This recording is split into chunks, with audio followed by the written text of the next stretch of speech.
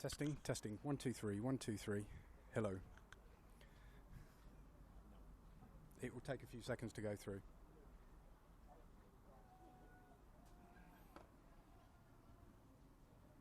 Yeah, there you go. Okay, awesome.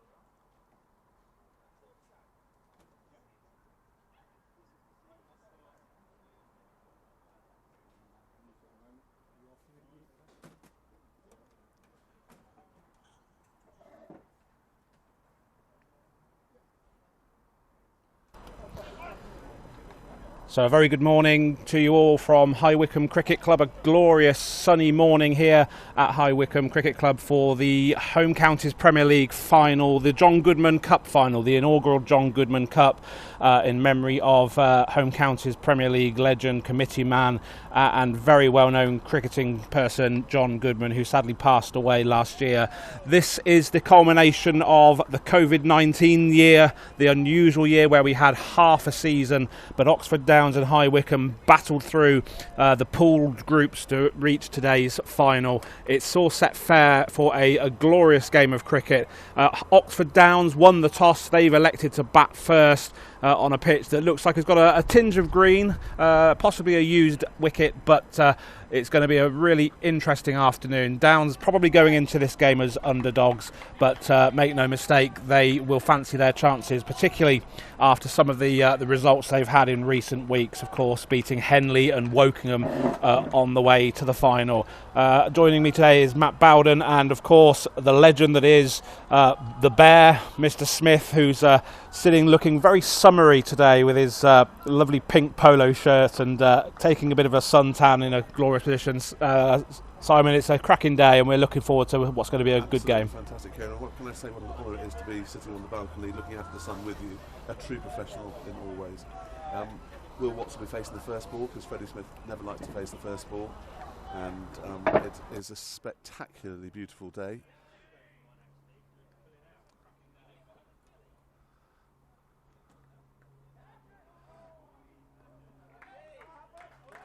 And the first ball of the whole day is a top edge over the slips for 4 from Will Watts. Kept the slips interesting for a little bit, but it flew. My gut feeling is, I don't know what you think here, this is going to be potentially high run scoring day. You'd like to think so, wouldn't you? The outfield looks very fast. Yeah, you'd like to think it's going to be a pretty quick scoring ground today. The outfield, as you say, looks pretty quick. I think it's a day for batting, so I think a good toss to win actually, and getting some runs on the board certainly is the way. As the bowler comes in again to bowl to Will Watts, and that's a short ball, possibly a wide. No, not given. Taken by the wicketkeeper George Russell, and there's no run. So yeah, the first ball of the day, Will Watts slashed hard, and it went over the slips towards third man for 4. Showing positive intent, I think, to start proceedings off. If you know, this is where Will Slack started his cricket career. I didn't. You see, that's fantastic. Late Will Smith.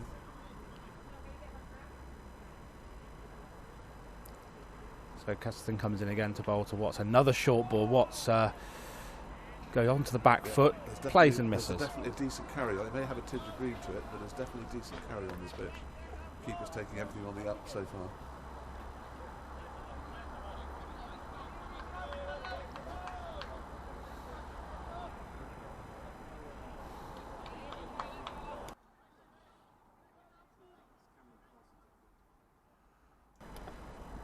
So in comes Parsons again, past the umpire to bowl to Watts, and Watts plays that one beautifully off his legs, through backward square, and that's another 4. So that was a cracking shot, and I think that's just shown, Simon, that the outfield certainly is very quick, but he timed that perfectly. I think yes, as soon as they can get fielders on the boundary, they'll have to, because as soon as it beats the field, especially running down the hill there, that's 4 runs, although it's beautifully timed by Will. Lovely shot. Absolutely lovely, and 8 without loss. Getting runs on the board in a final is, I think, always the way to go, particularly on a day like today. We're very lucky with the weather today. In comes Parsons again, and that's left alone by Will Watts outside off stump. And there's no run, it goes through to the keeper. It's hard to judge really what a good score would be on a sort of a used surface, but looking at Wycombe's previous record, they've had some high scoring games, but they've had some very low scoring games. Last week was 220 runs last week, I think. Yeah. So if that's a benchmark, then that's a good score. In comes Parsons again for the last ball of the over. Another short ball left alone by Will Watts, and that's the end of the first over. 8 without loss. That's a decent start. Yep, they'll be pleased with that. Will's a lot about confidence. If he gets off to a confident start, then that's a good sign.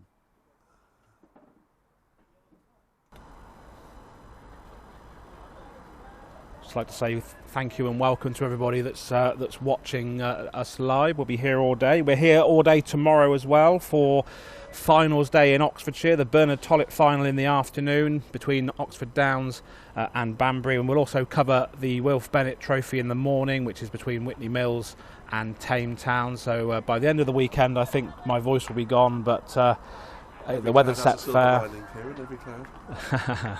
Absolutely. I set myself up for that one, didn't I?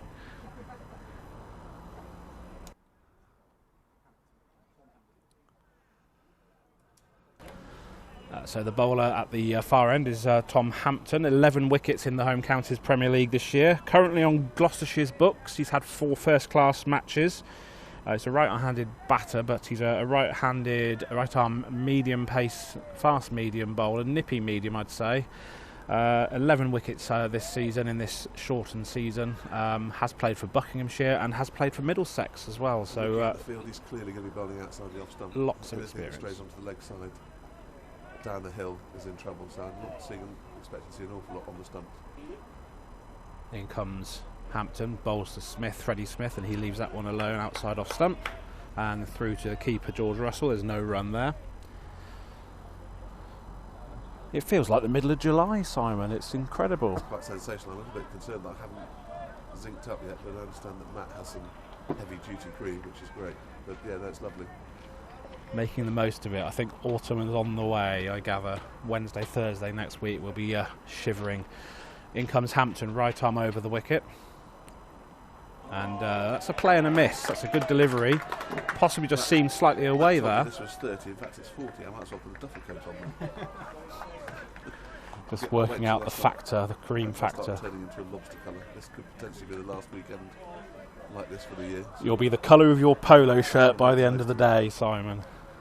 Don't tell my wife. She may be listening. No, she's very cocky. Here comes Hampton again, bowls to Smith. Smith this time leaves it alone, through to the keeper, and there's no run.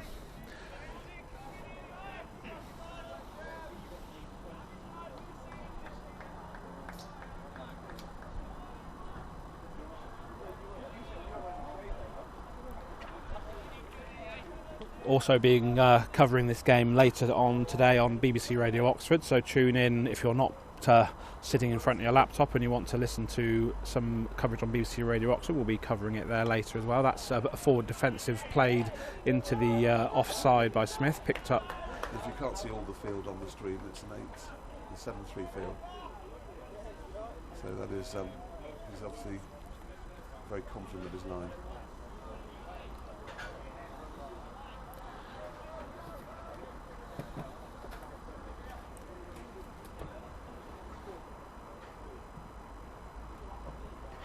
And a play and a miss there from Freddie. He's actually moving that back up the hill, Kieran, which is quite impressive. Because there's a natural slope going down towards the left-hander's leg side, and that one, and possibly another couple, have actually moved slightly back up the hill or held their line anyway. Yeah, it's useful pace. It's obviously coming round the wicket to Freddie, but in he comes again, Hampton. So he's coming past the umpire, right arm round the wicket to Smith. Smith drives on the front foot, but straight to cover. There's no run. That's a decent first over for Hampton. That's a maiden. 8 without loss then for Oxford Downs after 2 overs. 40 over a side game, remember, today, not the normal 50. That's one of the things we've had to accept during this year, that we're not having 50-50, it's 40-40. But that doesn't seem to stop the runs from flowing. There have been some high scores this year. Interesting halfway house between the 20-20 and the 50 over game. Where quite good preparation for tomorrow. They take the view that they just go for it all the way through the 40.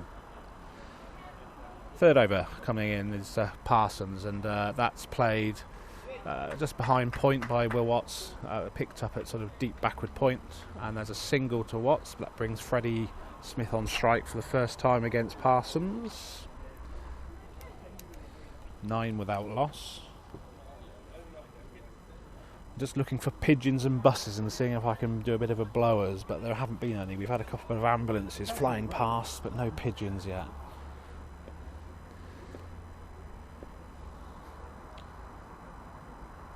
So in comes Parsons again, bowling to Smith. Smith is on his toes and defends it out to mid-on, and there's no run, picked up at mid-on there. Cameron Parsons, 23 years old, director of cricket at High Wycombe Cricket Club. Despite his youthful years, I think here to watch. There's plenty of people here, yeah.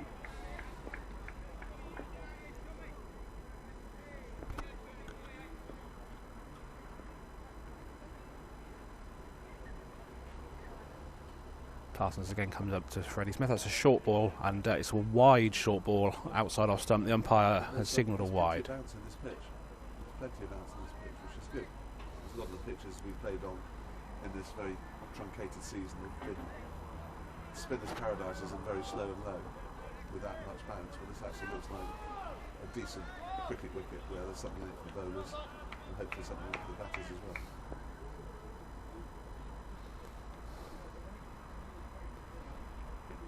And that's going to be another wide down the leg side. That's going to go for 5 wides. That's quite a wayward delivery. This is obviously one of the advantages as well of having left-hand, right-hand combinations. And absolutely. The downside has a lot of left-handers, and I think they sometimes try to make sure that we keep that combination going, so it's difficult for bowlers to keep their line.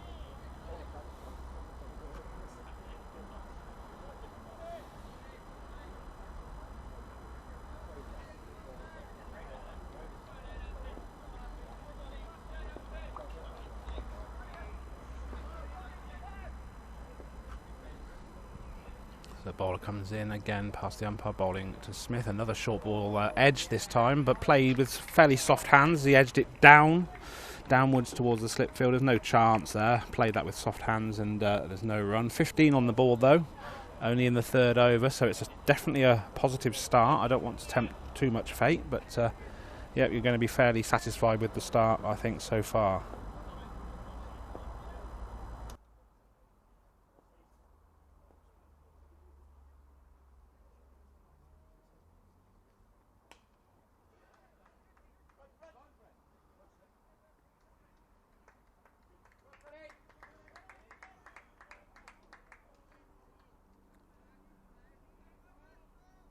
Freddie was expecting that to go for 4 because he threw the kitchen sink at it, but got a thickish top edge to it.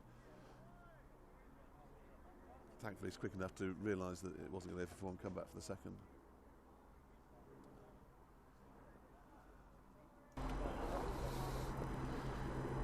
So Parsons coming in again to Smith. No, little miniature appeal there, but a massive edge, no run.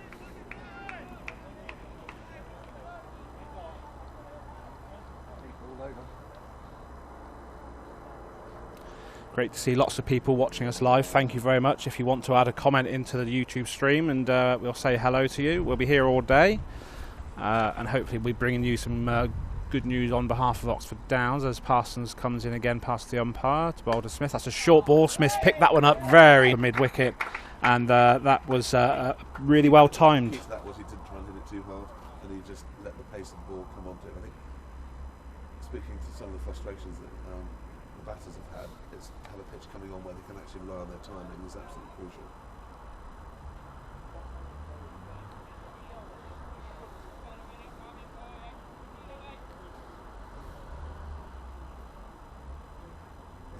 The other opening batsman, Mr. Watts Senior, has just arrived to watch his son. He's missed his beautiful clip off the legs before, unless he was watching from his car, of course.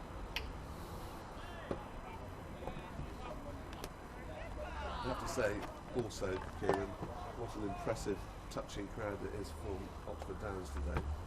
It seems that Stan Lake is up to the left. Absolutely fantastic. Clubs in and how we are totally supported by all the residents around, none more than the bloke sitting to my right, Matt, who does a fantastic amount for the club. Without a doubt. Over number 4, Tom Hampton coming in. Right arm over to Will Watts. Watts is forward, defends it into the offside. There's no run, picked up at sort of gully, and there's no run there. 21 without loss in the 4th over. I think they'll be fairly satisfied with the start, Simon. Yes, absolutely. I think they've ridden their luck on a couple of occasions, but it's so important in these sort of games with only 40 overs at stake to get off to a good start.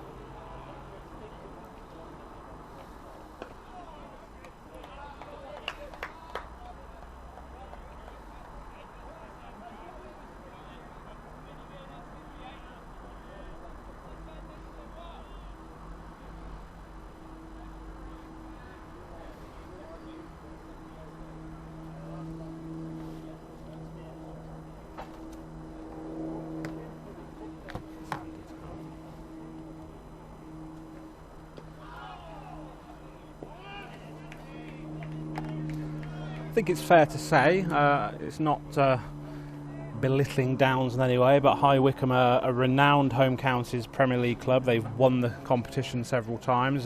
Downs, second year in the home counties, they would be underdogs, and I think they quite relish that tag. I think so. I think they've been underestimated by several, because most of our matches this season have been against teams playing in the top league. Which has been great for us, because we've played some teams we don't normally play, and we've performed very credibly against all of them. I think this format and the 50 over format suits us as a team, whereas we had a slight issue last year of bowling sides out when you had to bowl them out to get all the points. That was a bit of an issue, but this is definitely our format. We have some superb players coming in down the order. If they can come in with a decent base having been set, then we should get a decent score. Here comes Hampton, bowls it's a decent length delivery. Will Watts is forward and plays it back to the bowler, and there's no run. I just can't believe this weather. I'm definitely going to get a tan. I'm wearing my Australia top today, because I know that Luke List wants this top off of me, and he wants to hang it in the pavilion. I'll tell you live on here, if Oxford Downs win today, Luke List, you can have this shirt if you're watching. So there you go. More, Luke, I will sign it in black felt tip for you as well. Another forward defensive from Watts there. Another good length delivery, and that's the end of the fourth over. 21 without loss. Freddie Smith on 6, Will Watts on 9. Later then, Kieran, will you make the presentation? Have you got another shirt to put on if we have to take that off you? I think that's fair enough. I think that would be fair enough.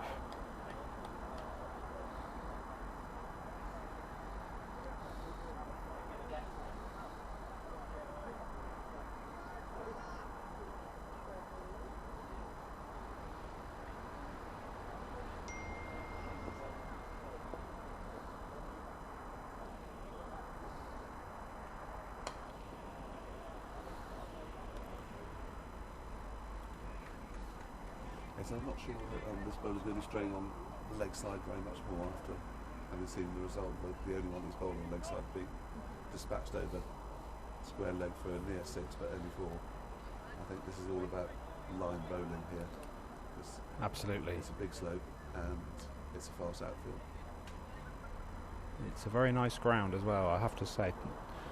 Parsons coming in. No, he's not coming in. He's a little bit of a false start there.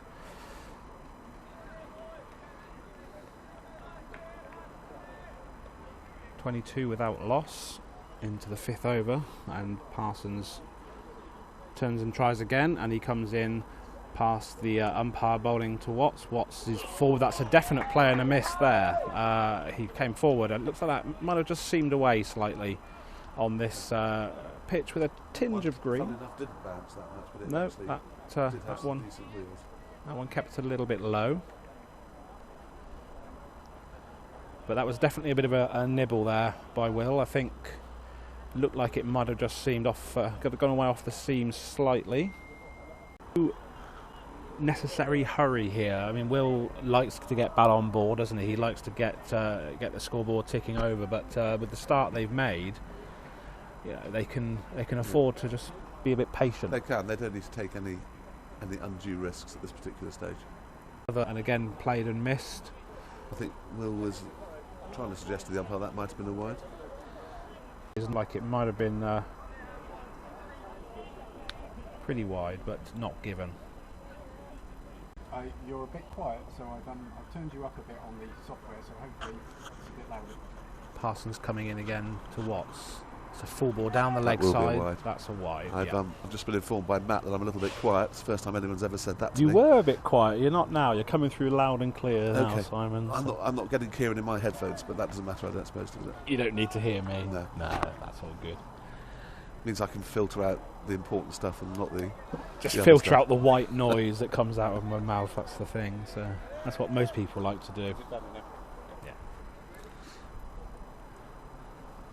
In comes Parsons again, bowling to Will Watts. That's going to be another wide. This time down This on bowler the seems to have side. just lost it a little bit. Started off bowling exactly the right line and virtually the right length, and now seems to have lost his radar.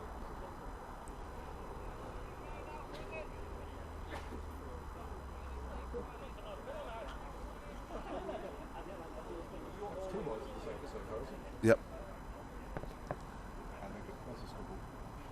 Here comes Parsons again to Watts, and again that's going to be another wide down the leg side. As you say, Simon, he's bowling very much both sides of the wicket at the moment, and he's struggling with his radar a little It's bit. interesting because the first 2 overs he bowled were absolutely fine, and this one is just, the radar's completely gone. Which means it's getting to a stage where it gets into a bowler's mind when you get something like this happening.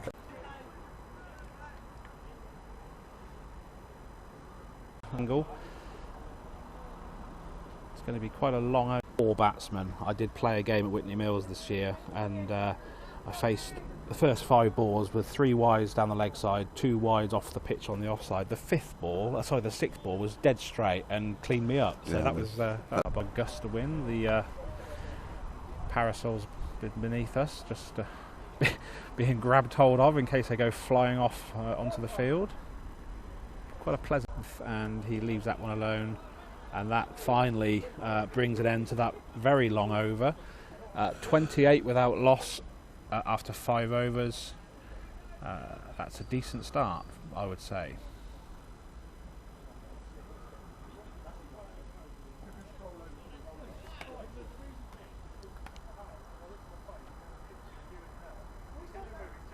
The crowd's growing minute by minute.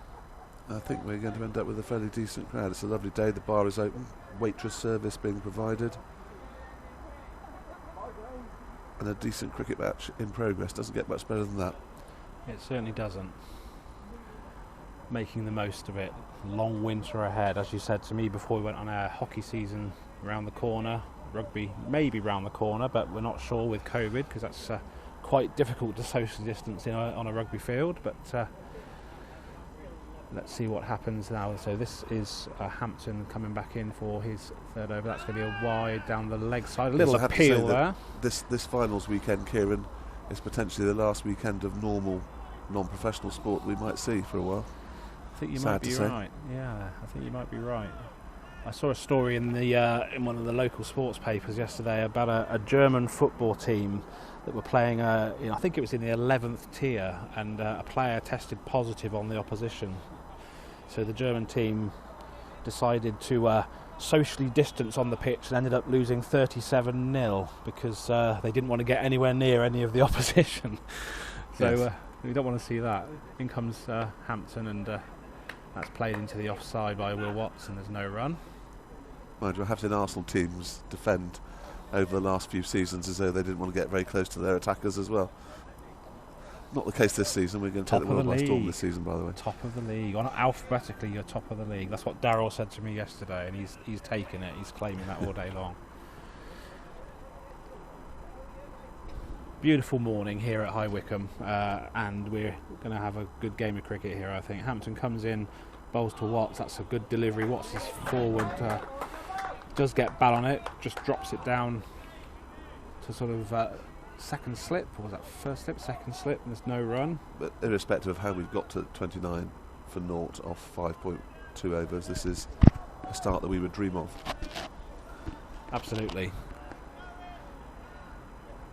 I don't want to labour the point, but it really is a case that Oxford Downs really haven't got masses to lose. They wouldn't have been favourites for this. High Wycombe, a seasoned club with lots of pros, lots of ex-first class players, a population in excess of 100,000 compared with I think about 2,000 in Stanlake. So Yeah, everything sort of points towards High Wycombe being too strong, but as Downs have proved several times this year, particularly against Henley, where they ended their long unbeaten run, they are a very good side. In comes Hampton, bowls to Watts. Watts was on the drives it straight to mid-on though. There's no run there, it's picked up cleanly. That's a good sign. That was a confident shot from Will. Played an on-drive, hard shot to play, timed it well, unfortunately just found mid-on, but that's a good sign. I think Will Watts is very much an underrated cricketer. I think he's a very, very good all-round cricketer. He's a good bowler, very good fielder. fielder. His 100 a couple of seasons ago. Absolutely. So, he's a pretty good. Was it last season? A very good player. It was last season, yeah. Hampton, and a that's going to superb be bowler, obviously. Good bit of fielding down at fine leg there. A leg by came off Will Watts' thigh pad. Good bit of fielding down at long leg. Just kept it to 1. Could have been 4. And Hampton just feeling that one. I think he's landed on this pretty hard outfield. It looks like he's just taking a bit of a blow there.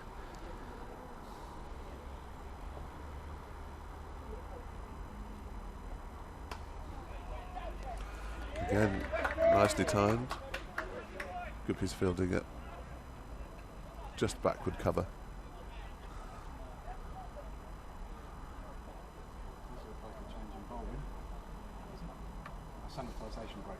Oh yes, I've brought the sanitizer. Here it is. I have the special stuff. Message from Rupert Evans on my text to Kieran. You've got High Wycombe's bowlers' names incorrect on his commentary. Always useful to have a commentary box as well, because we're very conscious of being part of the team. I've got them the wrong way round. Blame the scorer. Always blame the scorer. We found out that Kieran is blameless in getting the bowlers the wrong way around, because Matt gave him duff information. We now have a change of bowling, as I think I may have predicted. Yeah, thanks for correcting me, Rupert. Nice of you to do so. Fair comment, but yeah, it was. It was my my erstwhile colleague score. We don't offer blame Thanks for here input, at all. Rupert. Now get back to gardening, as Rosina wants you to. Absolutely, change of bowling anyway after that last over. That's a good shot from Will, straight to square, mid wicket rather, and there's no run. So there is an awful lot of wides Good to in see that. Matt 28. Watts strolling past and notice that his cap and his phone match his trainers. Only someone like Matt can wake up and think such important things like that.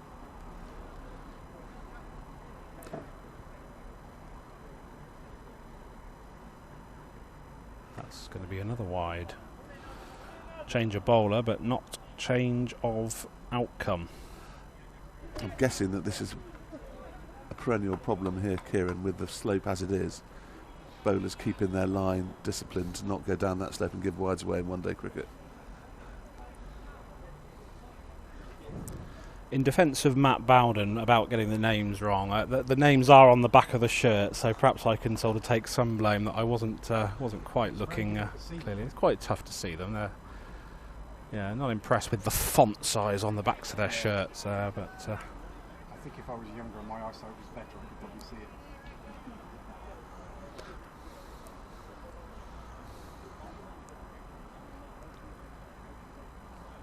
note to self to make sure that I bring with me my binoculars next time. So we've got any international audience to talk about yet, Matt? I hope the Lee family are up in Australia, ready to listen to us. And Chris Wakefield as well, who...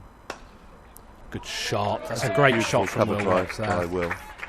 Chris Wakefield had a function on Saturday and watched the whole of the commentary of the semi-final on Sunday, no doubt with a glass of red or two, or his Warner morning cocktail that he always drinks at Lord's, and sent a very kind message saying that he played with the fathers of three of the people playing in this team, namely Freddie, Will and George, which is good to see. That's a sign of a good club in my view, where you have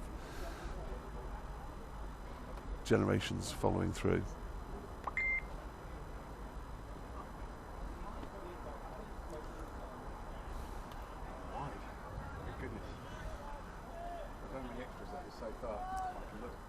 14. Okay, that's good. I'm- Because you can turn that up and work it out. That's the reason why. See, that's why I'm an accountant. In fact, if you just give me your name and address, and I'll tell you exactly how much I'm going to charge you for that. I'm really getting it in the neck here. I'm getting messages galore about getting these names wrong. Yeah. This is AJ Woodland bowling. I know that's definitely the case. And, Another club legend, Jeff Ling, strolls past. He's got a slight limp. That's probably why he's not playing today.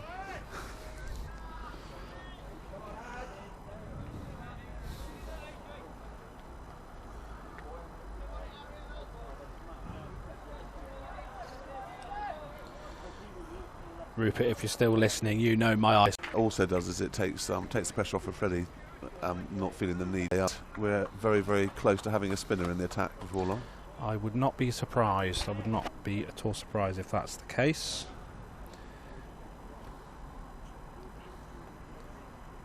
Here comes Woodland bowling to Watts. This time Watts clips it off his legs. It's going to be just a single just behind square. That's the end of another fairly expensive over there. 41 for six, 41 for none off 7 overs. Yep, this is beginning to have the makings of a really good start for Oxford Downs.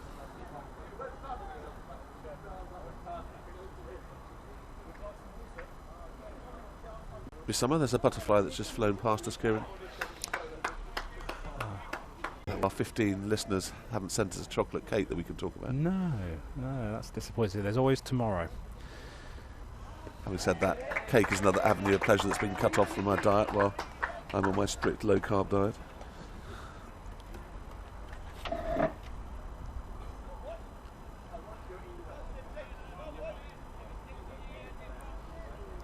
It is a lovely setup here. We have, as I say, we have tables outside the bar being supported by waitresses. We have gazebos around the ground.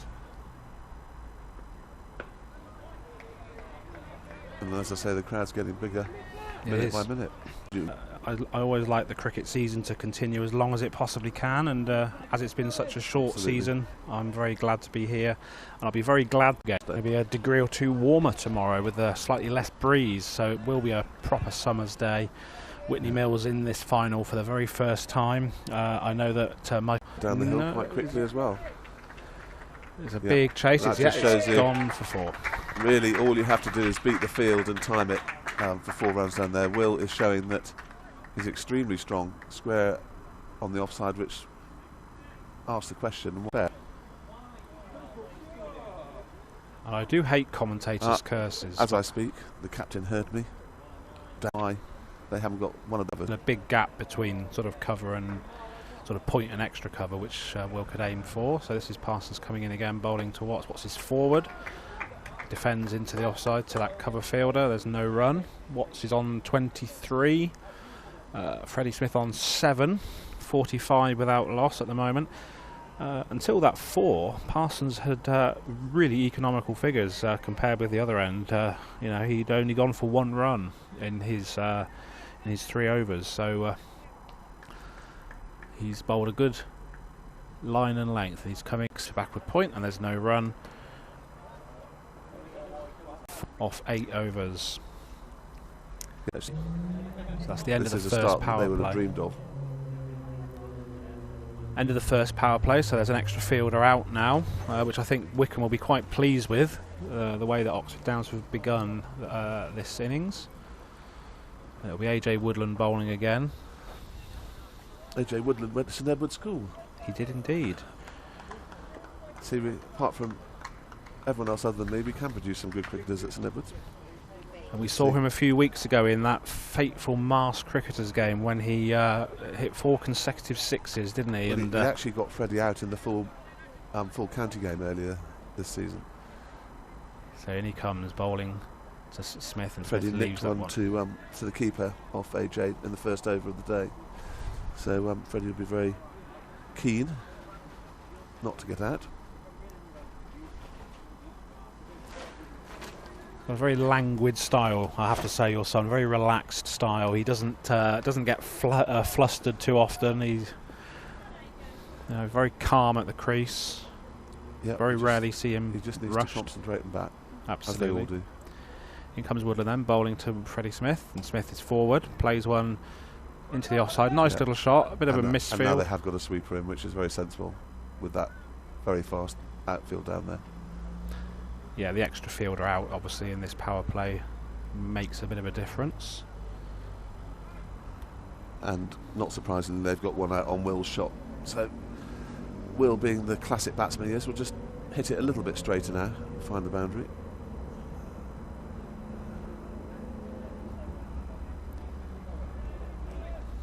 But they have opened it up to an easy single, Kieran, on the leg side now. They have. There's a massive gap, actually. Yeah, just sort of a square of the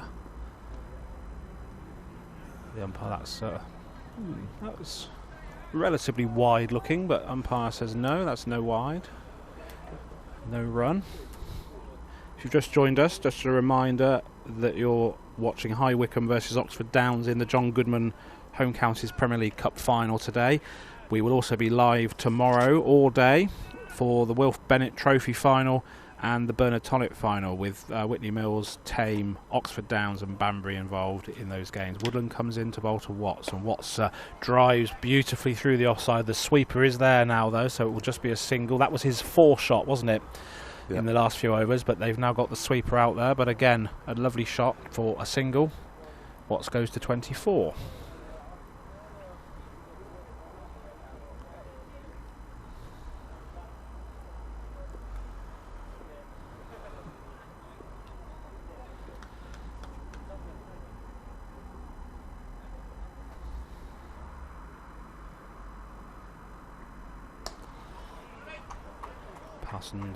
Woodland bowling to Smith, and Smith just pushes that into the offside for no run. No. Can they hear you, Matt? I don't know. If Matt just asked me if I get nervous watching Freddie, but I don't anymore, to be fair. I've watched him ever since he was knee-high to a grasshopper, and I literally watch all cricket games now as if I was watching from the Warner stand at Lord's on a lovely Saturday afternoon. I just enjoy watching cricket. In comes Woodland to Smith. Smith. Of course, that doesn't stop me having a go at him if he plays a terrible shot. I think I worry more than you, Simon, when he's playing for Oxfordshire in the under-18s. You know, he's one of our top batsmen in the under-18s, and always like to see him get off to a good start. I do pace around the boundary. I have done for many years. Doesn't make much difference to my weight. It's been a hard year for Freddie and all those who were in last year's lower sixth, because they were the year that didn't get let off any exams and had to work an awful lot just to get their UCAS sorted out for the start of this term. So whilst some of his friends older and younger than him have had a bit of fun and getting some decent results given to them, he's had to work pretty hard. But and I think that the cricket season starting when it did was a surprise to everybody, because I think people had almost resigned themselves to it not happening. Absolutely. But from an international point of view and a club point of view, a huge amount of cricket has happened in a very short period of time, and the standard has been exceptional at all levels, in my view. Yep, I have to say, I think that a lot of people deserve huge praise and huge pats on the back for what's been delivered this year, because, as you said, Simon, we weren't expecting any cricket at all in June, so to have what we've had and some fantastic international cricket as well, it's been a real joy. In comes Parsons, bowls to Smith, and that's is that going to be a leg by? His eyes lit up at the straightest one. He was going to whip over mid-wicket there. He was shaping to whip it over mid-wicket. It's come off the pad for a leg by. There was a bit of a stifled appeal, but I think the clue was where the wicket-keeper was going. He was heading down the leg side, so umpire wasn't interested in the LBW at all.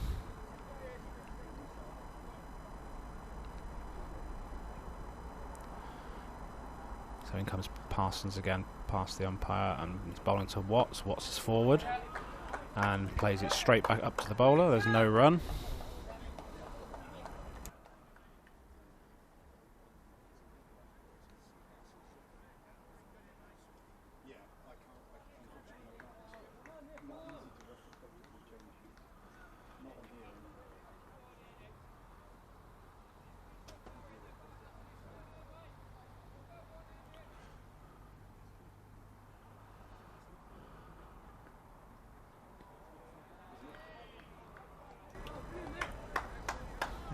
little bit of friendly chat between bowler and batsman there. That's just the best way to finish that chat for the bowler is to get him out. I'm sure Will could give as good as he gets with some chat. I've seen that many a time. Will's had a similar father-son relationship to mine throughout the years. In other words, get on with it and stop moaning. Absolutely. In comes Parsons again, bowling to Will Watts, and Watts drives that one through the covers. A half stop, which has probably stopped it from going for 4. Yeah, it was a good bit of fielding, extra cover. That would certainly saved 2 runs. But another nice looking shot. Very nice message from Paul Humphreys, aka Big Dog, says, I like listening to a stoic blowers. I think that's a compliment, Big Dog. I'm not 100% certain. That's obviously you he's talking about. I haven't got any red wine in front of me yet. I've got some flavoured water, so don't expect me to get any more slurry just yet. Yeah, that's definitely you, blowers. I was going to pull out my Richie Benno impression today, but I won't do that. Parsons comes in, bowls to Watts. Watts is forward defending. Just for the record, Paul, as a client of mine, I haven't charged you for that last comment. That's the 50 up. Extremely good start, more than they could have possibly hoped for, I would suggest. Very much. Anybody's listening and they want to comment, please do so, either on the Oxford Downs Twitter feed or via the YouTube link that we've posted. It'd be nice to hear from you. We can see that a lot of you are watching, which is really good. Most of you are here actually, so it's really good to see plenty of viewers. Some of you are probably watching from the ground as well, so very, very encouraging start this. And it'll be AJ Woodland again. First sandwich of the day has come out, and yeah, Thank the wife. it looks nice. In comes Woodland to bowl to Smith. Pass the umpire now, bowls to Smith. Smith drives. That's a lovely shot. There is a fielder out there at sort of deep extra cover. They're going to come back through to 2. Lovely looking shot though. Freddie decided to use his feet there, which is interesting. He's obviously feeling confident. Woodland, of course, has played first-class cricket himself. He made his first-class debut for Cardiff MCCU back in April 2018. Left-handed bat, right-arm medium pace bowler. Is nippy medium. Comes into Smith, and Smith forward defends it into the offside, just down towards backward point, sort of gully region. It's a no ball, Kieran. And it is a no ball. I believe it's a free ball. It will be a Let's free see if the hit. umpire signals. He is. Right then, Freddie, what are you going to do here? What's he going to do with this? You're going to lose your shape? I think he's going to try and hit it over square, cover or mid-off. Let's see. How many times does it come off? How many times does a free hit go for a 4 or a 6? Not too often, but let's see what happens. What's Woodland going to bowl here? He's coming in past the umpire now to bowl to Smith, and he bowls a short ball. I kind of expected that might have been the case, and ooh, that was the ball to hit as well. It certainly was. It was a short delivery, and Freddie somehow chalked it to mid-off. Bit of a Q end, I think. He'd be pretty mad about that, because that's one of his favourite shots. So rare do you see, actually, the free hit going where it should do. I think players tend to sort of get a little bit giddy, don't they, and sort of think they have to throw the kitchen sink at it, and not always necessary. 55 without loss. In cricket, you get 2 for a no ball, which I think is really harsh. You get a free hit and 2 runs, so don't bowl not. No, keep the foot behind the line. That's going to go all the way for 6. So the free hit didn't go anywhere. I sincerely hope that didn't hit my car, Freddie Smith. That's exactly where my car is. Straight through the windscreen. That's an absolutely majestic shot, I have to say. So the free hit went for nothing, but that was a lovely shot straight back. I parked my car on that shot, Kieran, knowing that that's his shot, hoping that he'd be tempted to, because Freddie thinks I should have a new car. So I think that I put it there to give him the temptation to try and hit my car at long off. I've had my car damaged. I didn't hear anything thud, so I think he's missed, I think you're so he safe. may have another go. I think you're safe. I've had my car damaged by Rob Cunliffe back in the day. He was playing for Banbury 20 down at Henley. I played against Rob, very good player. Played with him as well, I think. Very good player. I was commentating on the game and I heard this smash as the ball went out of the ground, and I said, that's broken somebody's windscreen. And I went back to my car afterwards and it was mine. I think he went and played a bit of cricket at Gloucester with Tim Hancock, I believe. Absolutely, absolute legend. One of the few people to get a double 100 in Charlton League cricket, I think. Yeah, very nice chap to talk to as well. One of our first masked cricketers as well this year, which was brilliant to talk to. Still looking for the ball, are they? It looks like they're trying to find the ball, which that's a good sign. That means it's not embedded in my car windscreen. Maybe it's lodged in your exhaust pipe or something.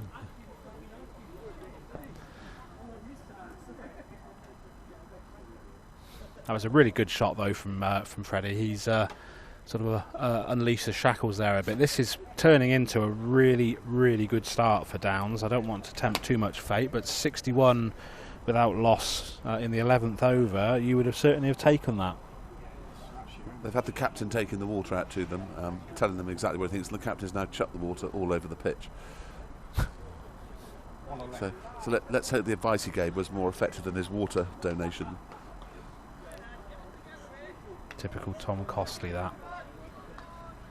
Crowd continuing to build here. Not surprising on a glorious day. There's been a bit of a delay while we were finding the ball, which I think I'm going to say didn't hit your car, Simon. I think you'll be safe. So what's Woodland's response going to be to that 6? He comes in past the umpire, bowls to Smith. Smith's forward, plays it delicately into the offside, and there's no run. There's actually nothing worse than hitting a 6 and then having a long wait while you think about what you're going to do to your next ball. Doesn't happen too often to me, hitting 6s. I think I've probably hit 4 in my whole life, so I wouldn't know how that feels, Simon, to be honest. But it's a good feeling.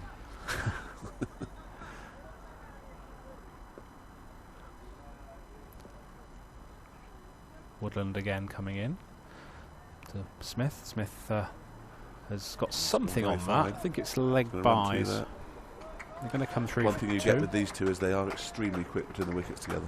Yep. And Will knows that if he calls Freddie, Freddie will go, and vice versa.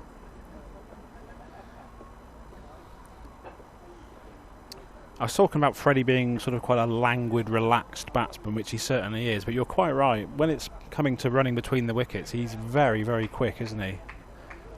He's getting into hockey mode, Kieran. He's had his first couple of hockey training sessions, and I think it's fair to say that it's been a little bit of a shock to the system.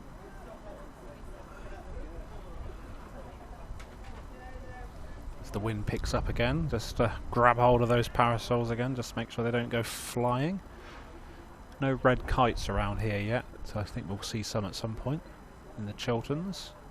Woodland bowls to Smith around the wicket now, and there's no run as it's picked up at mid-off, and that's the end of the 11th over. 63 without loss off 11 overs.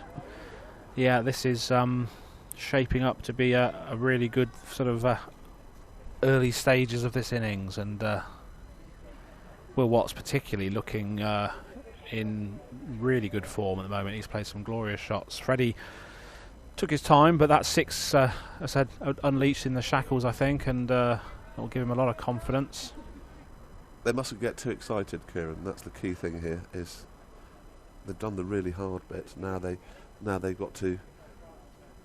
I'm not saying completely stop what they've been doing, but think about the percentages a little bit more now, because if a new batsman comes in, they have to get their eye in, and they have to get a feel for the pitch, etc. Yeah, it's the old adage, isn't it? Sometimes you can be sitting waiting to come in and almost not switch off, but almost sort of get too relaxed, and then all of a sudden you're in the middle of the battle. And Parsons again. That's defended into the onside by Will Watts. No run.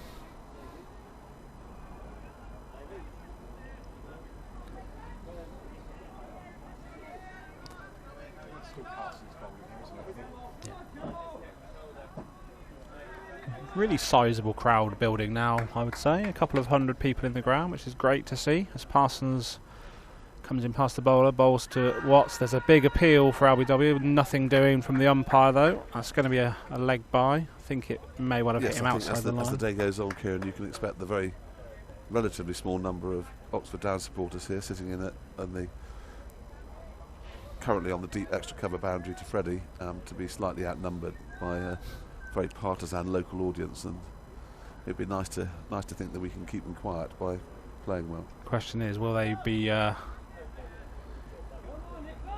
slightly better for a few glasses of something this afternoon as well, perhaps?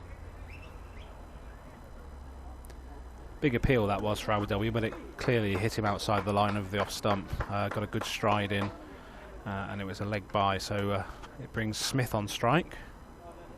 And Parsons around the wicket to Freddie Smith. Smith's forward and drops his hands on that, and that's a bit of a misfield, and it's going to go for 4. So that's a not good fielding from Hampton. He's not had a great day so far. Supporters. Things like that when you're batting, Kieran, that you just tend to think perhaps it's going my way. Yeah, absolutely. Hampton's not had the best of starts to this day. He's bowled all those wides and was taken off after a couple of overs, and he's just let one straight through his legs. A very simple pickup, and just straight through his legs for 4 runs. It's also something that absolutely infuriates the bowler. I'm sure Paul Humphreys listening can back me up on that one. If anyone misfielded the ball off his bowling, I knew that it was chaos to ensue. Particularly as this bowler has got reasonable figures up until now as well. So Parsons comes in again, bowls to Smith. Smith's forward, plays it solidly, defensively into the offside, picked up at mid-off, there's no run. Bowler having a bit of a chat at Freddie now. I think he's probably just wanted to get to know them, Kieran. Shake hands and say, well, they can't shake hands, can they? They can fist bump and say hello to one another.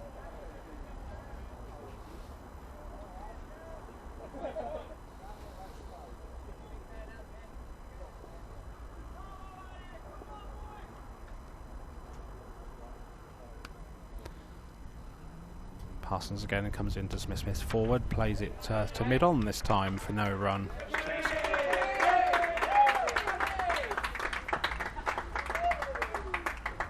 Bit of applause there. I was happy that Freddie's played a full defensive shot there.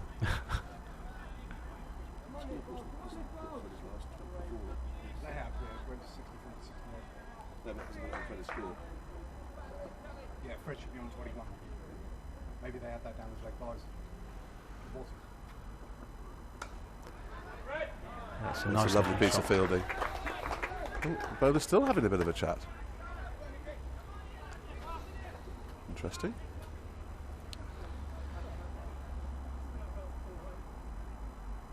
The correct response to something like that, Kieran, is either hit them for 4 or ask them to look at the scoreboard. Either one of those works for me. It's always the way. Oh, 12 overs, guys. So we nearly forgot to do our little sanitize. commentary box sanitisation break. Thank you very much. Doing everything in the right way. Yeah, they've got Will out by 2, I think. I've got Will on 26 and Freddie on 21. They could well be right. No, I don't think so. Because Freddie went from 11 to 17 with a 6, and then he hit that misfield 4. Right. Yeah. Just 1 or 2 signs, Kieran, of frayed edges in the High Wycombe camp. I think so. Yeah, they're realising. I think they're in a game. Certainly. Woodland staying on, and he's going to come and bowl to Will Watts, who's on 30. That's going to be a wide down the leg side. Again, he's bowled a lot of his most recent deliveries to Freddie, and the adjustment of the line for the right-hander now that Will's down there is causing them a bit of a headache at the moment. So you might see with George padded up, if Freddie was out, then George would come out. If Will's out, then a right-hander might come in. Yep, keep the left-hand, right-hand combination going. Rotating the strike, another thing that infuriates bowlers and fielders alike, isn't it? So in comes Woodland again. Past the umpire, bowls to Watts. Watts is forward, defending into the offside. There's no run. I think you're right. I think the the local scoreboard is incorrect. I think Freddie is on 21, not on 17, because as you said, he went from 11 to 17 with the 6, and then there was the misfield. There you go, 26 and 21. Exactly the same as what I've got. It's now changed and it's caught up. So Matt, there for we the go. second time this season, has been proved correct when the scores have been incorrect. So congratulations, Matt. In comes Woodland, bowls to Watts. Watts drives through the offside. There's a deep cover fielder though, so it's only going to be a single. Ooh. But the important thing to remember at this stage with the extra fielder out is, you know, you can still keep the scoreboard ticking over with the singles, and you can still comfortably go along at 6 and over, and then obviously wait for the bad ball and put it away. And that's really what Downs have been doing so far.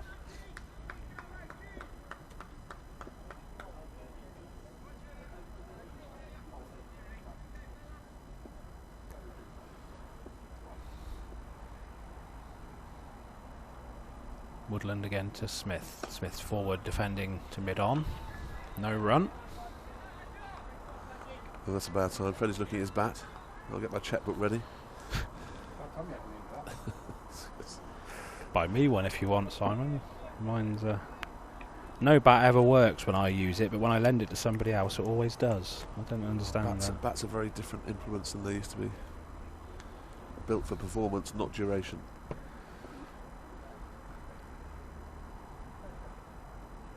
Woodland to Smith. Smith forward again and back to the bowler. No run. The bat that I use this year, having not played a game of cricket for 7 years, I couldn't find it, and I found it in my airing cupboard, which probably wasn't the best place to store it. So and you it used was to put conkers to harden them up, isn't it? So the first couple of games, soaked in vinegar, put in the oven, and then finished off in the airing cupboard. I invested in some linseed oil, and it seemed to make a bit of a difference. My old school conkers was banned for health and safety reasons. Quite right, too. Recently. That is likely to be out, unfortunately. That's a catch. Caught at deep cover. That's the end, unfortunately, of Freddie. Caught at deep cover for 21. I would suspect he's going to say when he comes off he didn't realise that guy was there, which is not the answer. This is Kirtley. Kirtley Slatter. Or is it Slats? Yeah. A nice little 21 though. I'm not sure that was a necessary risk to take, but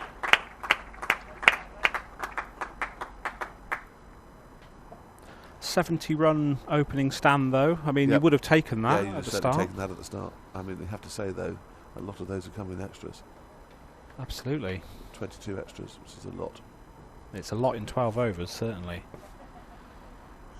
The biggest scorer in the match was the extras.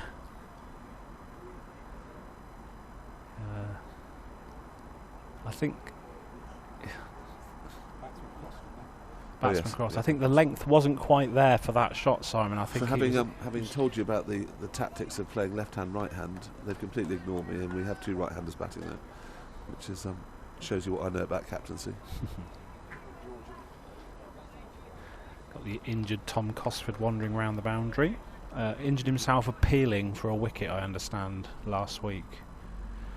So Woodland's taken a wicket. He comes in to bowl to Will Watts. Watts drives beautifully, but well fielded at cover. Slightly, he'll feel he missed out on that one, Kieran, because that was a full toss, and it's a no ball. It's another no ball, though. We'll see what he's going to do with this. A no ball. These can prove quite expensive.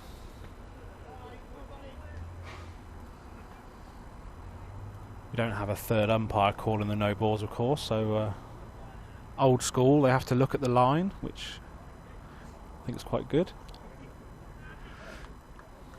So back foot no ball. Don't see that very often.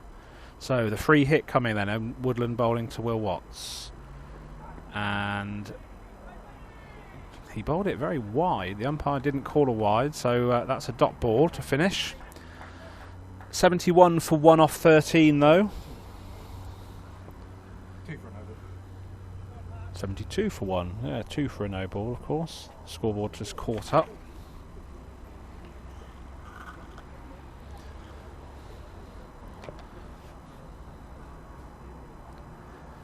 Yeah, I think that shot with Freddie, I think he was trying to hit it straighter, wasn't he? But I think he just misjudged the length slightly, and I think sort he was of trying to hit it for 6, whereas actually he didn't need to.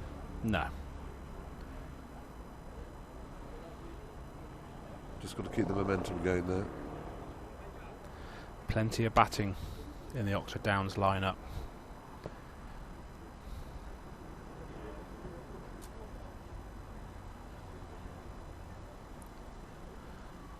Plenty of batting in the Wycombe lineup, of course. Some fantastic players that they have.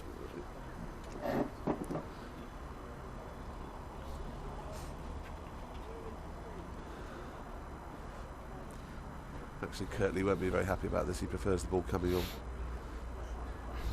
Yep, it's a spinner coming on.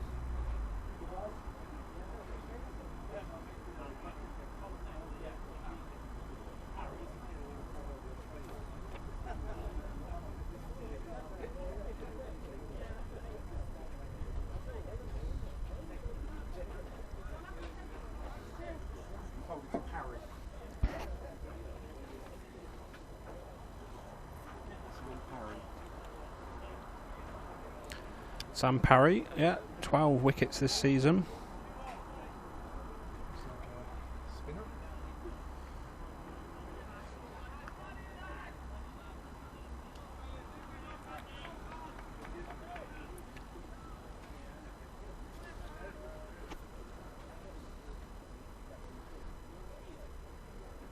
So this is off spin. Off spin. So First we ball have to deep slap. mid wicket. Backward square on the 1. First slip. Backward square on the off. Short extra, short mid. Mid on, mid off, and a deep. So we've got 2 sweepers.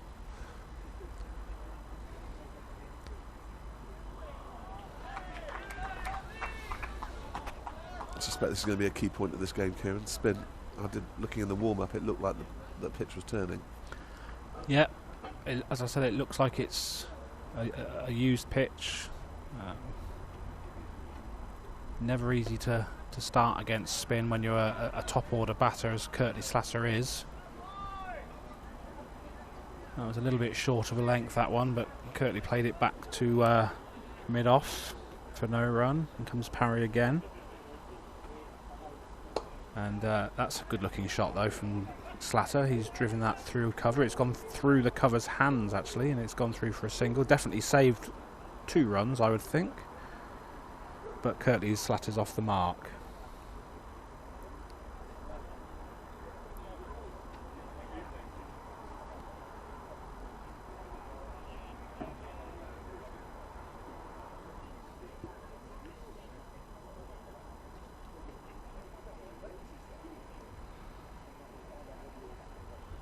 Brings Will Watts back on strike. Parry comes into Watts. Watts is forward, plays it delicately down into the gully region for no run.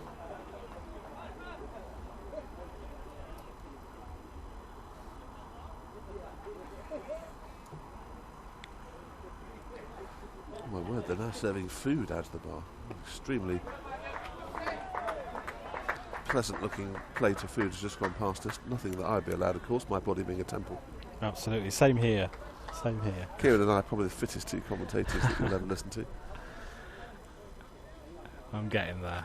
Although I wasn't last week when I was lying on the floor for an hour. A heroic catch at backward square leg, landing on my back wasn't good. My mind said yes, my body said no. So we that have day. double spin, which is not a surprise, to be fair.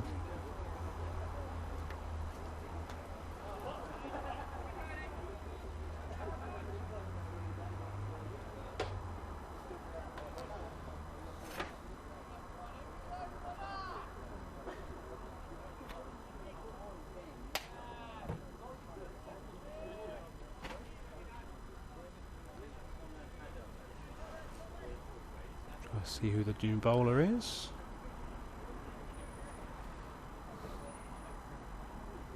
It's a left arm spinner.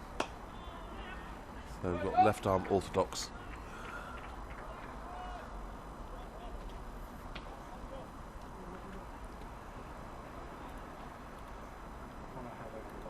They got single there, didn't they?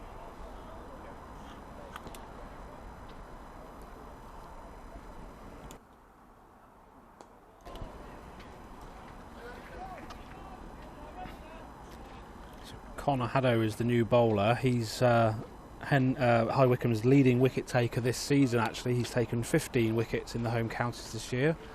Left arm orthodox spin, as Simon said. So obviously a very successful bowler this year. Very economical. Fred is coming up for his chocolate milk post innings ritual. Oh, no, it's not.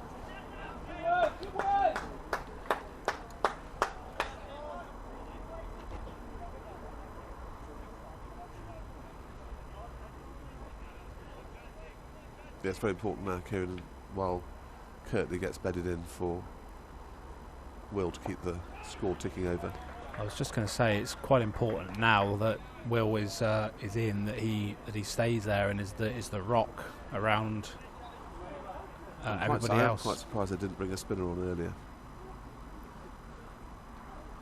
So in comes Haddo to Watts, and that's turned a little bit, but it's not out.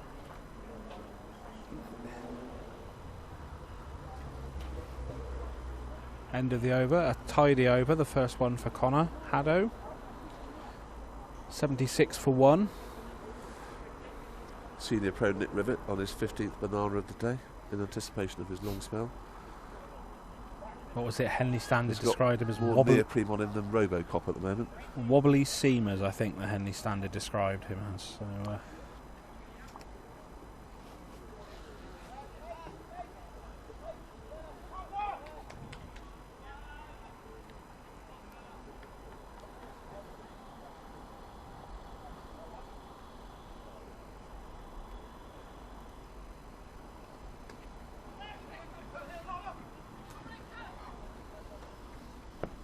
Good backing up.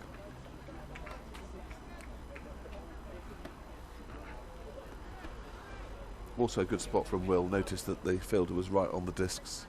yeah. And even though it went straight to him at reasonable pace, there was still a single there. Yeah, good awareness that.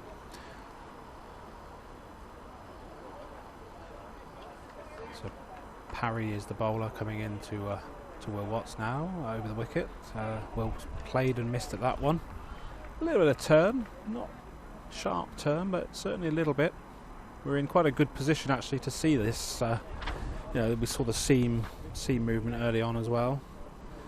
In comes Parry again, bowls to Watts. Watts drives. One of the parasols has flown. A lot of work to do there. And he's not managed it. That was absolutely superb the way he opened the face there and played that shot. Yep. True class. Yep, timed that well. Good effort down there, but the ball was always going to win, wasn't it? I think he did the hard work that he got there, and then the final execution of the stop didn't work. And as predicted, the sunshade umbrellas have gone flying. Somebody's now holding on desperately to make sure they don't go again. It's a moderately gentle breeze, but very pleasant. In comes Parry again. To bowl to Watts, who's on 32. Over the wicket to Watts. Watts is forward. Plays it back to the bowler. And there's no run. So with a start like this, Kieran, you've got to be looking at 200 plus as the final product. I would say minimum, yeah. I'm not sure if you've got the stats there, but have they chased anything more than 200 in this campaign? I can have a look, certainly.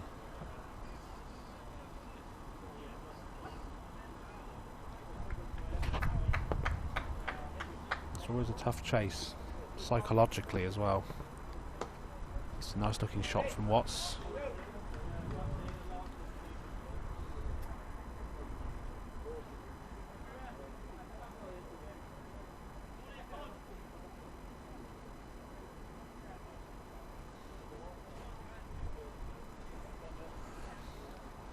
Good counting from Will. Yes, he's an exceptionally good counter on the last ball of an over.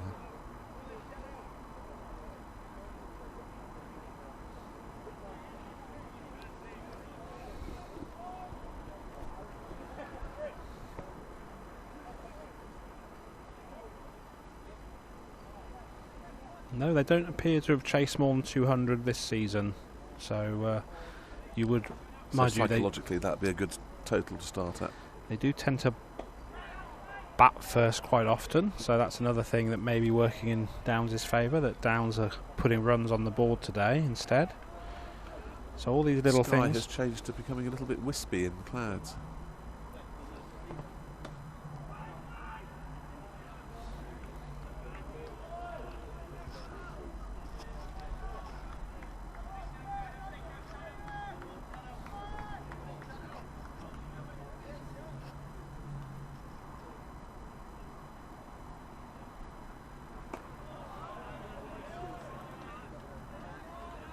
Very bent during that delivery.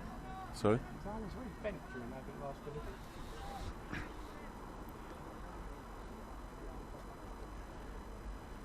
In comes Haddo again, bowling to Watts.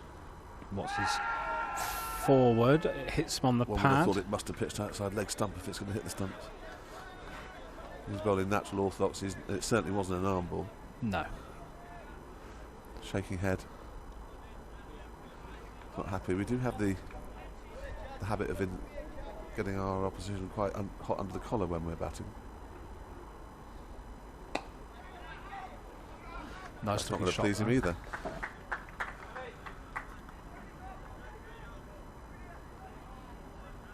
One thing's absolutely certain, it won't bother Will. As I said, he gives as good as he gets, doesn't he? So yes, there are signs that the spanking hot start to the day may not continue.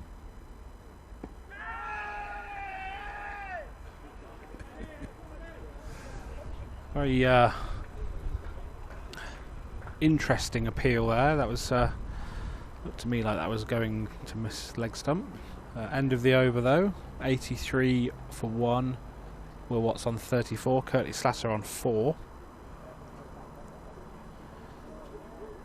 And yeah, you'd like to think from here, you know, obviously with the batting to come, you would think minimum 200, 220, and that would be in any game tough to chase, but particularly in a final with the pressure on as favourites.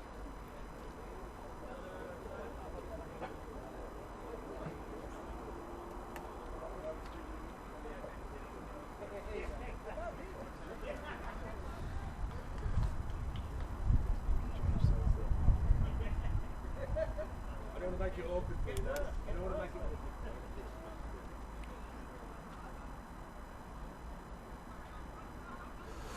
So it's an interesting field now. We've got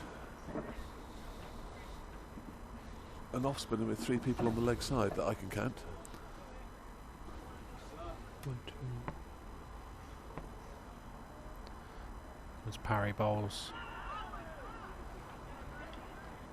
And not surprisingly, Will's trying to hit it on the leg side because unless I'm missing a fielder, can you see any more than 3 on the leg side? Nope, just 3. A mid-wicket, a backward square, and a sort of a deepish mid-wicket as well. Parry comes into bowl to Watts. Watts drives through the offside, and that's going to be a single. Played by Will. His driving has been exceptional today, I have to say. Yeah. He just plays it late when he drives. He doesn't hit out the ball. He waits for the ball to come right onto his bat and then just strokes it through. Lovely to watch.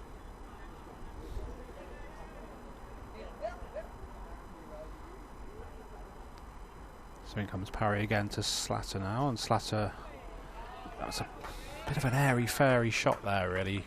He was neither here nor there. Yeah, he was thinking They have two minds. They have a backward square cover and a slightly, someone could be regarded as third man stroke wide backward cover, as if they're expecting some reverse sweeps to happen.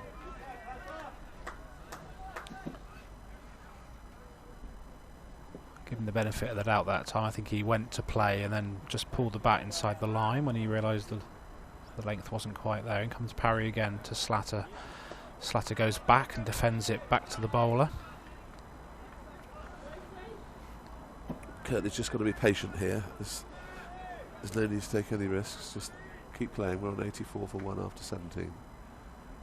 In comes Parry to Slater. Slater has chipped it straight to mid-off, and he has spilt a bit of a dolly there, and that is definitely life there for that was Kirtley. unexpected. That was. Are they going to regret that? That was a simple chance that's gone down at mid-off there, and I don't think he didn't look as though he was going to drop it at any stage. Actually, he looked as though he'd judged it perfectly. Oh, sanitisation time. 18 overs. Crikey, they come round quick, don't they? Oh, and drinks as well. Oh, good. Do you want a drink, Kurt? Should I go to the bar?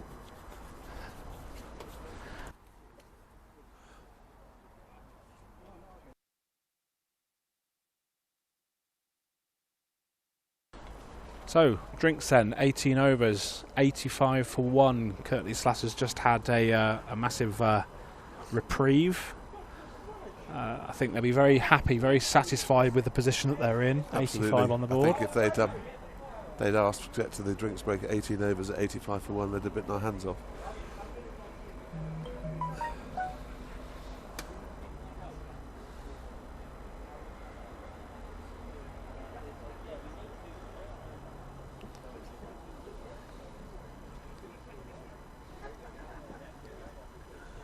If you've just joined us and you're watching this live, which we know that there are quite a few of you doing so, this is the John Goodman Home Counties Premier League Cup final between High Wycombe and Oxford Downs. Oxford Downs reached this stage by beating Wokingham in last week's semi-final. High Wycombe, they were second in the group. They reached this stage, I think, by beating Henley. So it's interesting. Thank you very much. It's an interesting final shaping up here. And Downs will be pretty satisfied with their work so far. It's interesting to see from this bowler as well, Kieran, that they are once again adopting a field of a fairly wide short third man and a backward square cover, as if that's a place where the ball constantly goes on this pitch. Absolutely. So we're back underway, and Connor Haddo bowls left arm over the wicket, and played slightly across the line there, but it's gone through for a single. Super senior pro Roger Berryman and then his wife Judith walking past the commentary box. He's seen a lot of cricket, Roger. We'll have to get his views later on, Kieran. We definitely will. Here comes Haddo bowl. Another big appeal. These appeals are somewhat frivolous, I think, at the moment. My clue is always looking where the wicket keeper's going, and yeah, again, he was heading down the leg side. Yeah, I'm not sure. I think he's definitely turning it slightly, which means to get an LBW, he's going to have to pitch it on leg stump and be hitting middle and off. Yeah. Unless he pulls an arm ball out of the bag, of course. So in comes Haddo again, bowling to Watts. That's a nice looking shot. Lofted drive over mid-on. It's picked up at deep mid-on. Chipped over very short mid-wicket. There's the first red kite of the day. Looking forward to seeing those. A little bit more air on that one. Of course, we're in the Chiltern Hills here in Wycombe, and it's where the red kites were sort of reintroduced to the country. And yes, they've more than reintroduced themselves, they've kind of taken over. They've exploded, haven't they? They're everywhere now. In comes Haddo, bowling to Slatter. Slatter drives beautifully through the offside. There is a fielder down there. Bit of a fumble, but he picks it up well. And that's good the shot, captain. good fielding, good running between the wickets, good cricket. Super cricket Had to all get that in round. at one point during my commentary. Marvellous cricket all round there. Sorry, that was my Cricket was the winner. Quite unusual to see the captain fielding deep in the field, but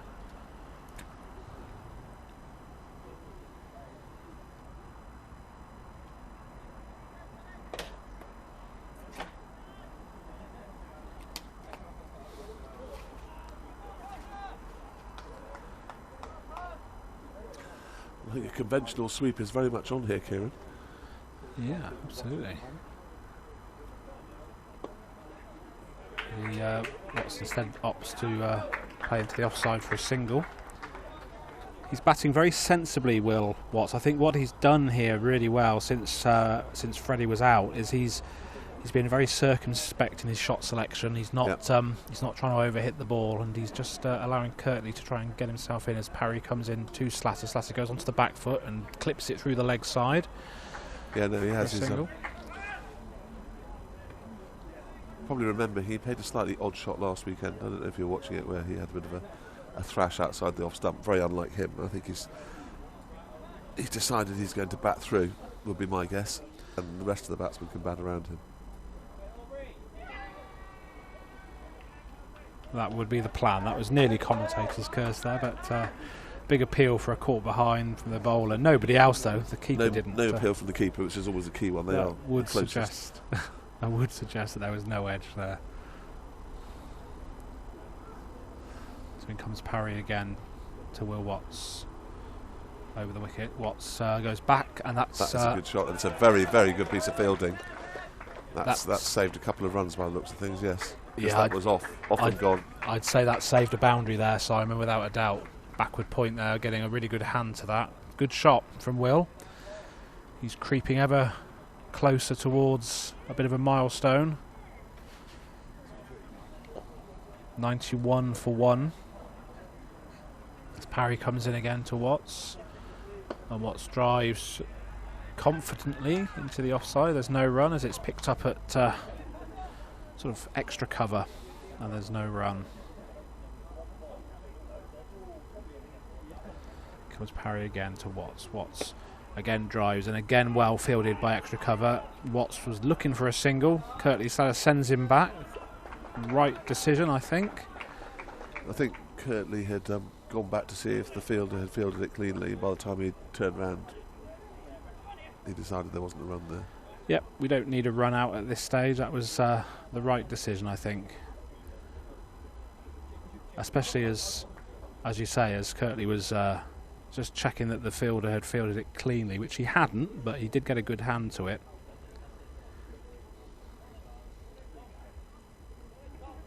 .93 for 1 off 20. You would say this is a really good platform to build on, as Connor Haddo, the left arm spinner, comes back in to bowl to Slater. Slater drives through the offside. There is a fielder down at quite a lot of pressure on the fielder down in front of this crowd down here, Kieran, with the ball bouncing towards him. It's the captain himself. Any kind of misfield and it's 4 runs. Yeah, with all of your peers behind you taking the mickey. I think I'd probably volunteer myself not to be down here. Well, he's the captain. He can put himself where he wants, I suppose, but he's decided that he's going to field in the deep. I suppose it means he can see what's going on. So Haddo comes in again to bowl. That's a bit of a chance there. Chipped it somewhat. Will has perfected that chip over the infield but short of the outfield. He's not trying to hit it too hard. Perfectly legitimate shot, playing it well. Yep, it wasn't really a chance, was it? It went past the fielder, but it was certainly in the air for a while. Got them interested, I suppose. As Haddo comes in to Slater. Slater on his toes, plays back and across, and there's no run. Super senior legend Ted Heap has got on his first orange juice and lemonade of the day. By the end of the day, he'll be quite full of orange juice and lemonade.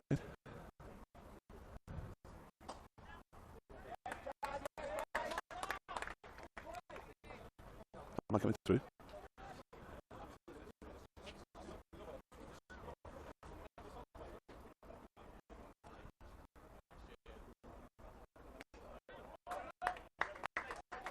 That's a much better shot by Kirtley. Just let the ball come on to him. Is that coming through? I do. I promise you, I'm not drinking vodka.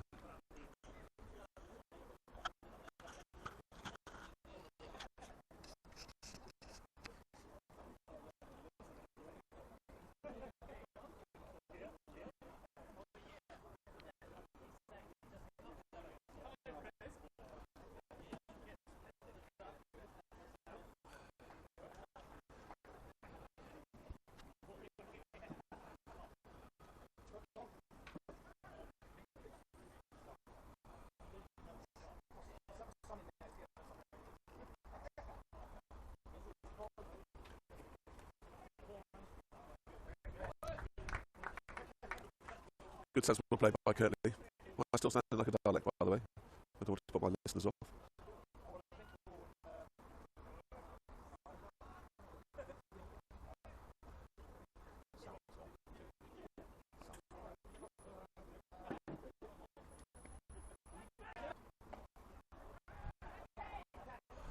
Yeah. Will didn't hit that far enough, thankfully.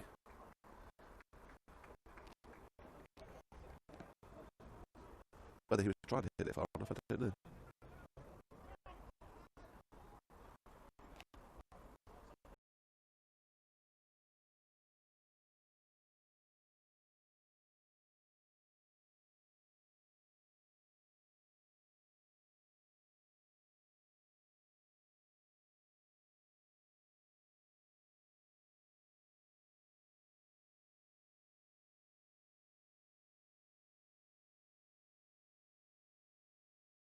Just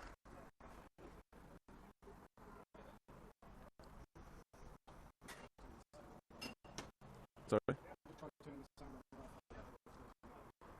That's what they're saying in the IT crowd. Turn it on and off.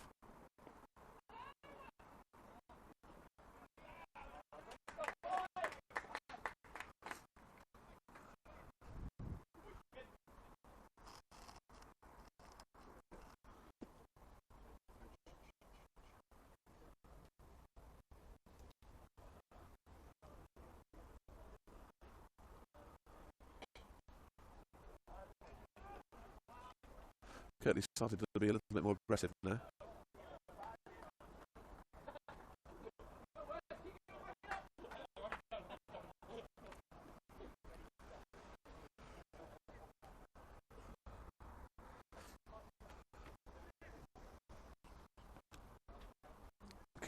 It's a key part of the game, Kieran, with the acceleration had to happen now. With 9 wickets in hand, 18 overs to go, and a target of 220 at least.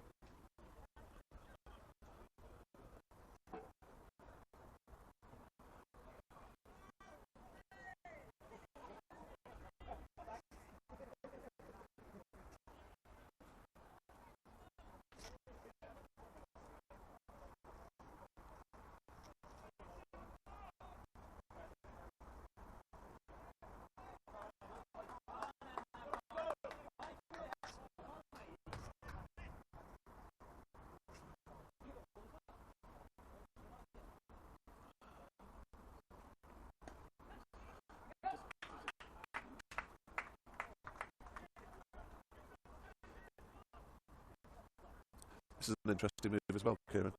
Going back to the pace, I actually thought the spinners were bowling quite well.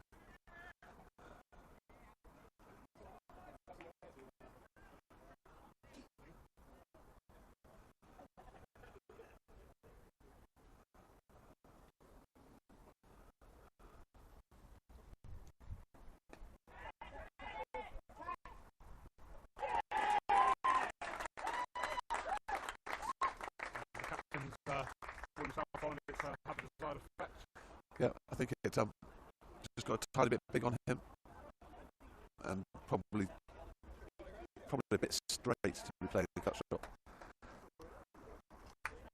This is now a key part of the game with George coming out to bat.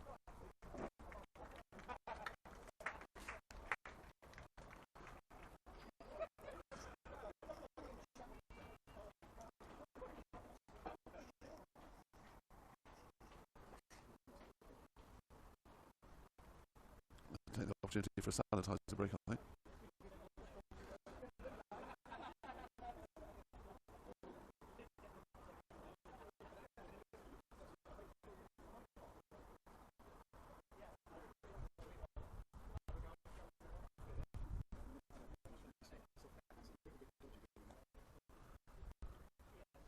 So is the sound not working then?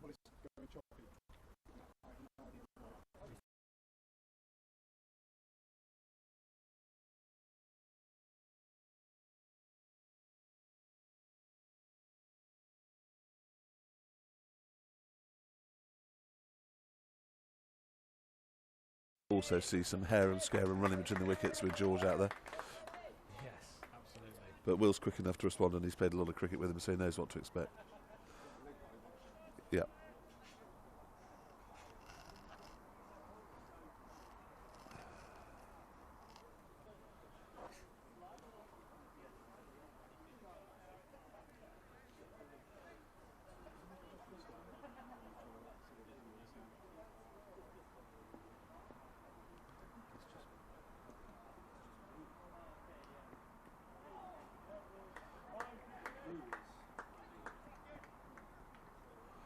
Well backed up. That was travelling, that throw.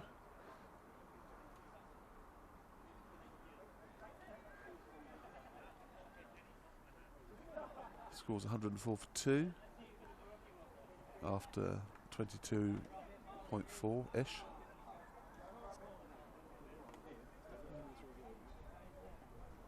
Is mine coming through, or do I still sound like a Dalek? No, you sound absolutely perfect now, Simon. Well, I wouldn't say that. Always hit that. Oh, that's a magnificent shot. I'm going to stand up, listeners, because Will has just dispatched it for 6 to reach his 50. An absolutely superb innings from start to finish. Just keep going there. This is what the crowd are asking for. He picked that up majestically. For a moment there, Kieran, I thought he'd hit it straight down the throat of the person at deep fine leg. But he just kept on going, the ball did, and went sailing over his head. Sailed over his head for, was it a 6? It was a 6. It was a 6, yeah. Scoreboard suggests that Will hasn't quite gone to his 50 yet.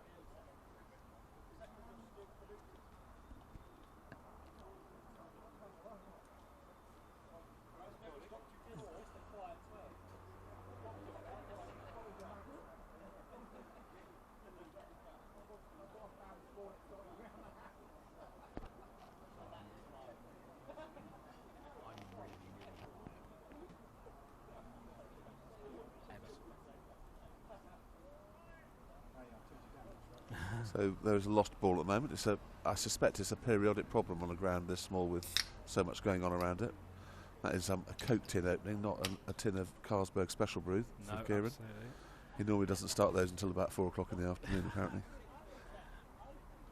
Not this week. Eventually agrees with me. Actually, it's still 1 run out. I've got Will on 49. They've got me on 48. For those of you who were fans of the late, great David Shepherd, the score is on Nelson's now, which means that I shall be putting one of my feet in the air, hoping not for a wicket. Especially as you said that Will got 50 and he's actually on 49 at the moment. Oh, is it even with that 6? Yeah. Oh, yeah. sorry. As you can see, listeners, math isn't my strongest point. That's a bit of a worry for an accountant. Okay. Bit of a delay here while we're searching for the ball. Apologies if we had some sound issues briefly. Our super technician, Mr. Bowden, has hopefully resolved that now, and you can hear us both loud and clear. Maybe not such a bad thing not being able to hear me, if I'm honest, but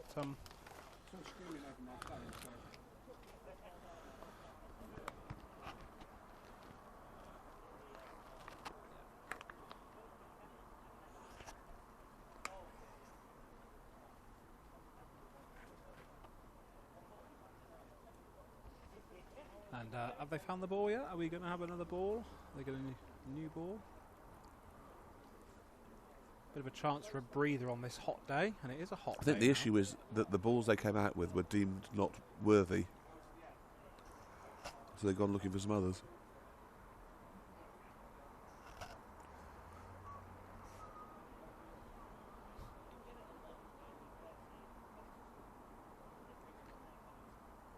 I think you could describe George Sambach as a prowling lion at the moment. He's absolutely chomping at the bit.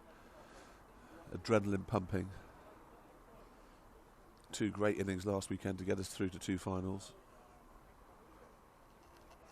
Slightly annoyed from his work point of view because the government keeps messing about with his rule of 6/4/2/ don't bother opening.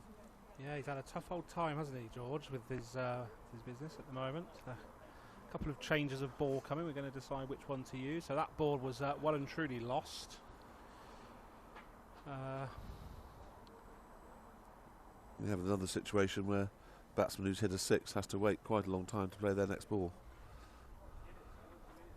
I don't think the umpires are pleased with the balls that they've been offered, actually. So there is a fairly lengthy delay while we try and find a ball that's of a brand new one. Would certainly come off the bat nicely with the seamers back on. I don't think they'll be using a brand new one though. So how many listeners do we have while we're waiting, Matt, at the moment? Around the country? 45 earlier. 45. 45. We got up to We're pleased 48 with that. at one point. I know that the the legend that is Rupert Evans is listening, and the other legend that is Paul Big Dog Humphries is also listening somewhere. Yep. So glad that Rupert's listening to correct my errors from earlier. Always jumps on those mistakes, Rupert. Thanks again, Rupert. You know, always appreciate that.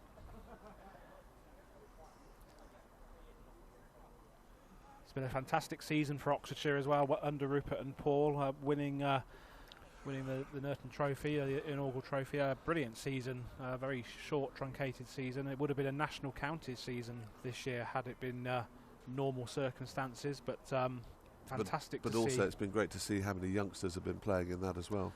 Yeah, you read my mind there. That's exactly what I was about to say. The young players coming. You take the average age of the county side back in the days when I was playing and compared it with the county side now, it'd be two different worlds.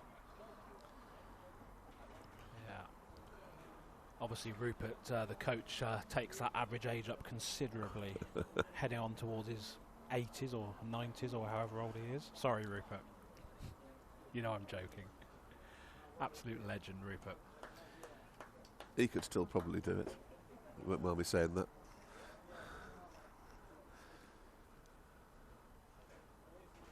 No, but it has. It's been a brilliant year for Oxfordshire. You know, giving these youngsters a chance in a season where we weren't expecting any cricket at all. It's been a really useful experiment, if you like, and winning that trophy the first time. I gather it's going to be an annual trophy now, sort of to supplement the national counties competition, which hopefully will be here next year. It was due to start this year, the national counties. No, it was good, and Aston Rowan hosted many of the games very well, as did Banbury. It's been an experience. And there's been some fine performances. Young James Coles, of course, getting a century and then going on to make his first-class debut at the age of 16, the youngest ever for Sussex, on BBC South yesterday, and we'll watch his career with interest. He looked like he'd been playing it for years, to be fair. Having watched him all the way up, playing with Freddie all the way through, he's in the last few years he's just gone physically and mentally from strength to strength. And the ball he bowled to get Ben Folkes out. And good luck to James in his England under-19 trials that are taking place this weekend as well. I imagine that he's probably an ink-in for that. You would hope so, wouldn't you? The partisan High Wycombe crowd starting to get slightly more vociferous as the amber liquid starts to go down. So spin has been removed from both ends. This is Parsons back on. Bowling to Will Watts. We have two different scores for Will. We have 50 on one and 49 on the other. So Will is on 49 at the moment. So he's one away from his half century, and it would be a deserved half century. He's batted beautifully today. In comes Parsons. Past the umpire, bowls to Watts, and Watts, that's moved quite a bit. That's cut him in half. That's gone past his outside, past his bottom on the offside, and the keeper's taken it down the leg side. So that's quite often happens with cricket, Kieran. A new ball produces new issues. Yeah, I think High Wycombe will be quite pleased with this new ball. That's cut considerably off the seam, hasn't it? A real off cutter. Maybe just ran his fingers across the board a little bit. In comes Parsons again to Will Watts on 49, not out. And again, a bit of movement again. Watts tried to clip it through the leg side, but it was a little bit too short to do so, and there's no run. Watts getting some support from his teammates down below us. We are, if you don't know Wycombe, we are in the upper balcony of their magnificent pavilion. It is a commentary box position. It's a fantastic area to be sitting. Bit of a hack, to be honest, but it doesn't matter. It's not a leg by. It's a single, Will Watts. and it's a 50 for Will Watts. And you have to say, very well batted. Differs over to my left, currently starting to imbibe their own quantity of amber liquid, apart from Ted, who has, as always, an orange juice and lemonade. Quite right too. Ever the professional. That was it wasn't the best of shots that Will played there, but they all No, count, and a single to They get certainly into all his count, 50. and once again it was off the last ball of the over, so keeping the caged lion that is George in his cage at the moment. And Miles bowls. That is a beautiful shot. It's timed to death.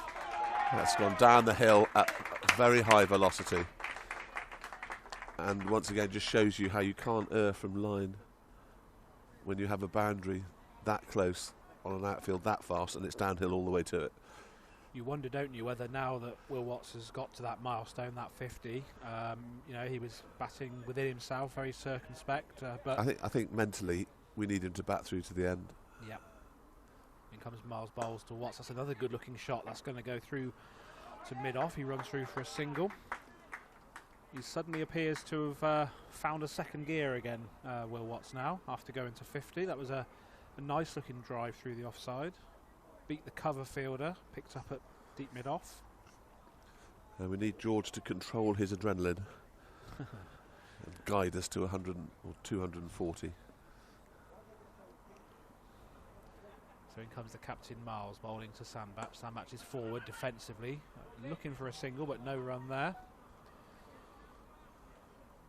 Picked up by mid-off.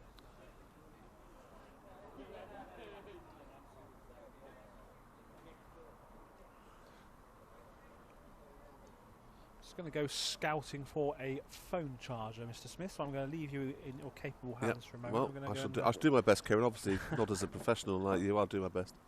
I'll be back shortly.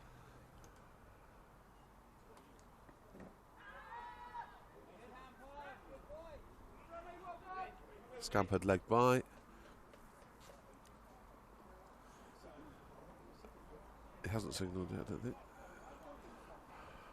I don't think. I'm not aware that George got an edge on it. We'll have a look at the scoreboard, but it looked like a pretty straightforward leg by to me. Sure, Nick Rivet has more neoprene on him every time he walks past.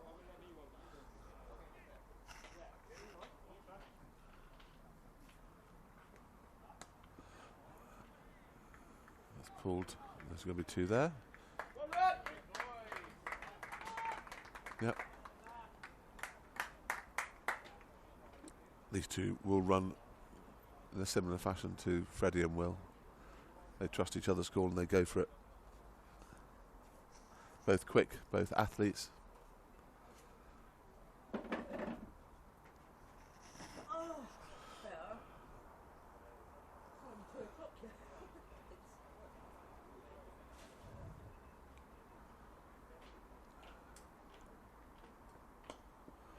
That's also beautifully timed, and they'll be looking for two there as well. And probably three. Yes. Extremely good running, and just one or two signs of errors cropping into the High Wycombe fielding at the moment. Just a little bit of pressure being exerted, beginning to show.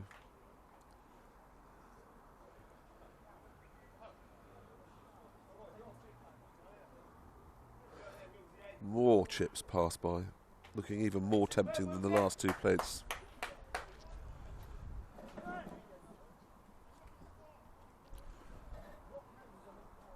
There's a party atmosphere building here.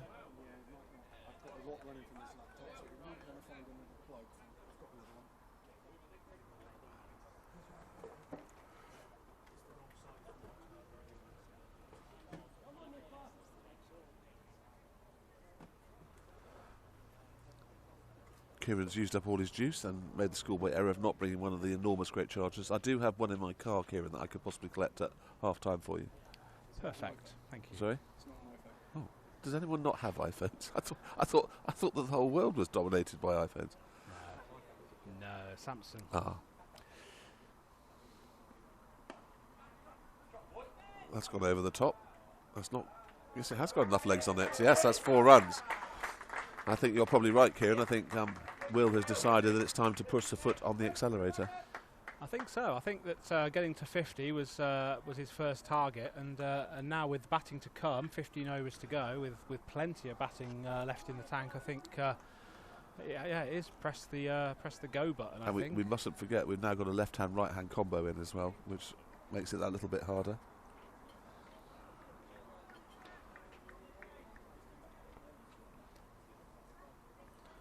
Some colours. Parsons again to bowl to Watts. That'll be a wide down the leg side.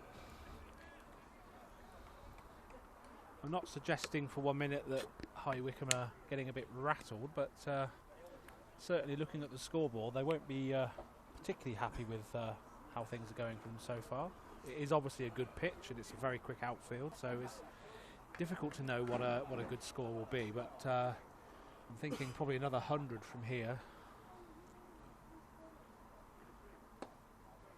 Get to 230, 240. That would be quite some challenge. That's another single to Will Watts up to long on. The key in these situations is always for the bowling side to take wickets. It's the best way to slow the run rate down.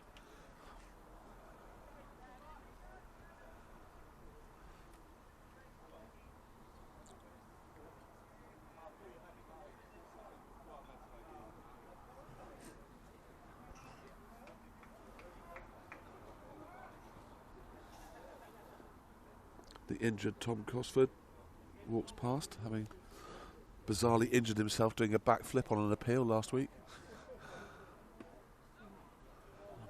Heard of some very strange ways. One of the more tragic, interesting ways to injure yourself than I've ever seen on a cricket pitch. But showing his true club colours, he's here supporting and helping and part of the squad.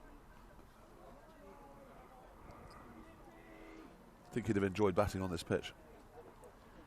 I think he will certainly be a miss, and he'll certainly be a miss tomorrow in the T20 as well, without a doubt. But anyway, that's for tomorrow. Sandbach quick to get a single there, played to mid-on, and it's gone through for a single. 130 on the board. The wispy clouds are being fought off by the sun, and it's gone back to being warm again, although there's a great big white pole in between me and the sun, which is not a bad thing. I believe the chairman has just turned up, just wandering past us below. I'm sure he's been here all the time, but it's the first I've seen of him.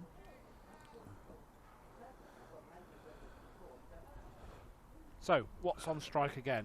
65 not out, Will Watts, as Parsons comes in past the umpire, bowls to Watts. Watts drives aerially this time. That was a half chance, really. That's a good decision, I believe. Just a single. Tempted though he was, I don't think he'd have made it. An athletic effort there at mid-off to try and catch that one, but it would have been an absolutely outstanding catch if he'd have held on to that. But Will Watts moving on to 66. As Parsons comes in to bowl to the left-handed George Sandbach. Sandbach is forward, looking for a single as he always does, but no, not that time, as he pushes it out to backward point. Nicely timed though, nicely timed that.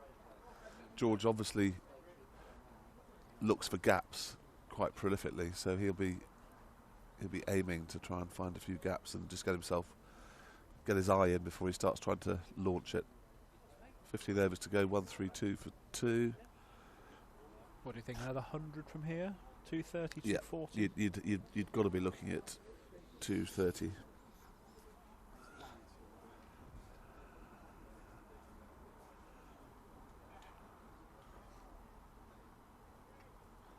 Freddie Smith demonstrated that you can actually run in sliders, which I thought was impossible.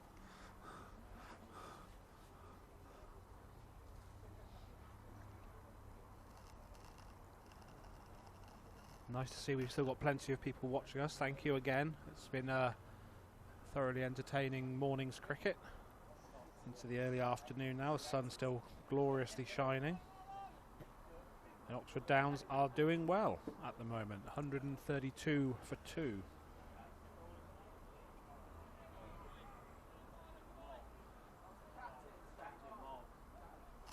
And it'll be the skipper Dan Miles again. Will be bowling.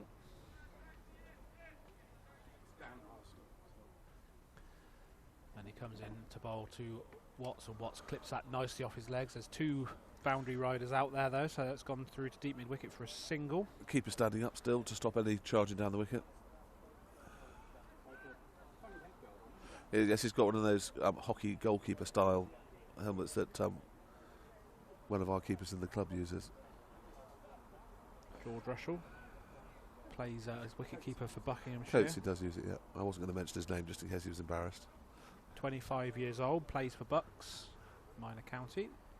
In comes Miles, bowls to Sambach. Sambach pushes that through to deep cover for a single.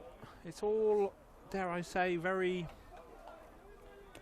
sedate at the moment. Not a huge amount of chances. A couple of half chances that Will Watts has given, but would have been exceptional catches. Captain Miles comes in again, bowling to Watts, and Watts plays that, chips it, and that's the bounce of the ball nearly. It was very well fielded actually, because the bounce he was expecting to come back towards him kicked off a slight dip in the ground and went the other way, and he had to react quite well, because that could have been slightly embarrassing. Curtly Slatter's dad walking past with a very flowery shirt on. Looks as though he's ready for his holidays. Sadly, can't get. There's nowhere in the world we can go. Here comes Miles, bowls to Watts. Watts, that's a good bit of fielding at backward point. There's a chance of a run out because George superb piece of fielding. George Sambach was halfway up the pitch there. Will sends him back, and definitely the right decision. There's a cracking bit of fielding there at backward point, and there was no run. Some little bits of fielding like that raises the fielding side.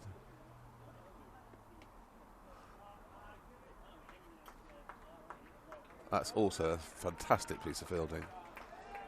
Absolutely superb there on the deep backward square boundary. Yeah, the Wycombe fielders are throwing themselves about and really giving their all today, aren't they? You know, well, they did go through a slightly ragged phase. You're right when you were looking for your charger, but they've really pulled it back now. Here comes Miles bowling to Sambach. Sambach has been bowled. He's been cleaned up there.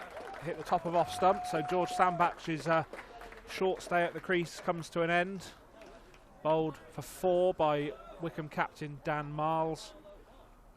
He played down the right line, I think. May have just moved away slightly. I suspect that was quite a good delivery. Yeah, it looks like he clipped the top of off. So, yeah, Sambach is out. Will Watts remains, 70 not out, 137 for 3 now. And it will be James Elwood, Eric. James Eric Elwood striding out. Very experienced player. Very much so. Still a good position. That was a really good delivery though from Miles. It certainly seemed to just cut off the seam and clip the top of the off stump. It has to have been quite a good ball to get through George Sambach's defences. The good news about that, I think, Kieran, is that it possibly looks like he's the sort of pace for this pitch rather than the faster bowlers that have bowled so far, and we've got plenty of bowlers of that pace. Yeah. Namely the golden arm, ageless Nick Rivet, obviously. The wobbly seamer. Who's still near preeming up and getting an all-over body massage for the next hour and a half before he comes on. The best description I've ever seen of Nick Rivet, that was. The wobbly seamer. Unplayable wobbly seamer, absolutely. Absolutely. Couldn't get a gig in Darrell's second team when he played in the twos. He didn't bowl him. Goes into the first and becomes the home county's leading wicket taker. So what does Woodsy know, eh? Not a lot. I've never seen anyone look in so much pain after every spell he bowls. It's great to see. Angus Fraser, he was always one that sort of looked like he hated bowling, wasn't he? So. Yeah.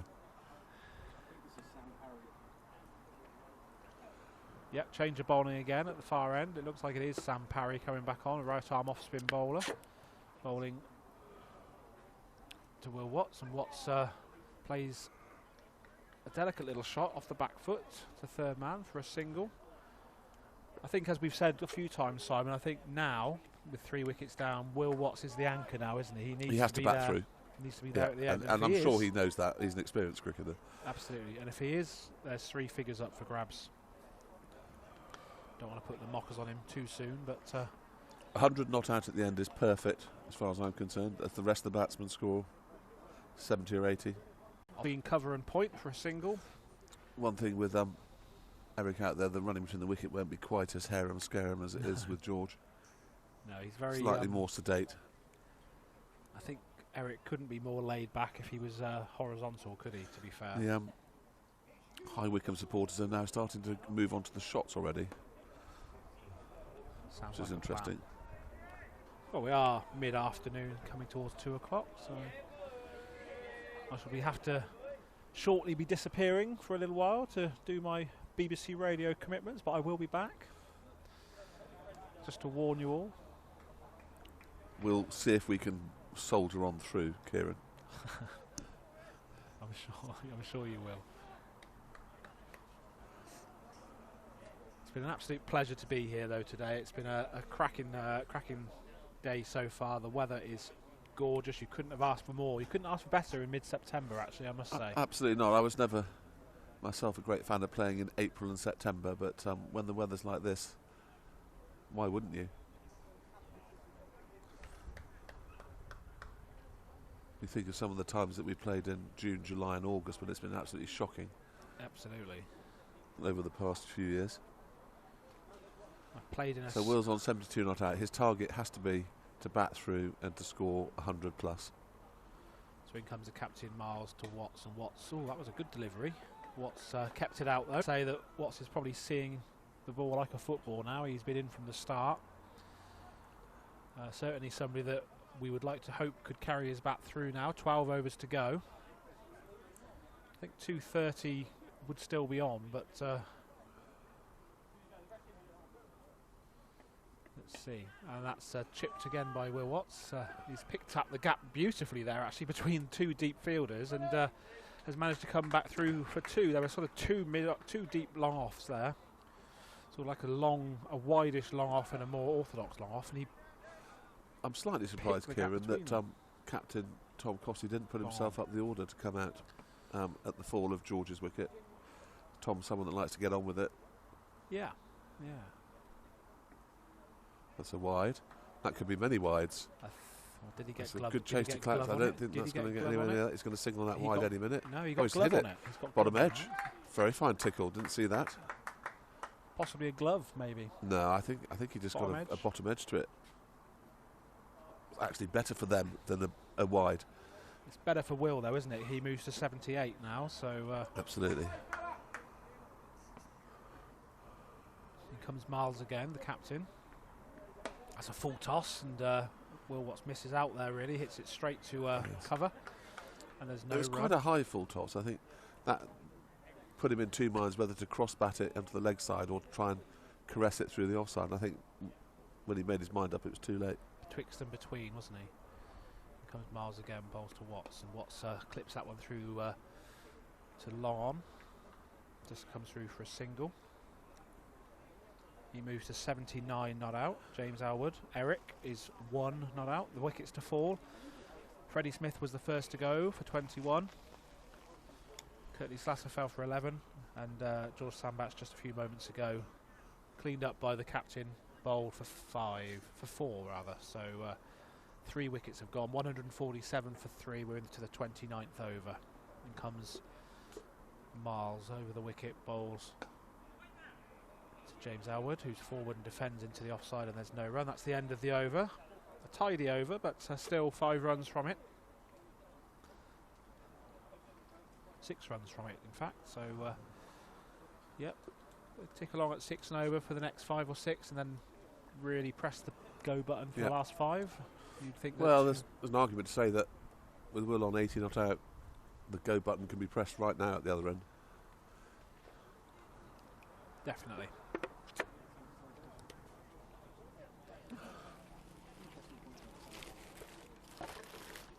Whilst over, I'll sanitise. I'll do my bit.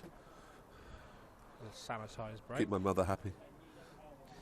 Lovely comments coming through on the channel. Thank you very much. Bob Belcher watching, presumably in Australia. Eric to the rescue. The masked cricketer has commented. Whoever that is, that wasn't me. That must be Darryl, surely. Isn't he in Margate or something? I thought he'd been seeing some very interesting photographs from strange parts of the country. Ted Sambach. Enjoy yourself, Woodsy and Sarah. Will batting beautifully. And that's another good shot from Will Watts. Is there going to be 2 here or just the single? They're going to come back for 2. Needs to be some good running here, and there was good running. And Watts moves on to 81. Loads and loads of good comments coming in today. Thank you very much. I think Neo Things earlier on said, still can't hear Kieran, but Bear is loud and clear. But I think I am back now. I'm sure I am. Yeah, all back to normal. Kieran's talking I've very always been quietly. loud. I wouldn't always say that I've been clear. Lots of comments about me. Who's that commentating with K-Dog? He's much better. Thank you. Thanks, Nick. And another decent shot into the leg side from Will Watts, another couple. Will's getting very close now to that magical figure.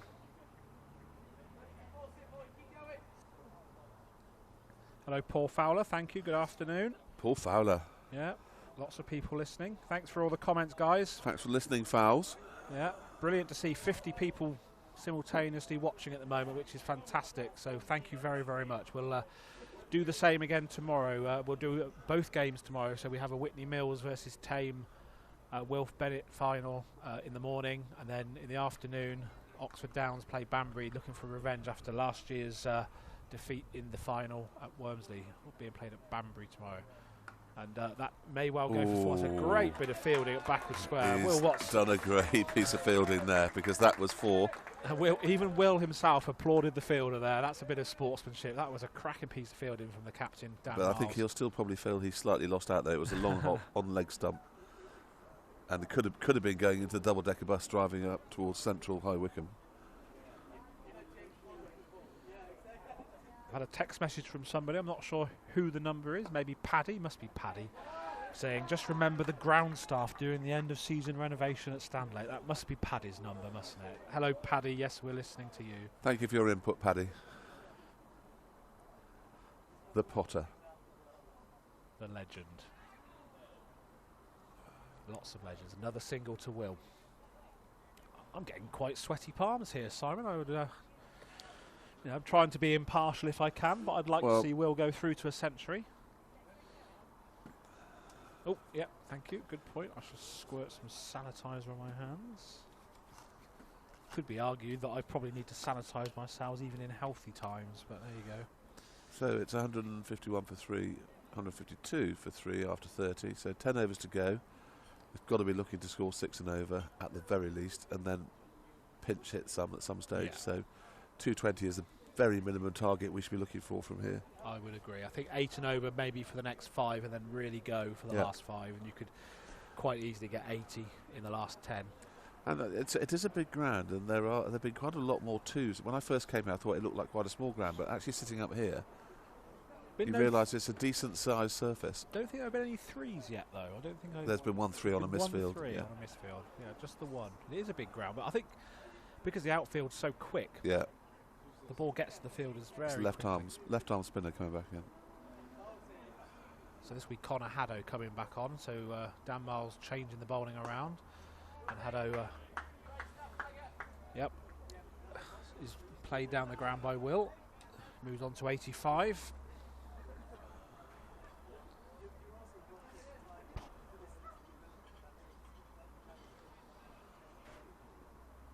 And James Elwood faces Haddo for the first time. Well, that was well dug out there by Elwood, and again guns through for a quick single.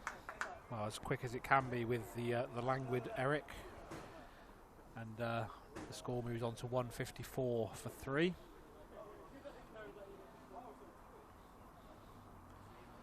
As in comes Haddo again to bowl to Watts. And Watts has mistimed that one, but it may well go for 4. No, good piece of fielding. It may still go for 4 because the fielder parried it, but no, it's been picked up and it's gone through for 2. Slightly mistimed, miscued. It was aerial, but not a chance, really. And the fielder eventually did quite well. Just parried it nearly to the boundary, but 2 more runs, and now a clip through the leg side. And it is really sweaty palm time now. I think Will's teammates down below us are probably willing him on to get this last 12 runs to get what would be a magnificent century. In comes Haddo to bowl to Elwood. That is a cracking shot from James Elwood. A superb shot from Eric. Yep, used his feet, came down the pitch to Haddo. That almost came out of nowhere, Kieran, because he'd been looking just to play a second fiddle to Will, and then absolutely smashed that. That was a beautiful shot. And it didn't spill a single drop of amber liquid on any of the benches down here. In comes Haddo again to Elwood, and Elwood's forward. That's good cricket. That's very really good cricket. So a boundary and then a single, and that's the end of the over. Shoulder shrugging from the left-arm spinner. Still probably thinking about those 3 LBWs he didn't get. Yeah. Ooh, there's now a whole trolley of nuggets, chips and beans being produced. I'm pretty certain they're just doing this to tempt me, but stop it. They don't realise. I'm not looking. They don't realise what strong-willed person I am. Do you know what I have for my lunch today? I have 2 apples from my apple tree, and that's all I've got. Well done, Kieran. Because I'm Can I just say you're looking lean and mean? 4.5 stone gone since last year, and another 3 to go.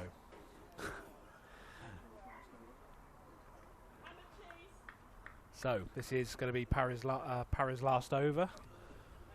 162 for 3. Watts on 88. Elwood on 7, courtesy of that cracking shot off the penultimate ball of the last over.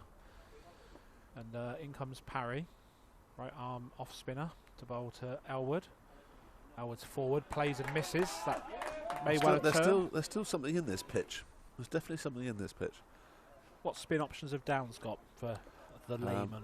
Well, we've got the mystery non-spinner George Sambach, obviously. Of course. We've got Ethan, I suppose. We'll almost certainly open up with Matt and Loz. So yep. Lawrence Brock and Matt will open the bowling, almost certainly. With the ageless neoprene king, Nick Rivet, come on first change. I think what you said earlier was quite right, though. Just pace off the ball, actually. No, they're giving toasties now as well.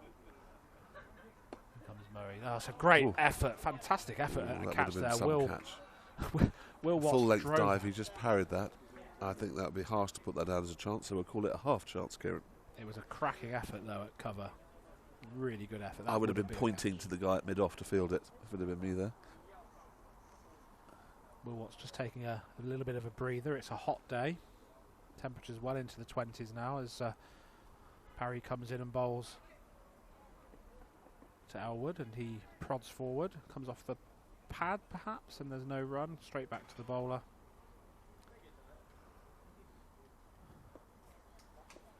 A reminder, if you're listening today, please tune in tomorrow as well, because we'll be bringing coverage of both county finals up at Banbury. Parry comes in to bowl to Elwood, and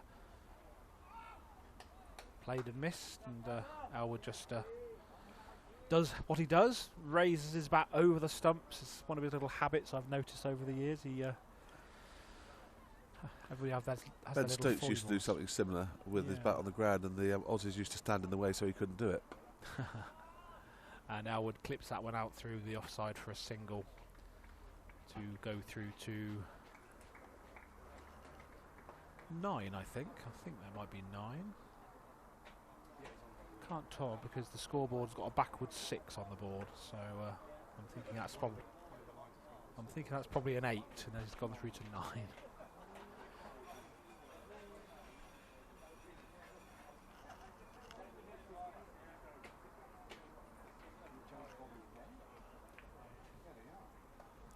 Up to 60 viewers now, which is brilliant.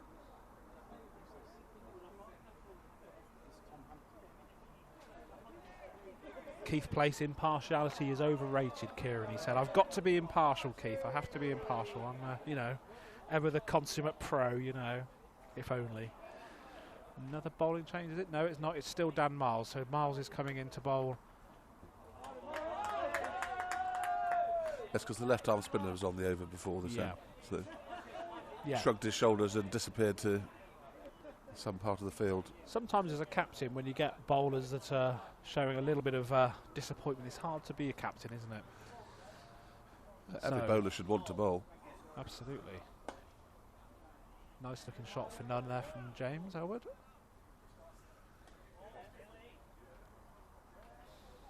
I think Wycombe certainly know that they're in a game, Simon, without a doubt. They know they're in a game today. As Miles turns and comes in again past the umpire, bowls to Elwood. Elwood clips that one through the leg side, looking for 2, and they'll come through for 2. No, they won't. No, that's probably the right call because it was well picked up. That was very well picked up, and that was the right call. We don't want to see a run out at this stage, particularly Will Watts, who's on 89.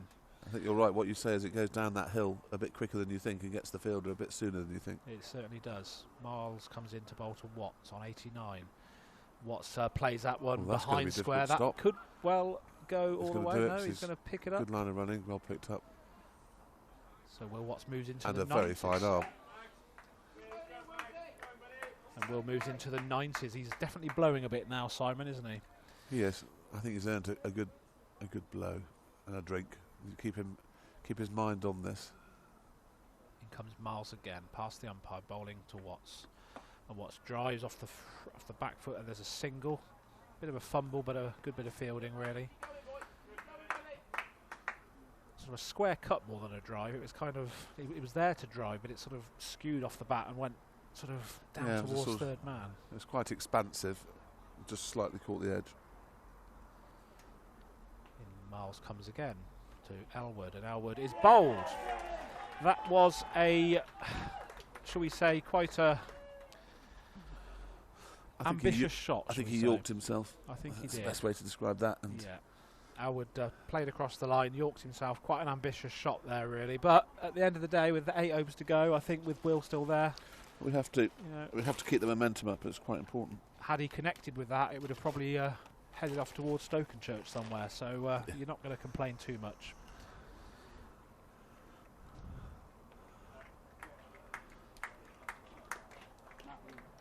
So Matt Warner's the new batsman. Still no sign of Tom Costley. Maybe he's saving himself for the last 5. The final 5, yes. But Matt himself, a very good batsman. Played for Chesham, of course, for a few years. Before that, Kingston Bagpipes, as I always call them. Kingston Bagpipes. His dad, David Warner, Mr. Kingston Bagpipes. He's been wandering around the ground. I'm not sure if he's a nervous watcher or not, but certainly Matt Warner's come on leaps and bounds in the last few years. It's been a very good first season for Downs, for him. Absolutely. And Tom Costner as well. One of the players that represented our Oxfordshire under-17s many years ago, and was always a very reliable all-rounder. Tended to bat lower down, but an all-rounder. It's a left-arm spinner coming on from the other end, I think. It is, yep. Connor Haddow coming on from the other end to bowl to Will Watts. And Watts plays that into the leg side. They're looking for 2. They're not going to get 2, though, because the fielder comes in off the square boundary and picks up the ball. And there's 1 run to Watts, who moves to 92. And now Warner will be facing his first ball.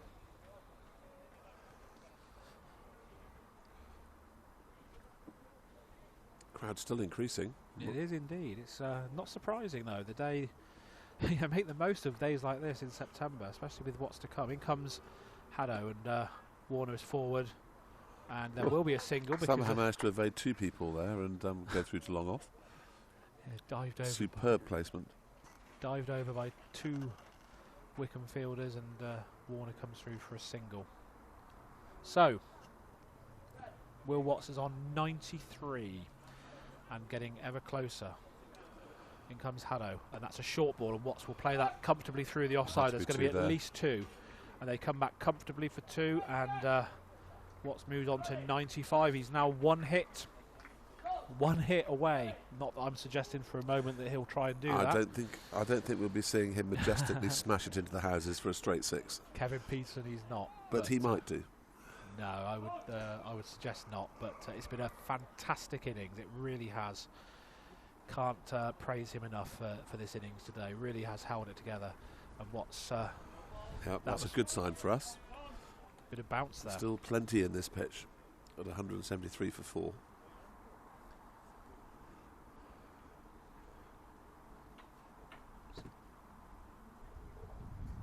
Comes Haddow again to bowl to Watts, and Watts plays off the back foot, looking for a single, and a comfortable single there.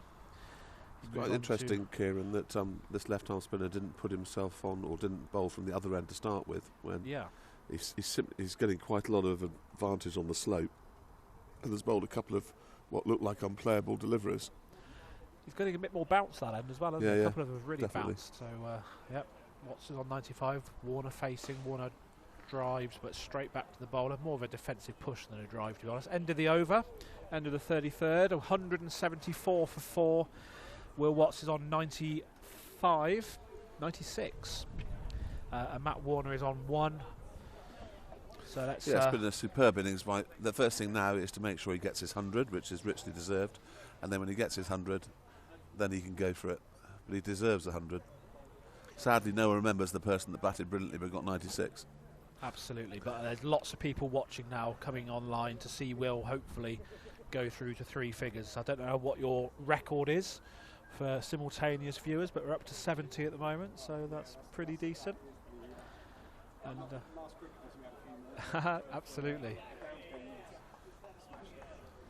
So if you're joining us live, Will Watts is on 96 and tantalisingly close to what would be a richly deserved century. So let's see what happens. I'm going to stand up, standing up commentator. 96 off 120 as Miles comes in to bowl to Watts, and Watts clips that through the hit that very hard leg side, but it's only going to be a single. He did hit that hard. He timed that very good beautifully. He timed that almost too well. He did, and again the outfield is so quick. So quick. It was just a single, but he moves on to 97, and I'm sure that if he gets it in singles, that's fine with me. I'm sure it'll be fine 3 singles with in the next 2 overs, and then he can go for it. In comes Miles to Warner. Warner has a big drive at that outside the off stump, plays and misses, no run. 175 for 4. Tom Costa's wearing a very well coordinated blue top and blue shorts outfit, still showing signs of a slight limp from his backward cartwheel with inward flip I would love to have seen appeal last week. In comes Miles, bowls to Warner.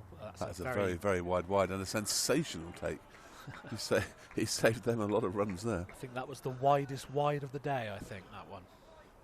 Yeah, apologies from the captain. Yeah, my bad. Sorry about that one, guys. It's also a very risky line with one fielder behind on the leg side. That would have been 4 or 6 all day long if he'd have connected with that. Miles comes in again, bowls to Warner, and Warner... I don't know how to describe that shot. Chinese cut? Yes.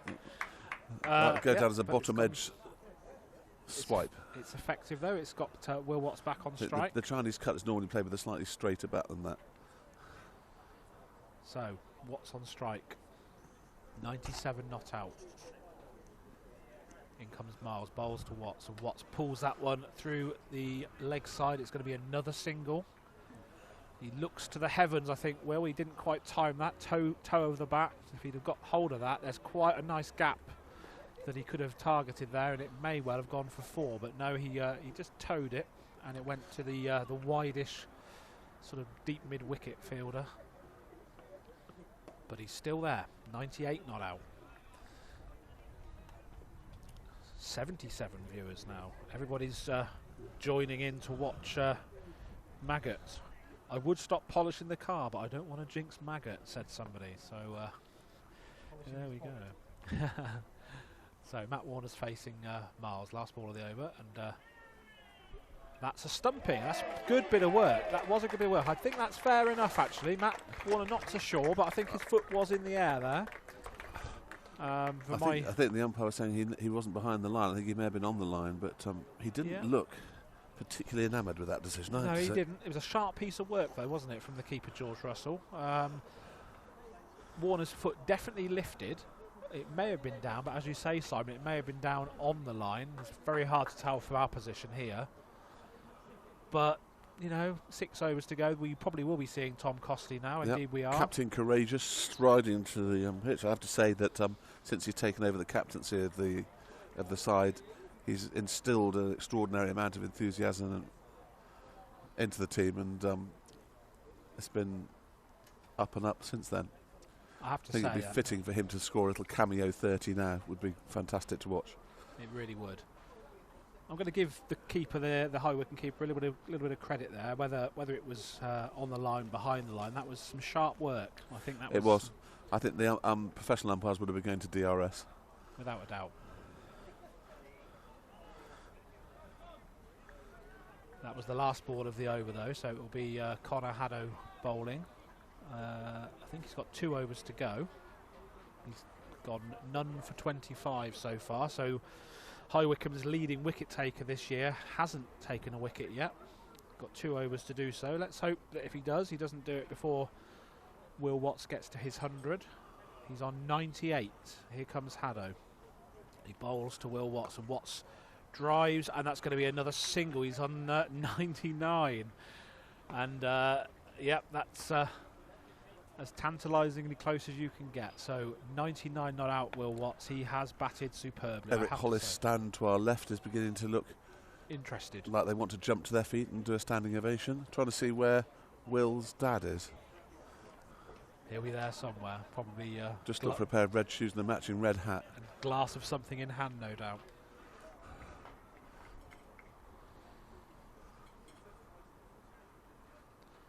So Costley faces his first ball, and he defends it into the leg side for a single, brings Will Watts back on strike. So he's got 4 balls of this over to face. 1 run needed for what would be a magnificent century. High Wycombe not in the slightest bit interesting in stopping him scoring a single, incidentally. They're basically saying, put it where you want to and have your 100, which is always a nice place to be in. There's plenty of scoring opportunities with the 100. I think he'll probably target sort of cover, maybe, sort of between cover and point, because there's a big gap there. A big appeal for LBW, and nothing doing from the umpire. I think that was going down the leg side. Will Watts didn't seem too interested either. I think he was targeting the offside there, trying to get the gap. Air of anticipation around the ground. Very much so. As Just Haddo tap comes it into the leg side. Well, that's all you've got to do. To Watts. Oh, and he's been given out. LBW. Such a shame. Oh, that is such a shame. He's batted absolutely beautifully. LBW for 99, Will Watts. What an so innings. Unfortunate. Brilliant innings. If anyone deserved 100, he did there and then. It was brilliant. Congratulations from most of the High Wycombe players. He'll certainly get a standing ovation coming off the pitch, there's no doubt about that. Absolutely. That was a cracking innings, Will. 99. Well batted, Will Watts, the mag.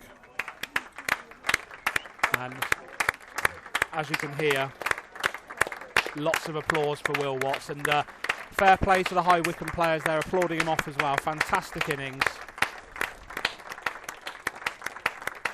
Unlucky Will. 99 though. That was a brilliant innings from Will. Gutted.com, I think it's the best way to describe that expression from Will.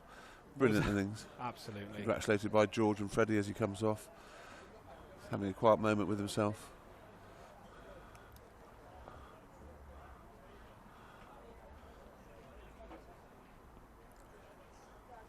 Oh, a bit of an anti-climax. Now, time for the 2 pinch hitters, Frankie Crouch, Tom Costley. You can never come in and do their business. You can never miss Frankie Crouch, can you, with that white lid of his. In comes Haddo, bowls to Crouch. Crouch pushes into the offside, no run. That was virtually a chanceless innings, really, from Will Watts, I thought, today. That was, you can't knock him at all today. That was a fantastic knock. And Crouch clips into the leg side, and they'll come back for 2 here. No, they won't, because Tom, I think, was turning blind. Frankie's off with the single. I bet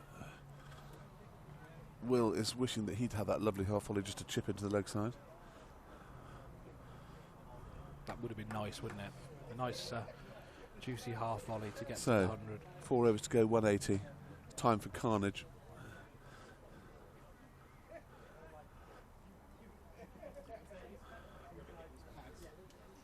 Yes, that's not a sight that anyone on the Oxford Downs supporter side wants to see in particular, and that's Nick Rivet looking to pad up.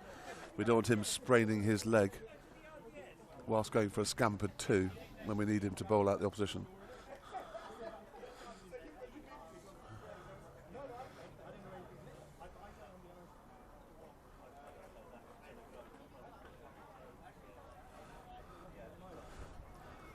Well, 8 and over from here will get them to 210, 213. It's still doable with Tom Costley there. Miles comes in to bowl to Frankie Crouch, and that's kept a little bit low, that one. That's the first ball from that end that's kept 2 very experienced cricketers in there, Kieran, and Frankie's been here many times. Yeah. He knows exactly what to do. That was the first ball that looked like it kept a bit low, though. That could be interesting for later on.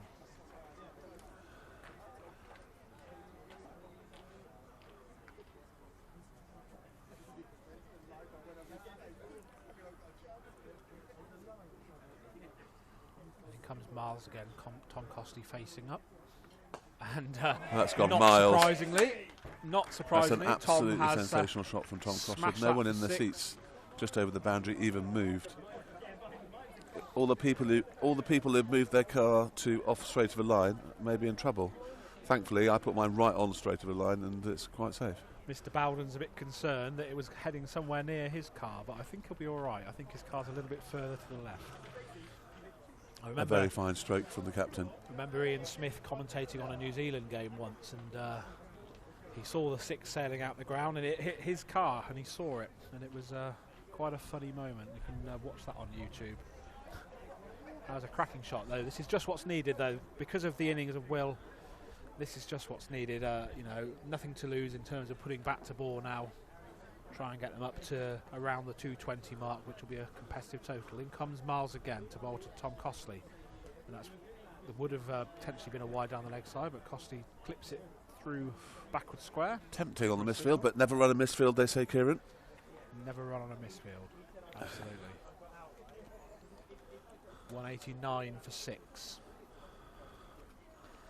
I think whatever happens in this last 4 overs, we can say that in a 40 over game there's going to be a competitive total here, and that's probably going to be caught, and it is caught. So sadly Frankie didn't hit it quite as hard as Tom did. Yeah, Crouch caught it deep long off, deep mid off, and he's gone for 2. But as we say, bat to ball at this late stage is what's needed.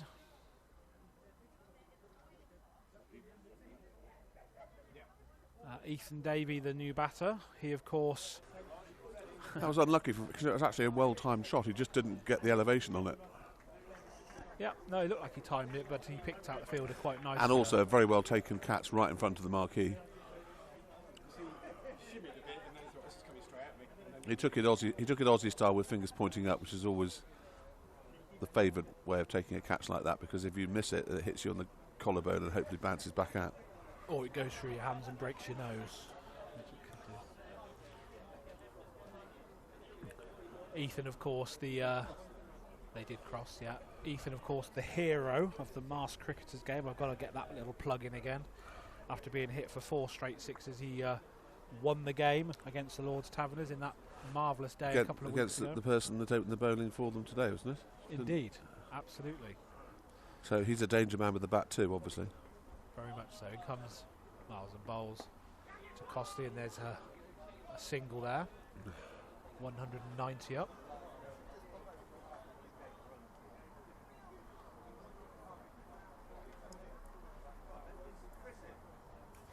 That's 5 wickets for Dan Miles, which is a fantastic effort.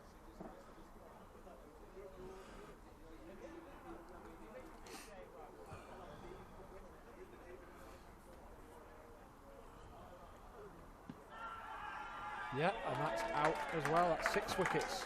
That was LBW. First ball, I believe. So Ethan Davey goes first ball. Poor Ethan. It's always tough, though, isn't it? When you're waiting, for so long, you pad it up. He tried to flick it through the leg side, just played across to the front pad a little bit there, and yeah, that was looked like a fairly straightforward decision. The key now is Loz Brock going out to bat. That he must just support Tom Costley and let him have the strike, and we've got to get this up to 215, 220. It's crucial.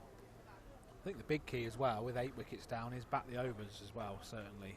Yeah, it'll be a massive morale boost to them if we don't get 215, 220 from where we've been. Totally agree.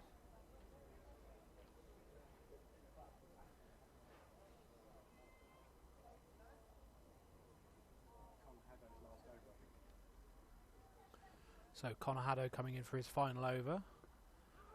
Bowls to Costley. Costley defends into the offside. There's no run. 190 for 8. Just Nick Rivet to come. I would have thought he's looking at over the short extra cover towards the green wheelie bin in the far corner. You would think so, wouldn't you? And they're going to come through for a single. Loz Brock can bat though. I've seen him bat. He's good. put the mockers on him by saying that, of course. But you know, played some minor counties cricket.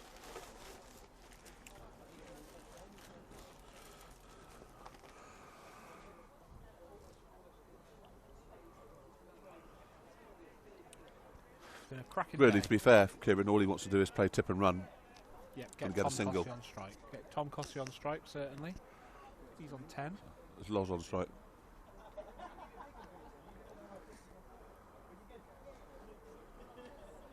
So in comes Haddo to bowl to Brock. And Brock plays and misses outside the off stump. There's no run. And it's back to the bowler. 2 overs to go after this one. I think, as we said, 210 would be decent if they could get to that. Haddo bowls to Brock. Brock defends into the offside this time. Picks up at cover and there's no run. It is important to say that batting the overs is pretty key as well. If you can get Tom Cossey on strike, he's very capable. That's going to be a useful little shot there. That's handy. 2 runs to Lawrence Brock. Bottom edge, past the keeper. Picked up at almost backstop. For 2.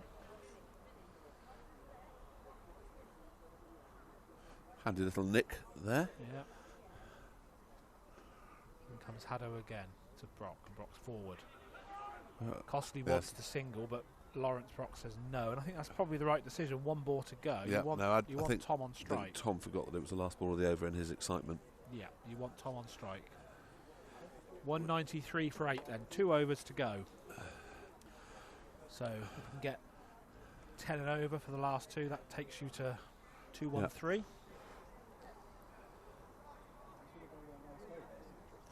That will be very interesting because I don't think it will be Tom Hampton because he had a bit of a shocker earlier. But it might well have to be. It might well have to be. Anyway, Dan Miles, the skipper, 6 for 49 he's taken today. So he comes in for his last over, and Costley is going to be caught, quite comfortably It's caught. a very, on the boundary. very good catch. Good catch. Didn't quite get under it. And Costley has gone. Tom can hardly believe that he's been caught there.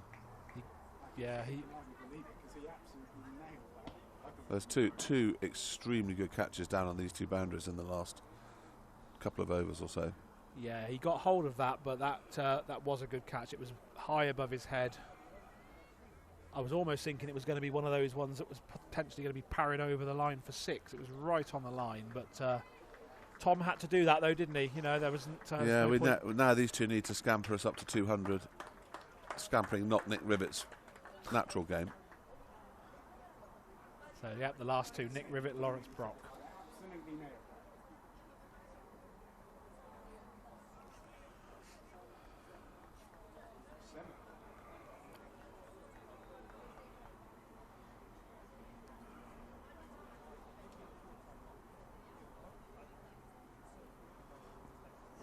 Seven for 49, Dan Miles now. Incredible figures. In he comes to bowl to Rivet, and that's a no ball. And an apology The ageless Nick Rivet has bought himself a no ball. And if the bowler does that again, he's off. What's Nick going to do with the free hit?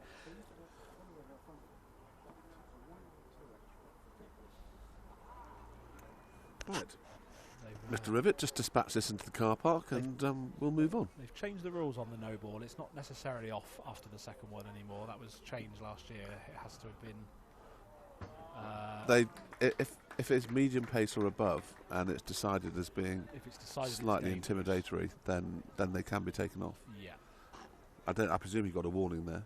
I think he did. Yeah, I can't imagine that Nick Rivet would have been intimidated though. Anyone that drives a Discovery for a living. In comes Miles again to bowl to Rivet. Another full toss, and it's played out to the offside. There's a single. Another apology from Dan Miles to Rivet to say, yep, sorry about that. Been played in good spirit, I think, today. Very good spirit. Will Watts got out, everybody, Pakistan style, they all ran over and shook his hand, just like the Pakistan players did. Yeah, no, it's an end of season atmosphere here. Yeah, it's been very pleasant atmosphere. A few words said here and there, which you expect, but nothing untoward. In comes Miles again, bowls to Brock. And that is out, and Brock is LBW, and that is 8 wickets for Dan Miles. The captain has finished with 8 for 52. Incredible bowling performance from the captain. 8 for 52, and Oxford Downs, inexplicably, are all out for 196, having been potentially looking at 220, 230. Yeah, it's they got it. The captain, he got 8 wickets, did he? He got 8 wickets. Extraordinary. 8 for 52, the captain. I would still say they'd have probably taken it at the start. Yep. I think we looked as though we were going to get 240 at one stage. Then it looked like we might scrape to 210, and 196 is. It's still got to be achieved. It's still a competitive total, isn't it? Yeah. So that's the end of the first innings. Oxford Downs then all out for 196 in the 39th over. I think he deserves to walk his team off, having got 8 wickets. He certainly does. Yeah, the captain certainly led by example there. And from an Oxford Downs perspective, Will Watts 99, and a performance from the captain with an 8 well bowled, young ball. man. And quite rightly is taking the plaudits as he leads his team off Often the you field. see 8 wickets in a 40-over game. You don't see that very often. But as all the Oxford Downs players applauding him off, has been played in good spirit.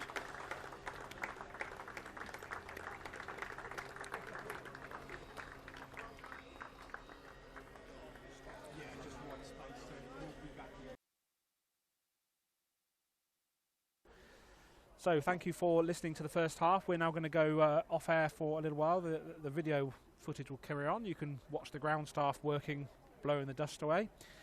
We'll be back in about half an hour when Oxford Downs will look to defend that total of 196. 197 required to win. Still a competitive target, I think. And if Downs get off to a good start, then we will be in for a really good game. So thank you for listening so far, and we'll be back in around about half an hour's time.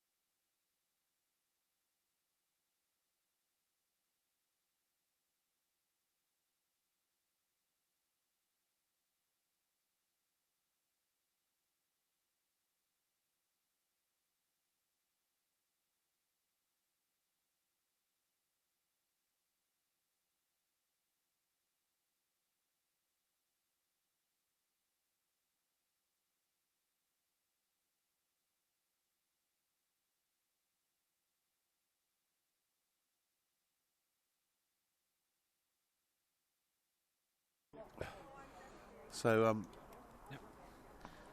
early wickets absolutely key here, Kieran. Absolutely, yeah. It's a slightly disappointing total in the end, wasn't it? 196 all out. We were looking at possibly 220, 230 at one point. But as you say, early wickets here will be key. They've got a very, very strong batting lineup. Wycombe, the two openers, Callis and Woodland. Or Callis has played a couple of first-class games for Yorkshire. AJ Woodland, a young lad, but has played a first-class match for Cardiff MCCU. And we're about to go with Lawrence Brock bowling the first ball, and that's pushed into the leg side by Callis, and there is no run. So Lawrence Brock's uncle, Kevin, played in the Milk Cup final for Oxford United, and so he's got in his pedigree winning. He has. That's what we like to see. Pedigree. Thank you. So yeah, defending 196. Runs on the board are always key, and as you say, if we can get a couple of quick wickets early on, then you never know. So Lawrence Brock bowling, left arm over the wicket, bowls to Callis. Callis goes back and clips it down to fine leg, and Wycombe are off the mark. First run of the day for them. I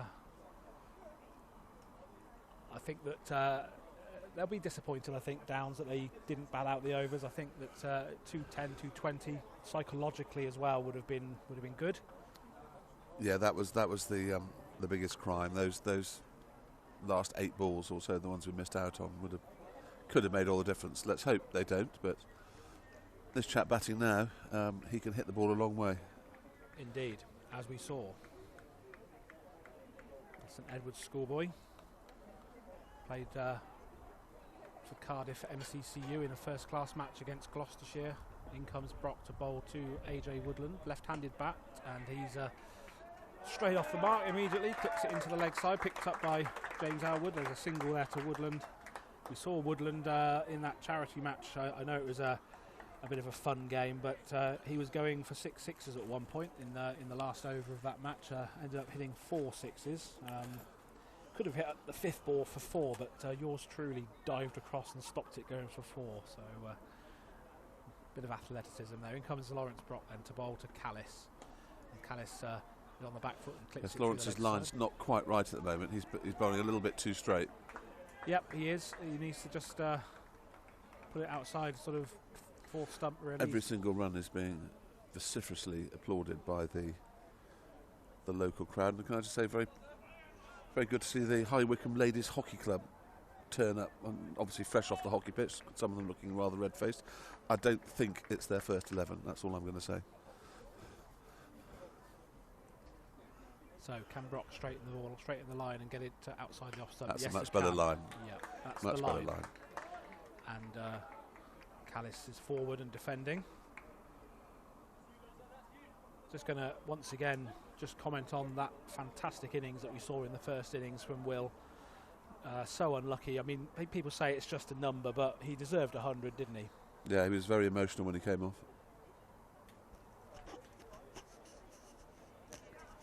But let's hope 99 will be enough to win them the game. In comes Brock to bowl to Callis. Not Jack Callis, I hasten to add. Well, that would be a story. Elliot Callis, right-handed batsman, former Yorkshire first-class cricketer, played for Bedfordshire in the Minor Counties Championship in 2016. Scored a fair few runs this year. Opens the batting for them every week. 207 runs in his game so far. AJ Woodland has scored 215 runs. Bear in mind, in a shortened season, both of them averaging over 30 with the bat this year. And they've got some real pedigree down the order as well. Teddy Casterton coming in down the order, a former Wisden Schools Cricketer of the Year. He scored 1,400 runs for the Rural Grammar School at Wycombe back in 2016, and he won the Wisden Cricketer of the Year award, an award previously won by the likes of Johnny Bairstow, Joss Butler, James Taylor, so clearly some pedigree there down the order. And Dan Miles himself, top order batsman, but he took 7 wickets today, so he's going to be full of confidence, sky high. And you know, if he leads them home, then that will be a man of the match performance. So Matt Warner bowling his first over from the top end to AJ Woodland, and Woodland defends into the offside and there's no run. Picked up by Ethan Davey at backward point. Ethan sporting a very fetching perm. So all the schoolboys Kevin Keegan have had their hair done specially to go back to school.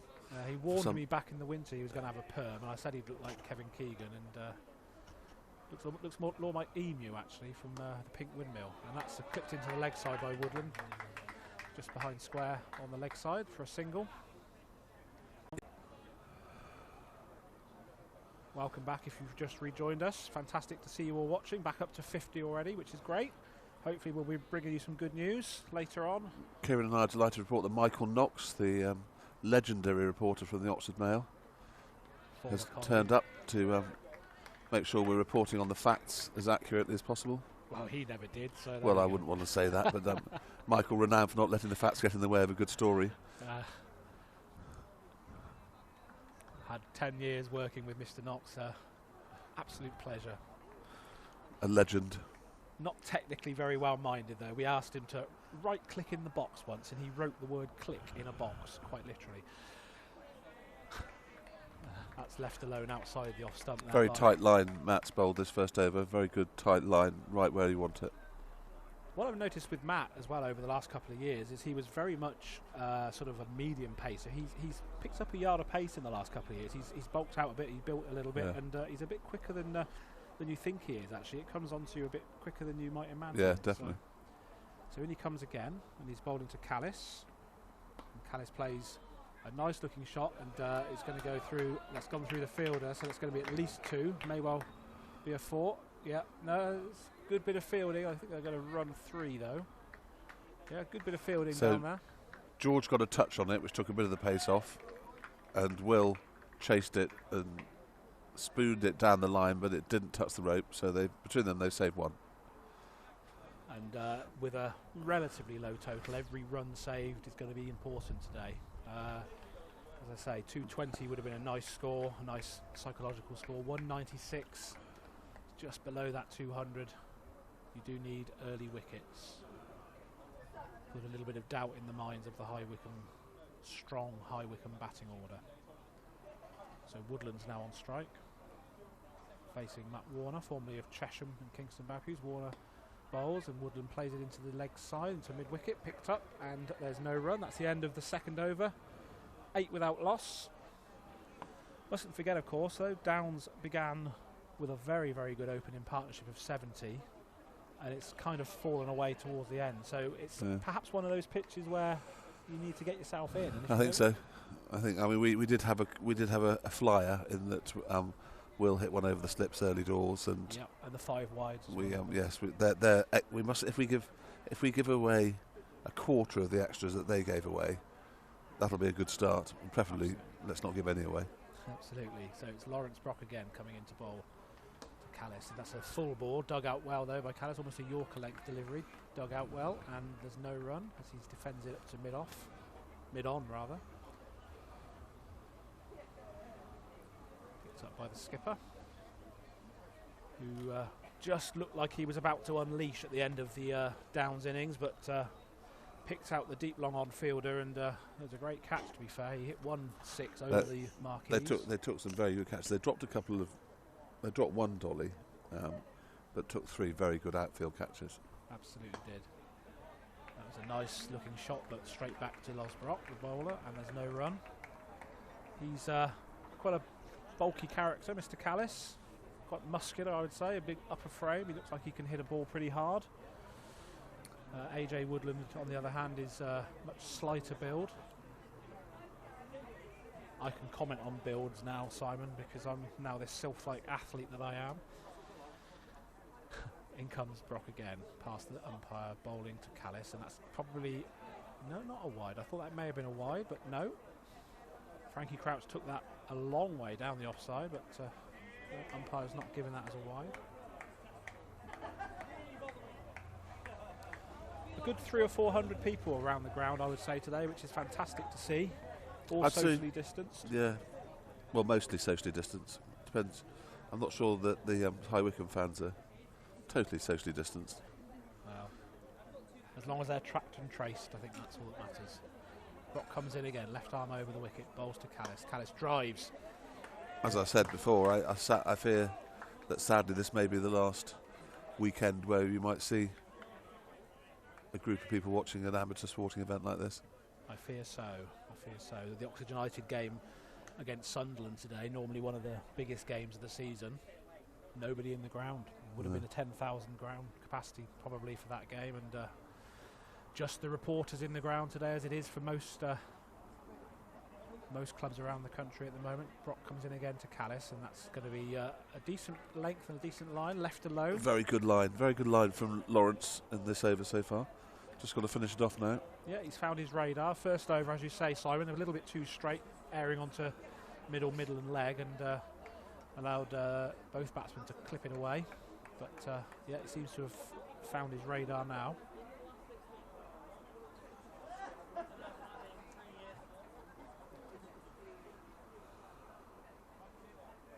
Last ball of the third over coming up then. Brock bowling, and that's well played actually. That's very well played. He's good down on that, and that's going to go for a couple.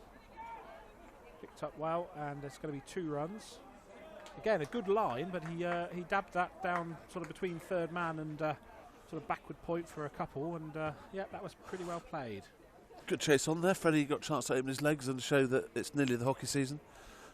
And he's not wearing his sliders anymore. He's back in cricket shoes. Not wearing his sliders anymore. Definitely not.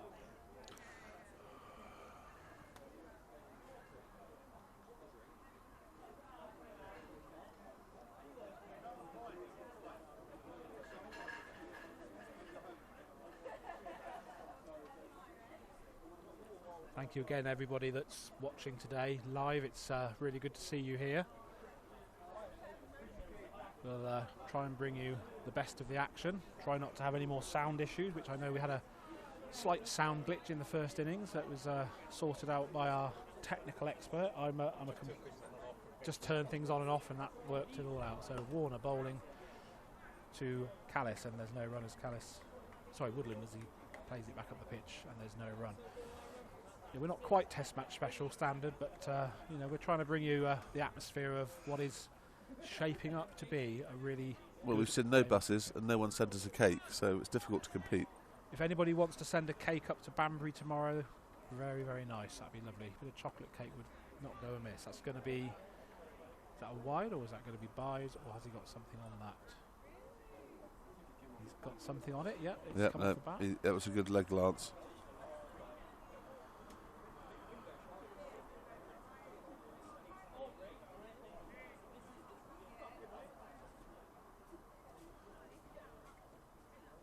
Really have to say again, what a lovely day it's been. It really has been.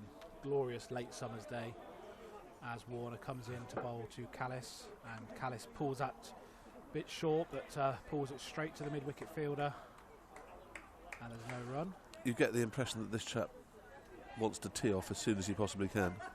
Yeah, he's a sort of upper body strength, I think, looking at how he's built.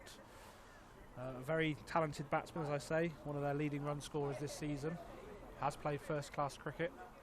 Warner bowls to Callis, who leaves that one alone outside the off stump.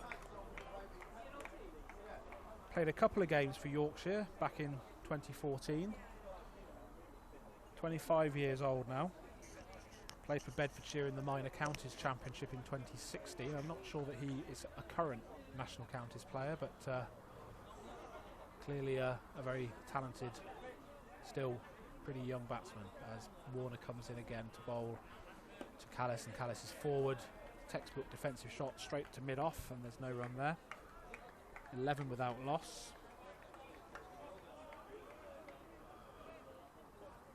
Lots of bowling options, though, Downs do have today. As you say, they've got the non-spinning spinner, George Sandbach. Obviously we've got Nick Rivet and Tom Costley are the 2 other seamers that can bowl, and so Will Watts as well, who's not too tired after his batting. Yeah, spin-wise, Ethan bowls off spin, George bowls mystery spin. I think the mystery side of it is the fact that it doesn't spin very often. That sounds about right.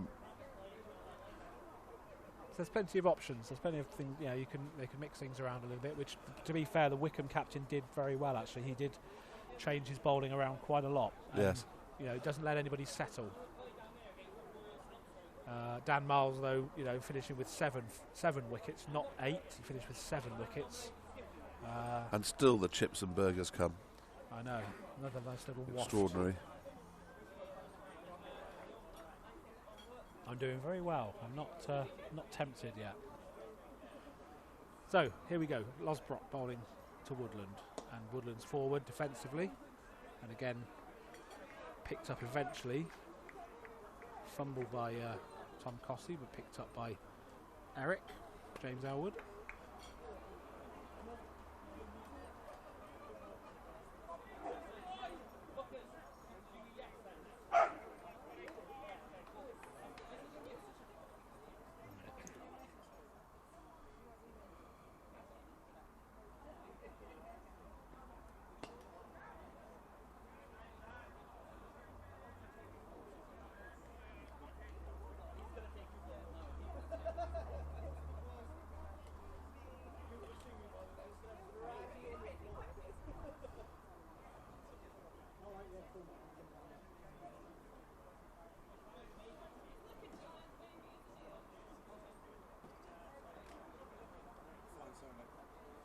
Am I? Good.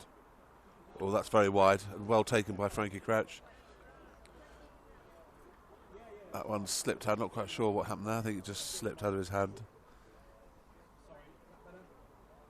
We don't want to give them anywhere near as many extras as they gave us.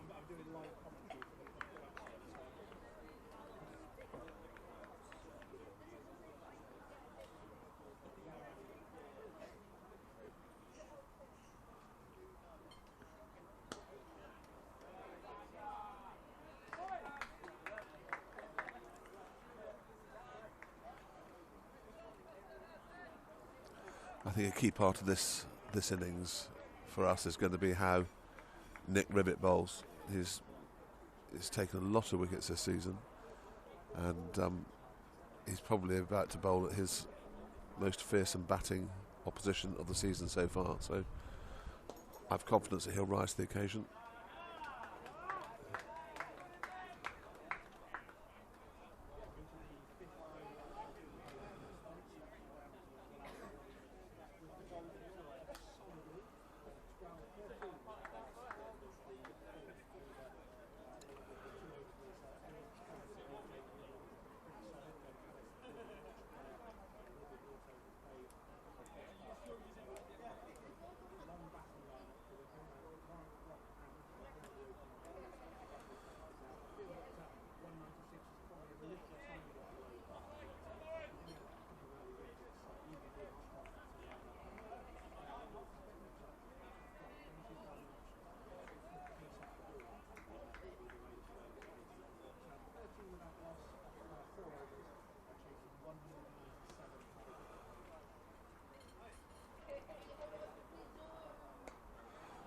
Good Yorker from Lawrence.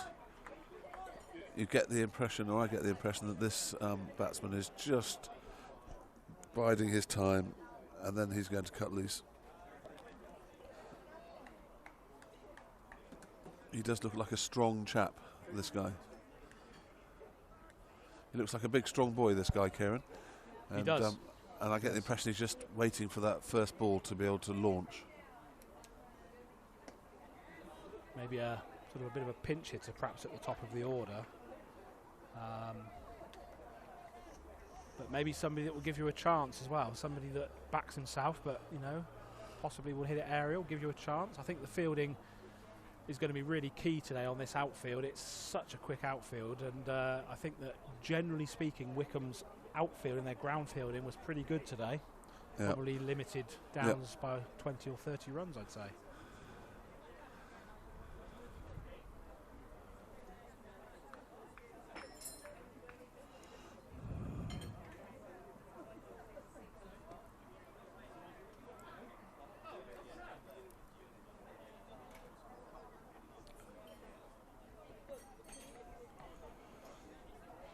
Lovely Yorker from Matt.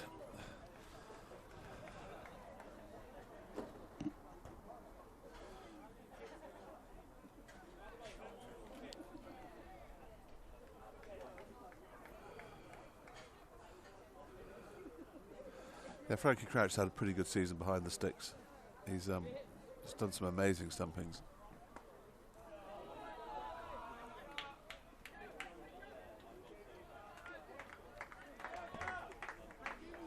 Good piece of fielding down there by Lawrence Brock.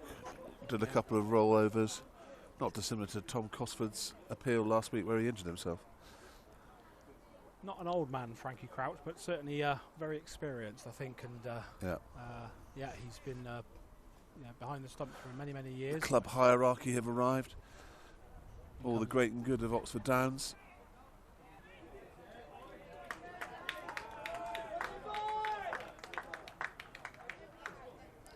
Matt Watts has the longest lens of any camera that I've ever seen. You know what they say about long lenses? Small guys. Absolutely.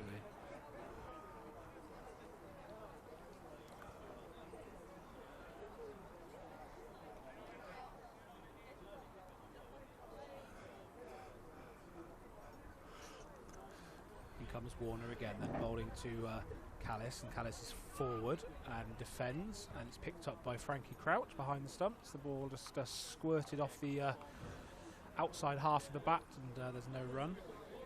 As you say, Simon, it looks to me as though Callis really wants to sort of get a move on quite quickly, which could be his downfall.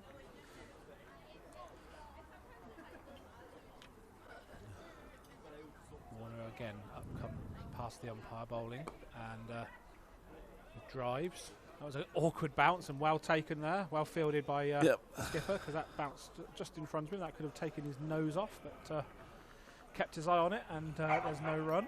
And there's a bit of a domestic between a poodle and a Doberman down there. We have a little bit of a dogfight going on here. In comes Warner again to Callis, and that's a bit too short, and that's probably going to go for 4. Good effort at backward point, but a little bit too short, and Callis very quick to pounce on that. Drilled it behind point. That was a shot of a pro. No risk involved. Well timed. Good 6 overs gone, chaps. That means we have to do the necessary. There you go. Thank you very much.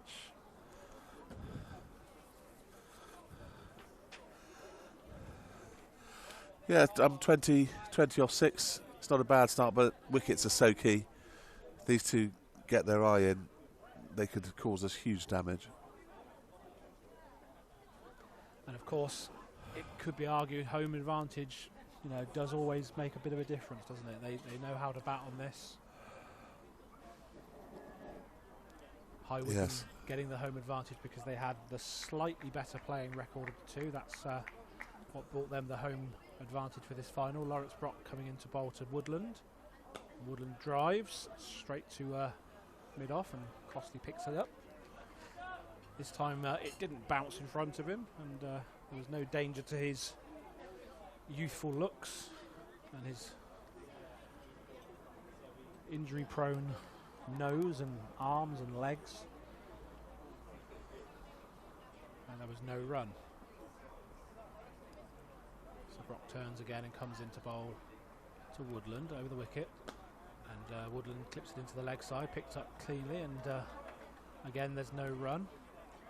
I think, as well as wickets, the important thing is the ground fielding, keeping it tight, making, trying to get the batsman to make the mistake, particularly the opener Callis, because he does look like the sort of person that could get frustrated if he's not getting bat on ball and sort of getting it away. If you can't get wickets, then containment of runs is the next best.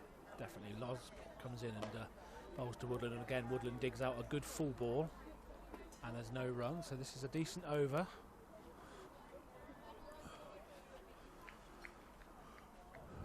So far.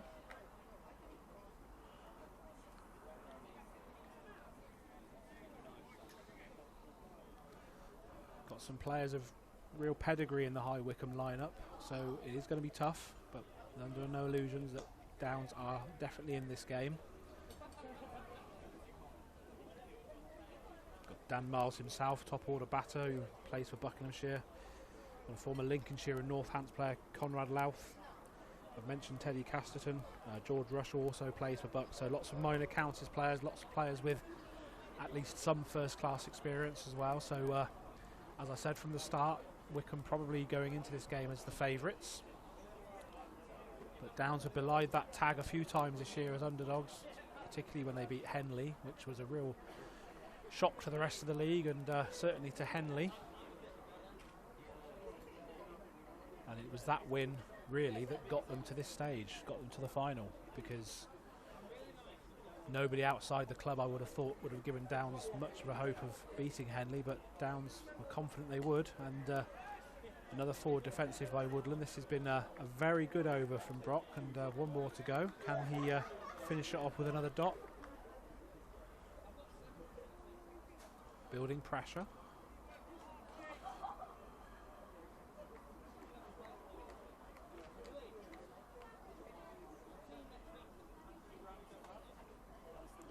In comes Brock again, and he comes up past the bowler and bowls, and unfortunately that's a little bit short and wide, but there is a boundary rider out there, picked up cleanly, and it's a single, but it ruins the chance of a maiden, but a good over nonetheless. One run from the over. 21 without loss off of 7 overs, so yeah, that was a decent over. Certainly in terms of the bowling, a better start than High Wycombe showed earlier at that end, with poor Tom Hampton bowling quite a few wides in those opening couple of overs, and he never came back. He was taken off, and that was him done for the day.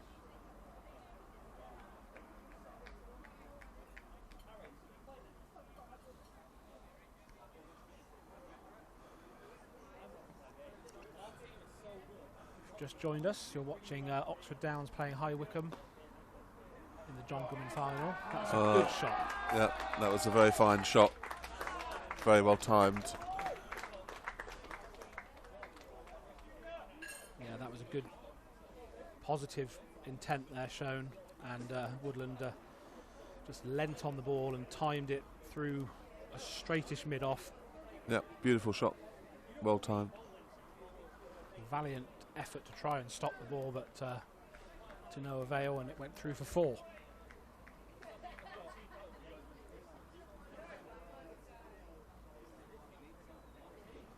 So in comes Matt Warner again, round the wicket to Woodland, and similar sort of position, similar in terms of where the ball went, but more defensive this time. Timed well though, straight to mid-on, and there's no run.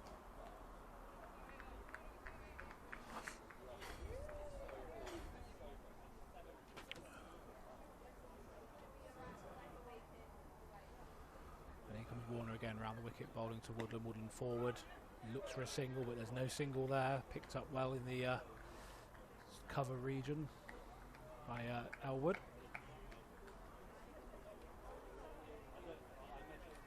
And there's no run.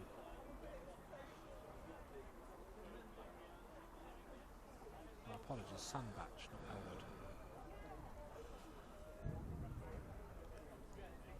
Warner again home round the wicket, and again a good delivery, good line and length. There's an air of tension, I feel, at the moment. Something's going to snap either way. Yeah, you get. We do need to break this partnership.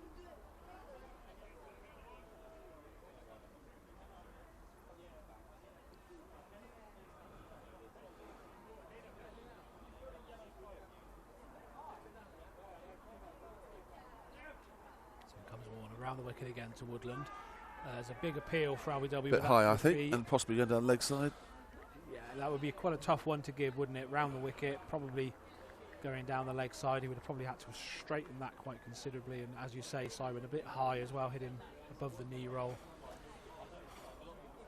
And more out of hope than anything, I think, an appeal. But that's just the last ball of the over. Likely to be given. Yeah, needs to finish this off now because it's been a really good over so far. And yeah, well, that's fine. And he comes round the wicket, bowls, and that is a good ball, but it has been pushed to mid-off, and there's a single to Woodland to finish the over, 5 off it.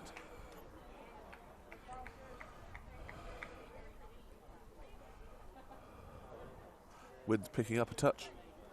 Yep, just keeping an eye on those parasols again, and seeing if they're going to go flying. Just a little bit of the amber fluid being flowing again. The key, as I said before, the key is going to be how Nick Rivett bowls and what they decide to do with him. If they take the battle to him and start planting him around, we'll have to resort to plan B. It looks like he's loosening up. Yes, it's imminent. And he is the leading wicket taker, I believe, in the home Yep, counties he this is. year. So, you know, these wobbly seamers, as we keep saying, I think maybe some teams perhaps underestimate him. Actually, he's a canny bowler. He's very experienced. Plays for Oxford over 50s. He's played a lot of cricket in the north of England before his jaunt down south. And it'd be very interesting to see how the High Wycombe players approach him. But it's Losbrock still at the moment, left arm over the wicket, bowling to Woodland, and Woodland drives on the front foot straight to mid-off, and Tom Costley makes certain that he's not going to let that one through, and there's no run. I think, as I've said, Simon, I think it is a competitive total. Would have been nicer to have maybe another 20 on the board, but I think runs on the board in a final, you never know, do you? Losbrock again. No. Over the wicket, and again, well picked up, And you don't know what will happen as the pressure mounts and the run rate starts to go up a little bit.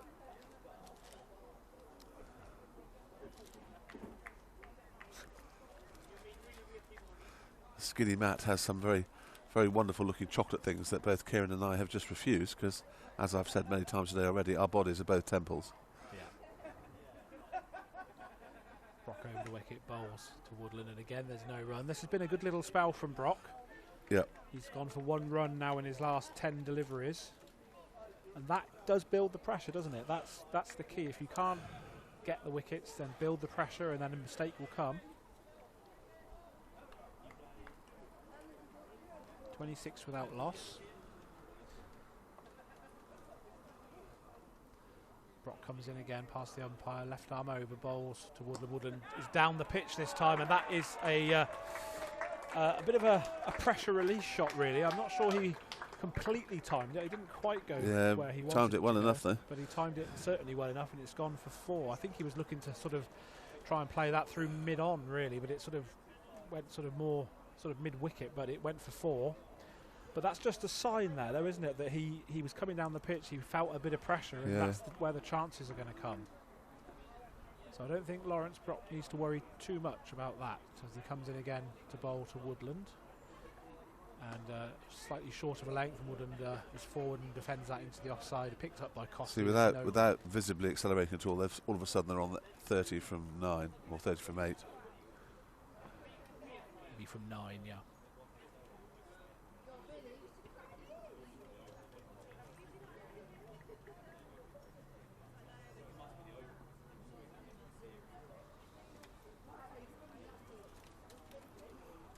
Brock again to Woodland. Woodland down the pitch again, and this time plays it through the offside, picks up at deep extra cover, or deep cover, and there's 1.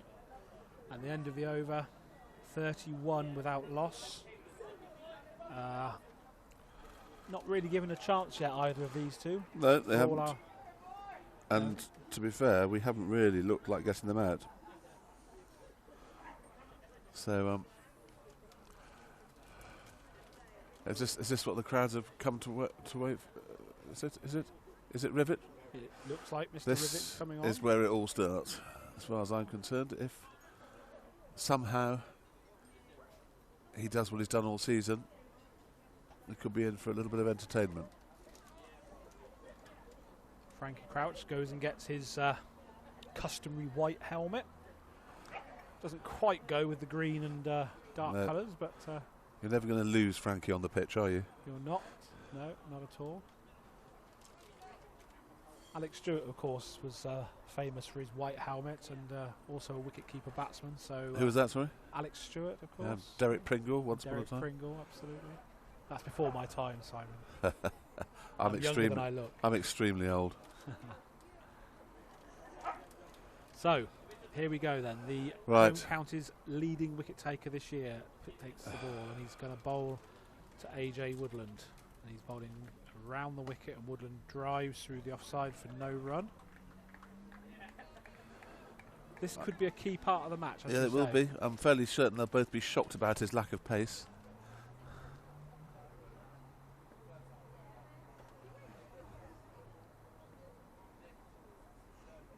comes again. Rivet round the wicket to Woodland. And he plays that out into the deep cover area for a single. The Henley Standard, despite describing it as wobbly seamers, said that he was near unplayable at Oxford Downs a couple of weeks ago. So for a wobbly seamer to be near unplayable, that's quite impressive stuff, I think. Yes.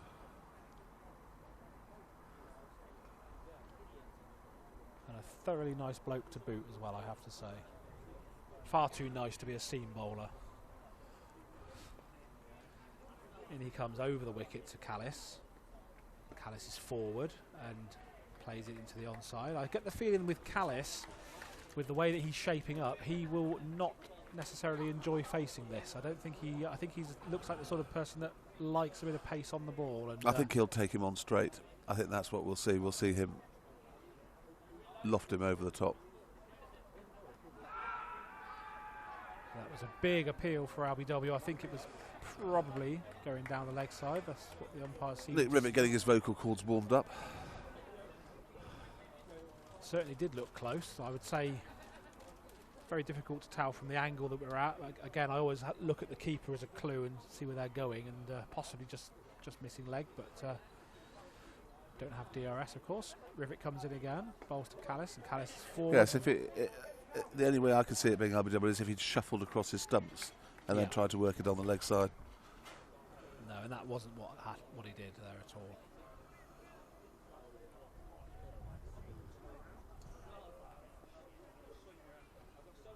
And Rivet comes in again, bowling to Callis, and that's clipped. Well picked up, good piece of fielding. It's great fielding from Tom, and then he well backed up Freddie. I think you can safely say that there's a lot of adrenaline pumping through Tom's veins at the moment. It does seem to be. It does seem to be. Good piece of fielding, and then nearly overthrows for four. but Freddie was well aware of the amount of adrenaline flowing through Tom's body and was backing up.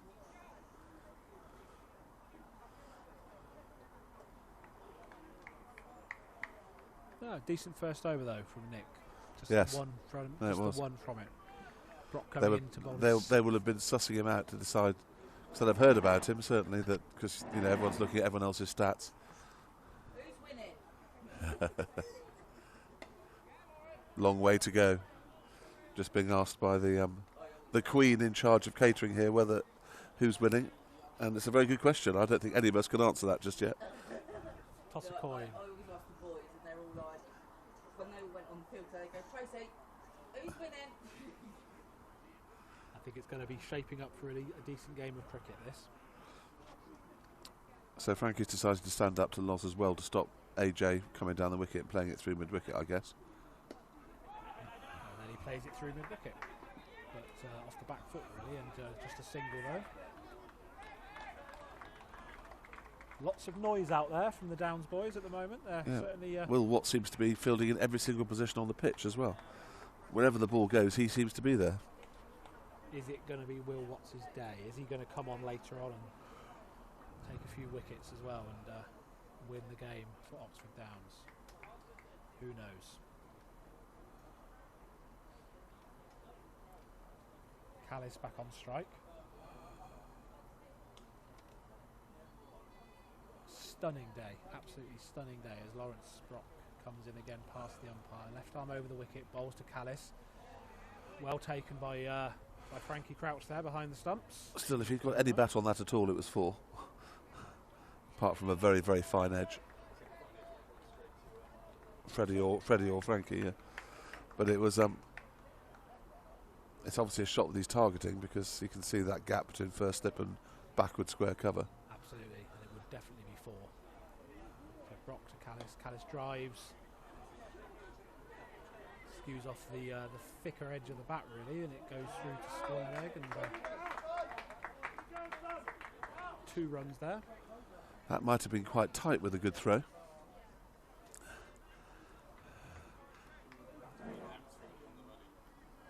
Yeah.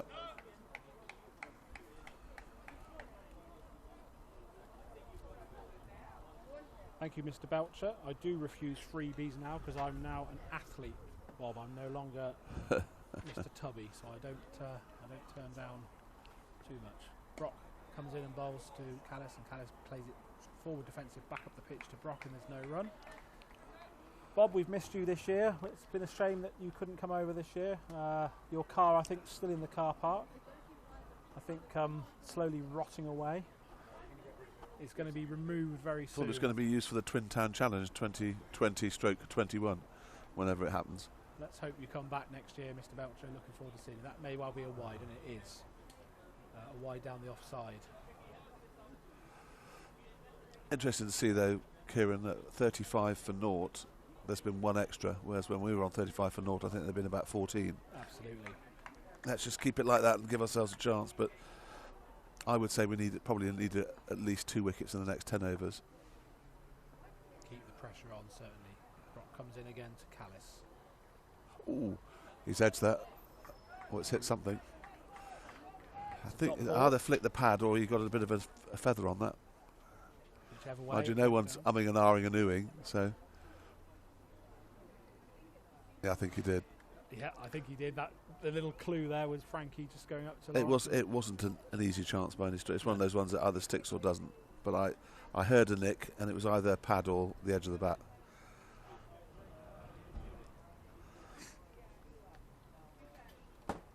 Right, so they've had a one-over look at the ageless, neoprene-covered Nick Rivet.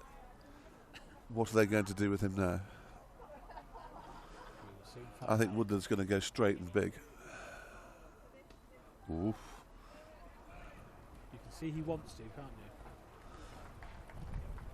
The parasols are going to go again any minute.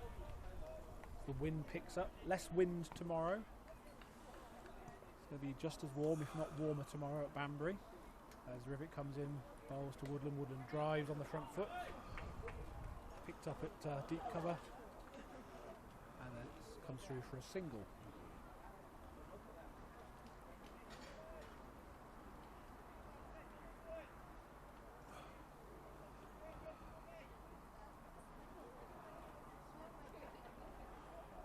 I think that's a very wise decision. The umbrellas are going down. I think that's very sensible. Pleasingly, umbrellas to shield us from the sun and not from the elements today. Yes, I think this may well be our last sunny weekend, so beat on, sun, before winter sets in. Before we discover what lockdown in winter's like. Comes Rivet bowling to Callis over the wicket. Callis drives through the offside. There's probably going to be a single. He's misfielded, so they'll come through for 2. May even come back for a 3rd, and they will. Bit of a misfield there, and that's 3 runs. Yeah, that's the first sign of something going slightly wrong.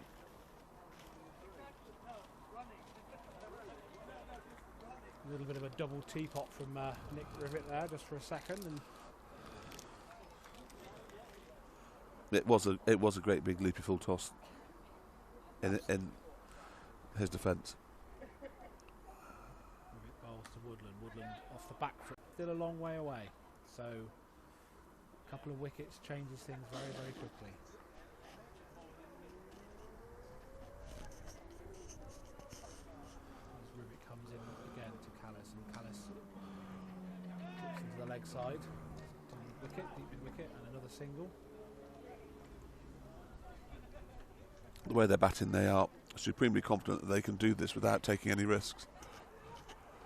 They certainly seem to have a game plan in their minds, don't they? That actually sanitising. Yeah, they have a game plan that actually 196 is doable. And they don't need to take those risks. Which is okay, but if they do lose a couple of wickets and we Cats get 2 fresh batsmen in, they have to get themselves up to speed reasonably quickly. Yeah.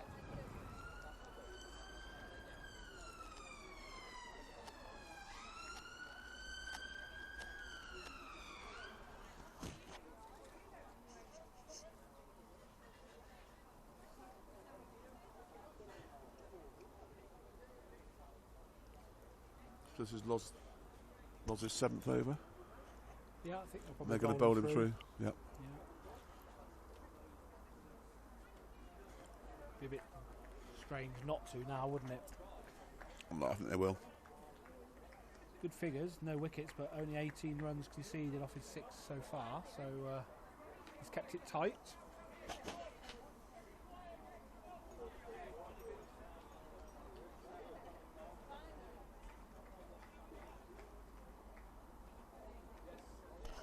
he comes for the first ball of his 7th over. Brock to Callis, and that is a sharp piece of work there from Frankie Crouch. The batsman Callis never left his ground, but an attempted stumping. I don't think there was any danger of that being given. The batsman didn't leave his ground, but sharp work. He's a good keeper.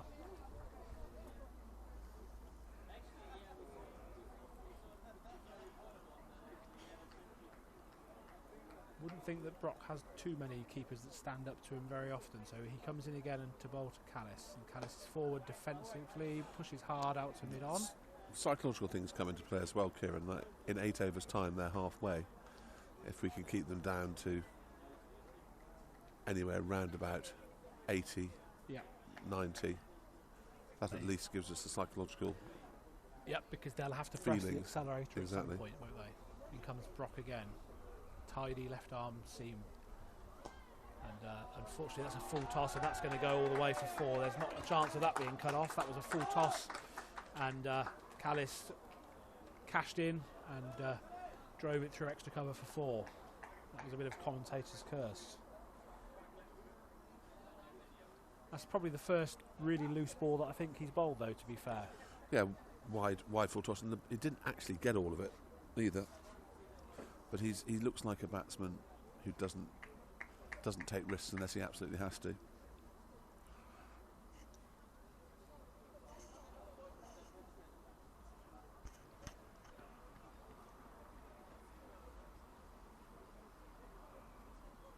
So what's Brock's response going to be to that? He comes in over the wicket, bowls, and that's going to go for another 4, this time behind point for another 4. This might be an opportunity to keep Loz with one up his sleeve. Could be the case now. And I think he got all of that one, certainly, and played it behind point for 4. And as you say, as soon as it pierces the infield, you're just not going to stop it. It's a lightning quick outfield. Bit of a false start. Batsman's not ready. Somebody behind the bowler's arm. They may just give George Sambach an over this end, just to see. The mystery spinner. They may do, yeah. Or obviously Tom, but it depends which end Tom prefers to bowl at. Better delivery there from Brock. Dot ball, no run. Somebody somewhere is going to get a catch, and it's going to be crucial.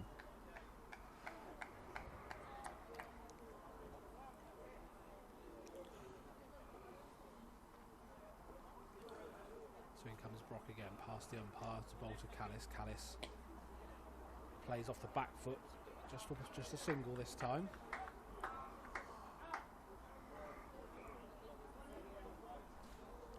End of the over, 51 on the board, and this is becoming quite a good partnership, similar to the opening partnership that Downs produced, of course. 70 for the first wicket between Freddie Smith and Will Watts. This is 51 in 13 overs.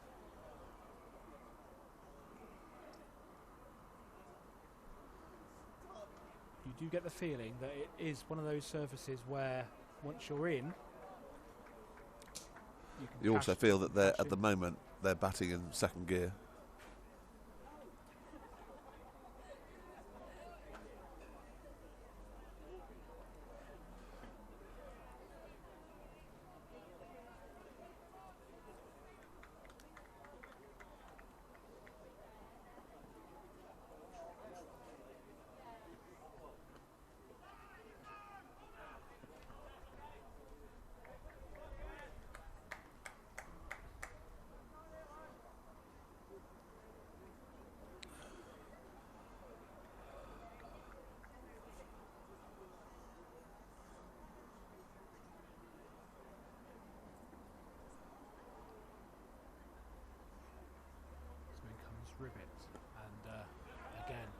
respect shown by Callis, and play back to the bowler. There's no run.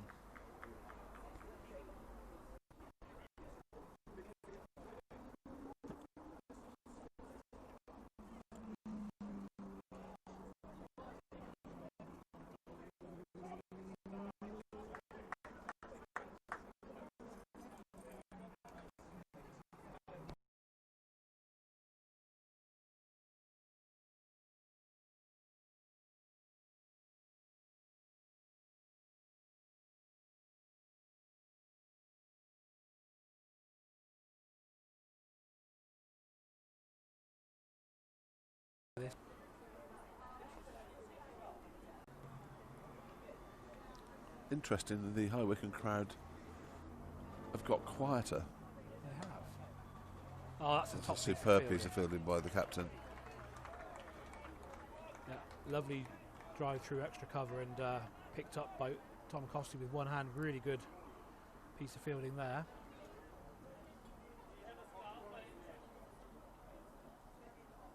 As Rivet comes in again.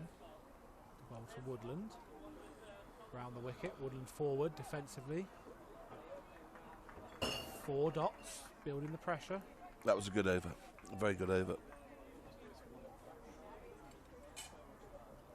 Yep, 4 dots and a single in that over, so yep, a very tidy over again. So Tom was just discussing with Loz whether they're going to bowl him his last over or whether they're going to keep one up their sleeve.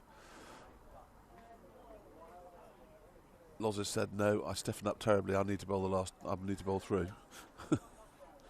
For a minute there, I thought we were going to have a Simon Smith special where you correctly predicted that George Sambach was coming on, but not quite. Not quite.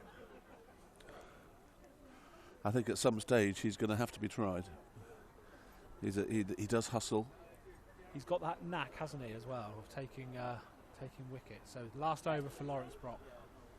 Bowling to Callis, Brock over the wicket, and Callis clips it off his legs straight. The bad news, Kieran, is they're now bringing out cheesy chips as well as normal chips. Oh no!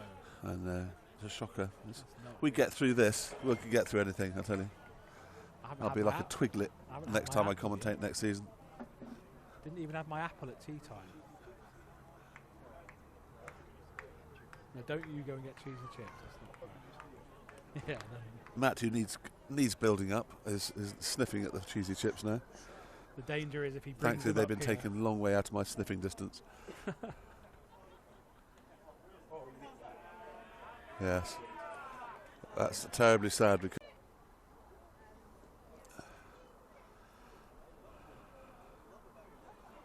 nobody wants the cheesy chips.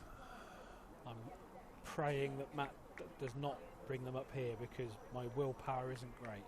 And if they're there, I will be eating them. Oh no. More food being rejected. I can't believe what was wrong with that. It looked fantastic.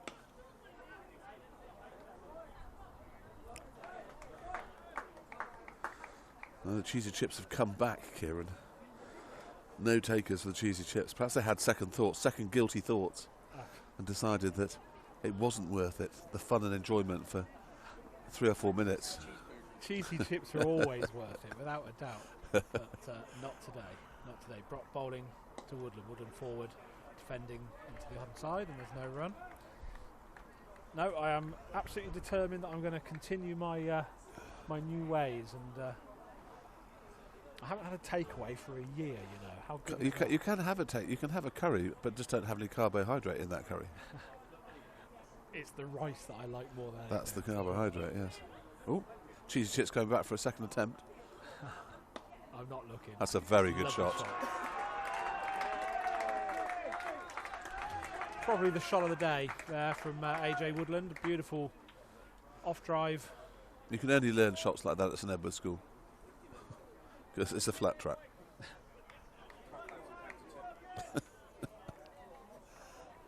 Not for AJ, I suspect.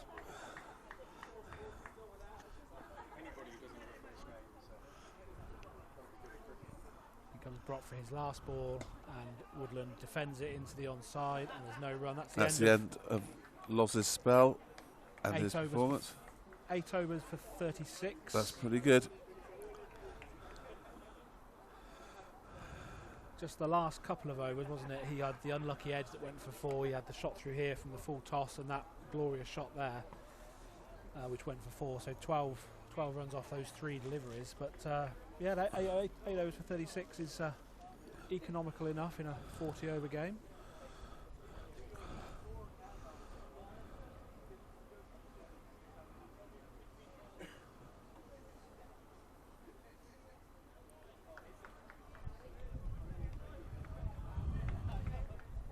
Very kind of you, Mr. Place. Keith Place says, Simon, not TMS standard. I thought this was TMS.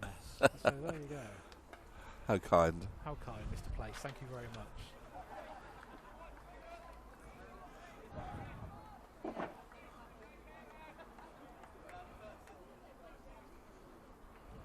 So wicket is probably getting quite desperately needed now, I would say. 61 without loss. Rivet bowling to Callis over the wicket. Callis is forward, defensive again, and there's no run. The one thing that you would say with Nick Rivet is he won't give much away, and he will build pressure. It's just bowling in partnerships, though, isn't it? You need at his pace, he can't afford to. He has to get it absolutely there, otherwise batsmen of this class will dispatch him. But so far, so good with Rivet. He's bowling a tidy line and length. The key is the partnerships. You know, who's going to bowl next at the other end? Maybe George, perhaps. Just trying to look around to see if anybody's loosening up.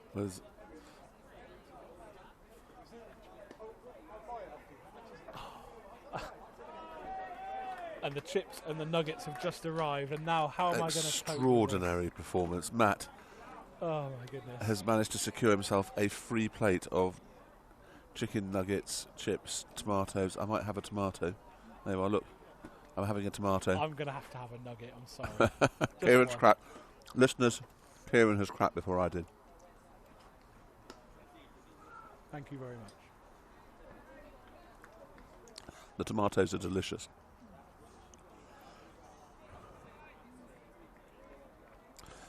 Matt, very happy man.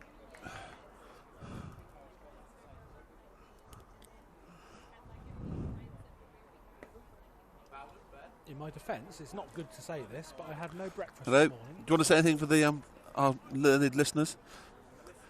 Yeah, I'm on there. So the young fit boys from Oxford Downs are here, having looked as though they've had a little bit of amber liquid, but they're enjoying the sun and enjoying the great performance.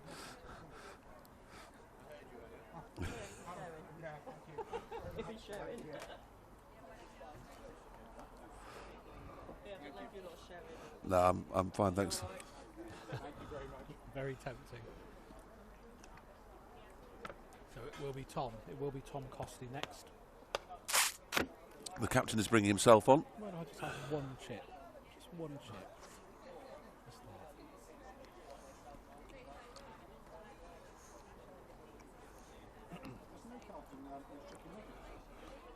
On the breadcrumbs there is. Yeah, sadly. They're very nice, I have to say.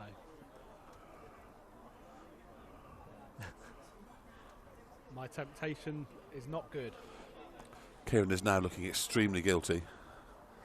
I'll go and do a few laps of the ground before we go home. If only he knew, I have a large bar of Cadbury's Dairy Milk in my bag for Freddie. Wow, I'm not a chocolate man. Believe it or not, I'm not a chocolate person. Right, Captain Courageous, cometh the hour.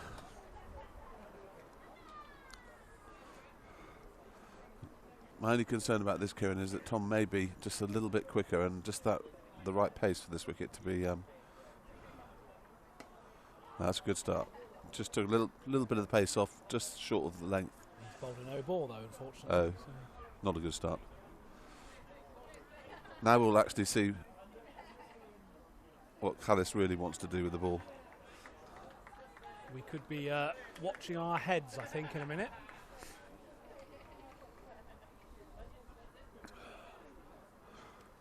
So here comes the free hit. What's going to happen? Costley comes up to the wicket to bowl to Callis, and that has gone for 4-1 bounce into the cars by the scoreboard. So that was a very expensive no ball. Free hit, unfortunately. Tom will recover, I'm sure. Now one more. I've just found cucumber as well. Life doesn't get any better than that.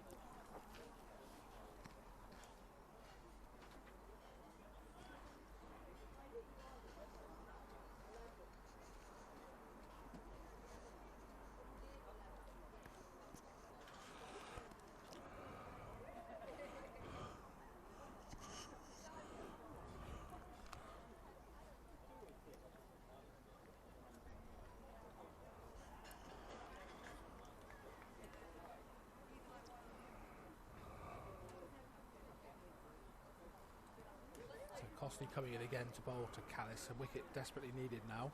And Callis pushes it into the offside for a single. That's good cricket. No ball, free hit for 4, then a single. So 7 off the first 3 balls. 2 ball with a no ball, thank you. 2 legitimate balls, shall we say.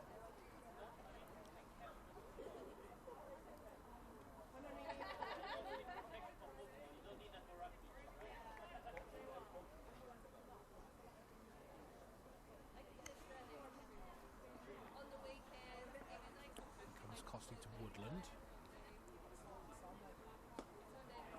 There's a big gap there through mid-wicket, and there's an easy 2 there. He's played that intentionally into the gap with a slightly cross bat. Very clever shot, actually.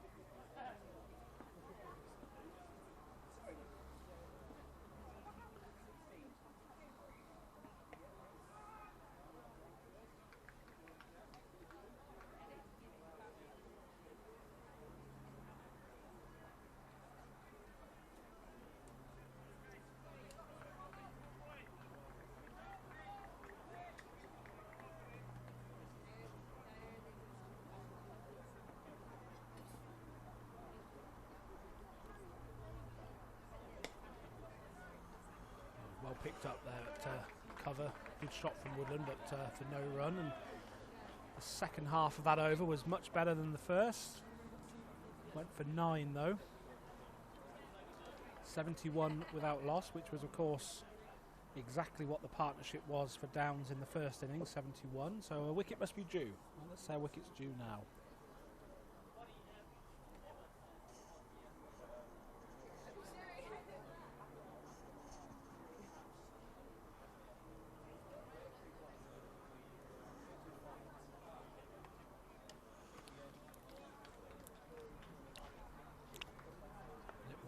Continue to be Nick Rivet for the far end. After this over, we'll be taking the drinks break. We'll take that opportunity to go and grab a drink myself.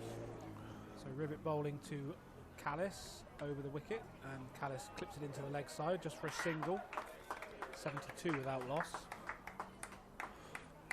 Tom seems to be slightly annoyed about something at the moment.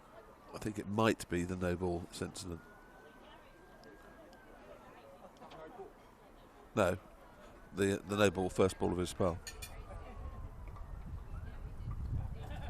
We've always told him you can't do anything about what's gone. You have to think about what's ahead, don't you? So he needs to put that out of his mind. As Rivet comes in to bowl to Woodland, around the wicket to Woodland. Woodland forward, and Rivet's gone down. Is he injured or is he just taking a bit of a blow? Looks like he might have done something. Twisted his knee, perhaps. Oh no, we don't want that. He might have landed on the one part of his body that hasn't got neoprene on it. That could be fatal.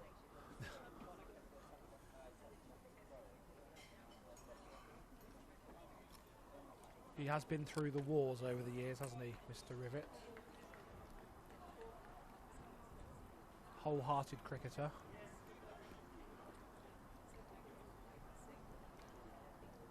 course, that little injury might slow him down even more, so it might make it even harder for the batsman to get the ball away. So Rivet comes into Woodland. Woodland drives through the covers, and it's going to be a single. And Rivet is definitely struggling a little bit, holding his knee. He's got the whole winter to recover, of course.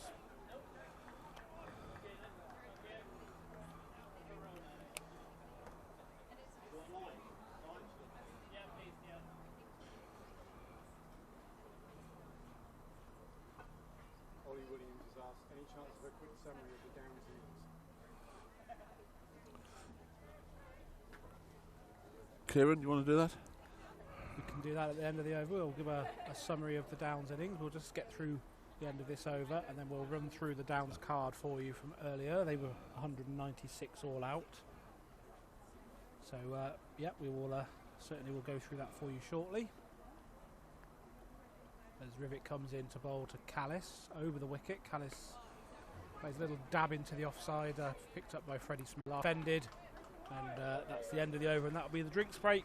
77 with LBW to Connor Haddow for 99. Very unlucky, batted superbly without LBW for 99. Freddie Miles for 4 and 10 respectively. Matt Warner was stumped by Russell off Miles for 2. Costley was caught in the deep for 0. And Lawrence Brock also fell LBW to Miles for 2. So unfortunately, from a strong position of 70 without loss, it became 196 all out. But the highlight for Oxford Downs was without a doubt Will Watts' 99. Very unlucky not to get through to 100. 9 fours and a 6 in his innings. And Dan Miles for the home side, finishing with 7 for 32, which in a 40 over game is extraordinary. Fantastic bowling figures. It was extraordinary. And it was very well bowled. He bowled straight. He bowled straight, and he bowled the right line, the right length as well, crucially, and picked up 7 wickets, the last 7 wickets to fall. And he's going to be the last.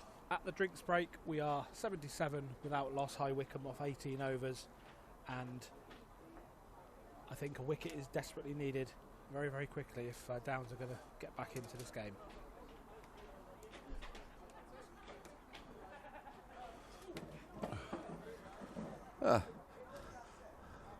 I'm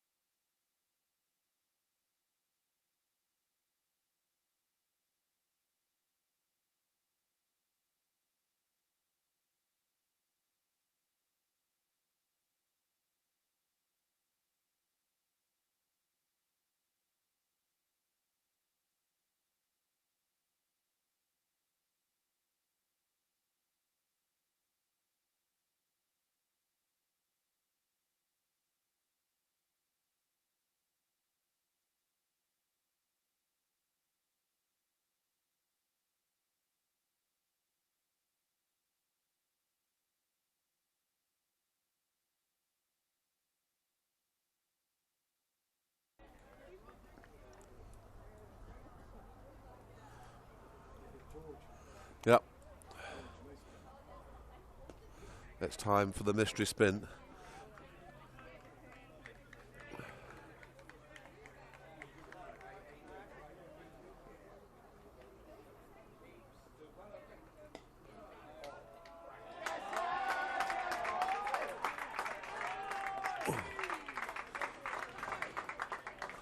Oh, that was a spectacular effort from Ethan at mid-on.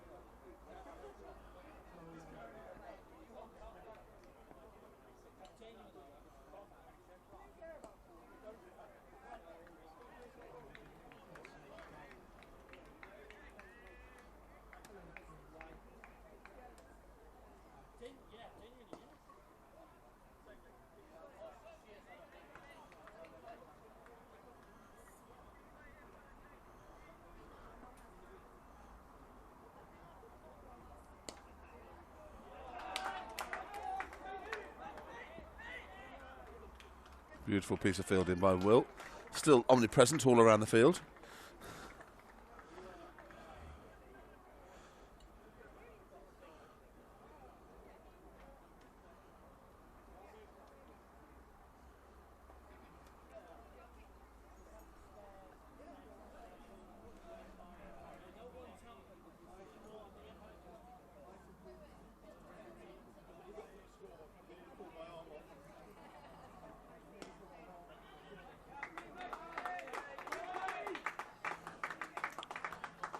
The crowd that was lulled a little bit before is now bursting back into action, worryingly.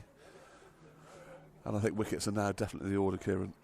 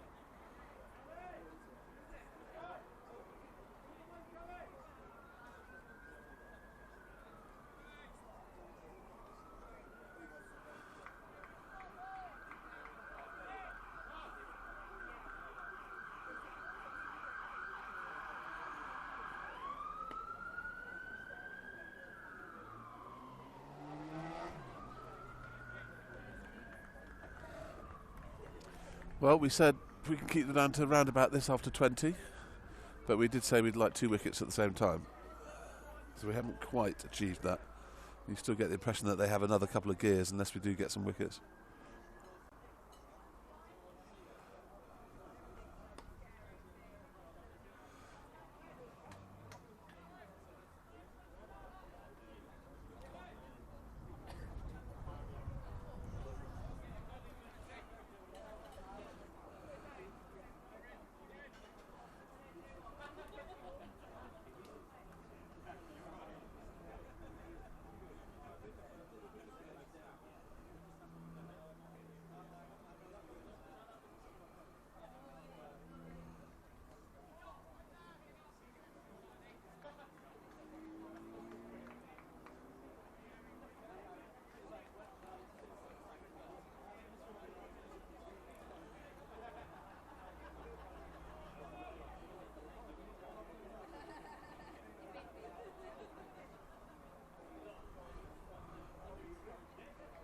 Oh my word.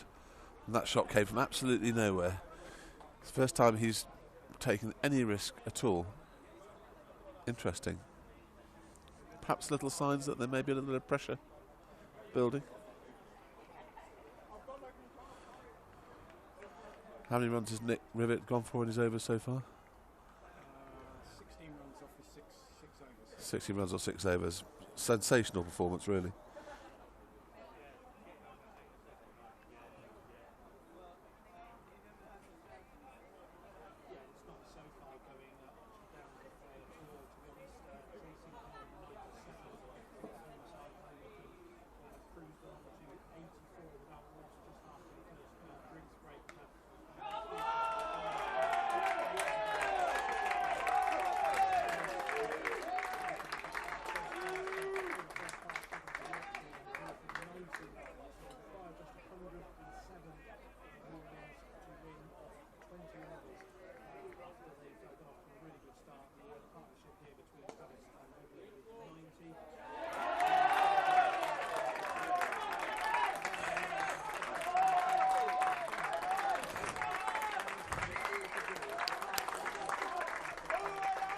He's looked extremely solid and very professional, this chap, which is not surprising because he's next pro, but he's not being conned by George's cons. So I think this experiment is coming to a rapid end, I'm afraid.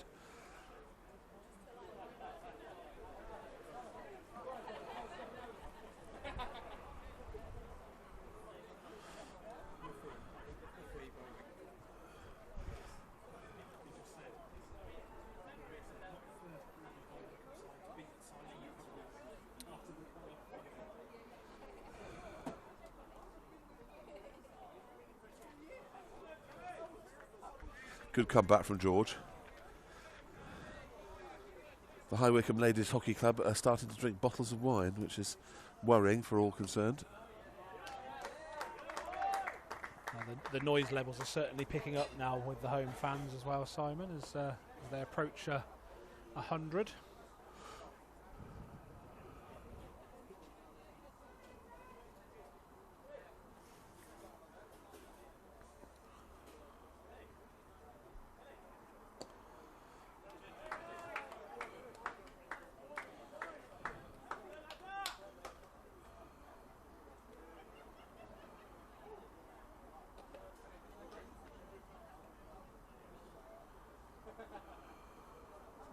Will Watts may be loosening up to come on shortly.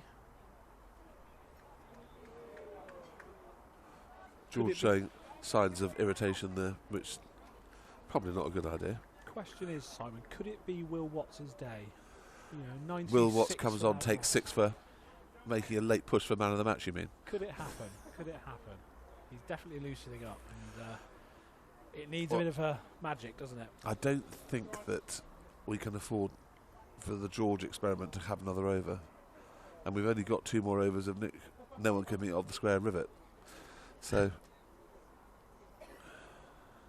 could be Will Watson maybe give Ethan a go, I suppose. And I'm sure that Ethan won't need reminding what happened the last time he bowled at AJ Woodland. This is an interesting tactic, I have to say, knowing what happened the last time these two played against each other. But stranger things have happened. Absolutely. Well, best of luck, Ethan, Davey. Step up and win it for us. So it's Ethan Davey to AJ Woodland. Woodland on 39. Davey comes in right arm round the wicket, and Woodland plays that one off the back foot. Defending. Not an awful lot of flight in that first delivery. No, it was pretty flat, wasn't it, that one? And he comes again, round the wicket. Bit more flight that time, and driven to long on, and picked up for a single.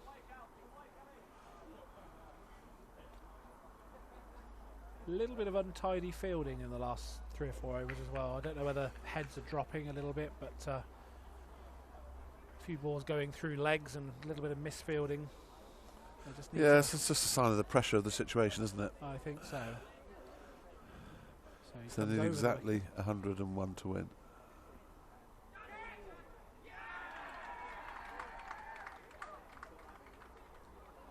Well, umpires unmoved. There was a sweep. It went to Freddie Smith at slip. Quite how it got there, I'm not sure, but it must have been off the pad. Umpire says not out. I'm not sure that the batsman was even worried about that. No, I think it was clearly off the pad. Followed by a what would be at Lords a crowd catch, a little bump ball straight to extra cover, and no run. So maybe over the wicket to Callis. Callis tries a reverse sweep again, and again it ends up in the hands of Freddie Smith. Expertly avoided by Frankie Crouch, who ducks out the way, and the ball ends up in the safe mitts of Freddie Smith there.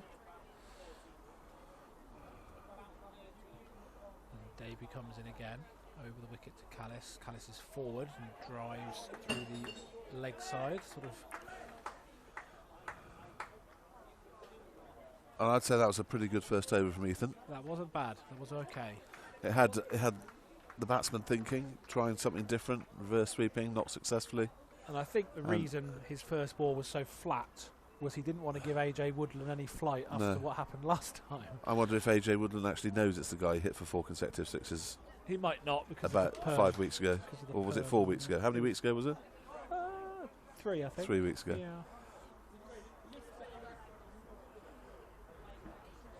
So Nick Rivets coming on the other end. He'll try his luck from the pavilion end then. He's got a couple of overs to go.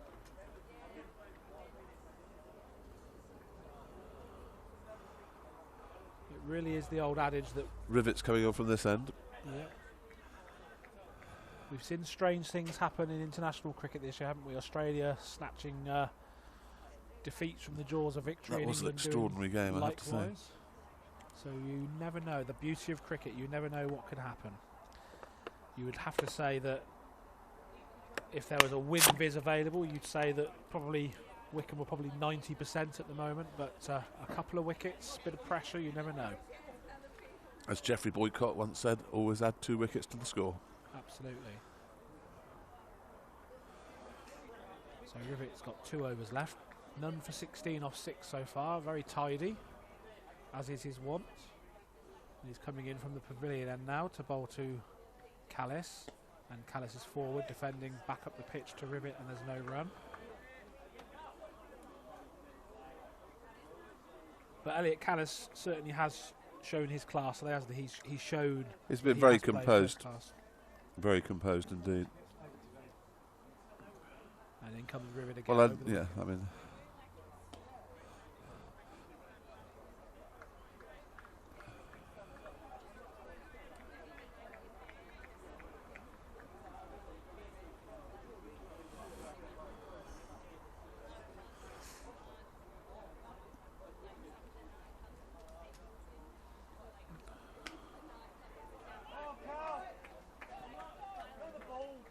Bit of a rare loose delivery there from very good fielding. Nick Rivet. Yep, well fielded in the deep.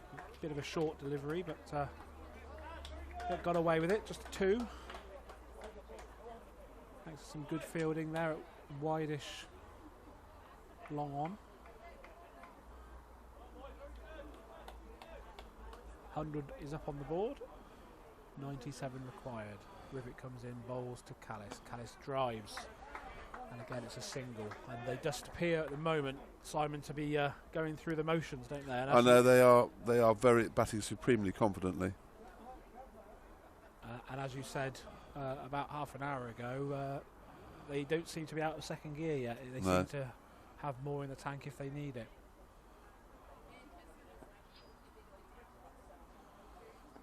Brings Woodland on to strike.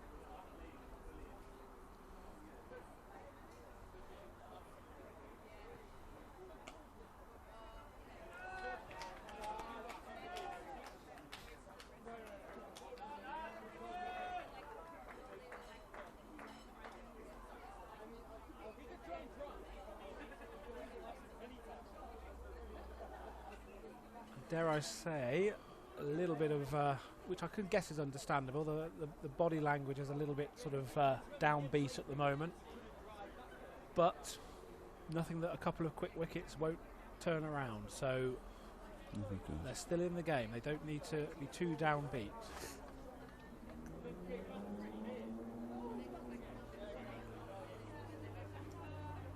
(103) without loss, 17 overs to go. Interesting score. Championship, 3, Wickets, half time.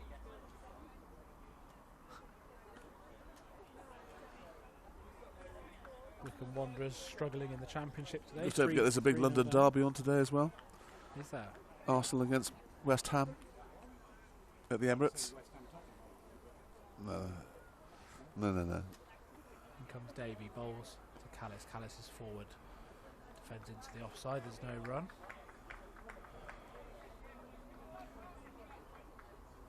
I think Davey mustn't be afraid to give it a little bit of air, a little bit of flight to try and encourage Callis to try and hit over the top. This has been a very good over from Ethan so far. It just needs to finish it off now. Flatter and quicker, that ball.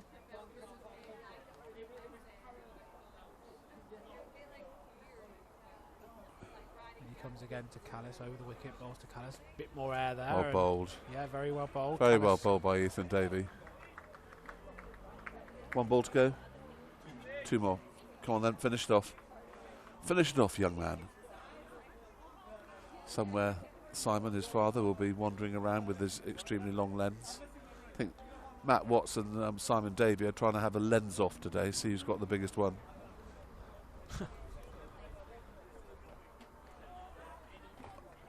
Well fielded. You were talking about the lens there, weren't you? Well fielded, Loz. Yes, of course I was. I'm pretty certain that all our listeners are over 60, but even so.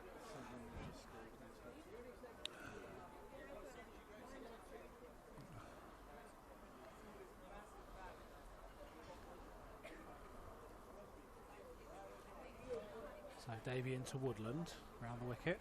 Woodland forward, defensive, and plays back to the bowler. No run. Good over from Ethan Davey, just 2 from it. Extremely good. First 2 overs. 1 from it, yep. How many's gone for in his first 2 overs? 3 in his first 2 overs. 3 in his first 2 overs. Another 5 like that and we'll be very happy. 6 even. Another 6 like that. Most handy. So Golden Arm, Mr. Neopreme has 1 over left.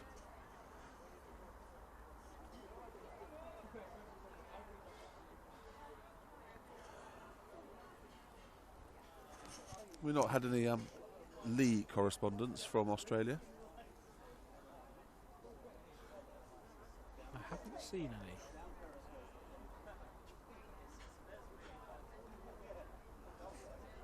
Sanitising. Oh, sorry.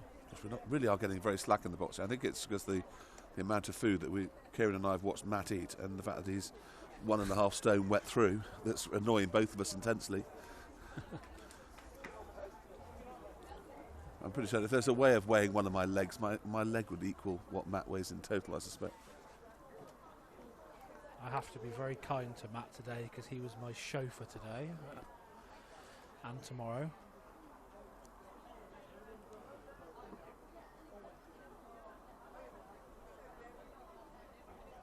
If they win some silverware today or tomorrow, it might be worth a drink for you, Matt. I might buy you a glass of something. If Daryl's listening, he'll know that's complete nonsense. I never open my wallet. So, here we go. Rivet's last over, bowling to Callis. Rivet bowls a full-length delivery. Callis plays it straight back up the pitch to Rivet, and there's no run. I think Nick Rivet can be happy with his bowling performance today. He hasn't taken a wicket, but he hasn't gone for many at all. 21 runs. As he comes in again, bowls to Callis. Callis drives through the offside, just going to be a single, picked up by James Elwood.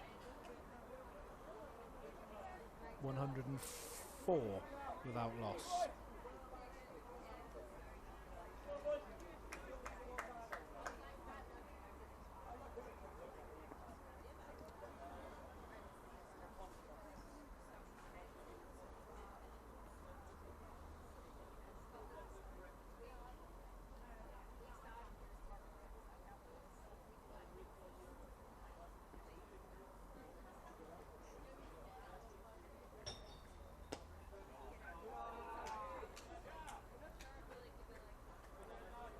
Another sedate, serene single.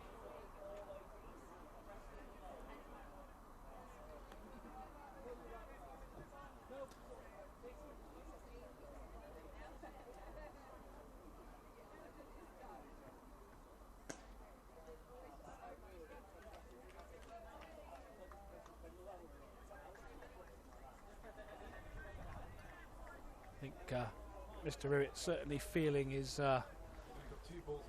injuries.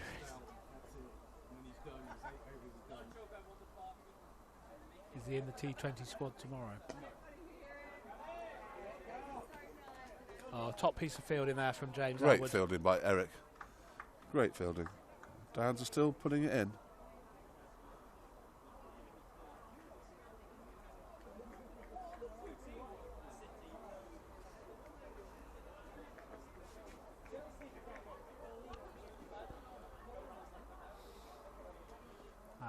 The last ball then of Rivet's spell, and it's driven again through the offside for a single, and that's picked up by Warner, and that's the end of Nick Rivet's season. I think he'll be quite happy that that's the case.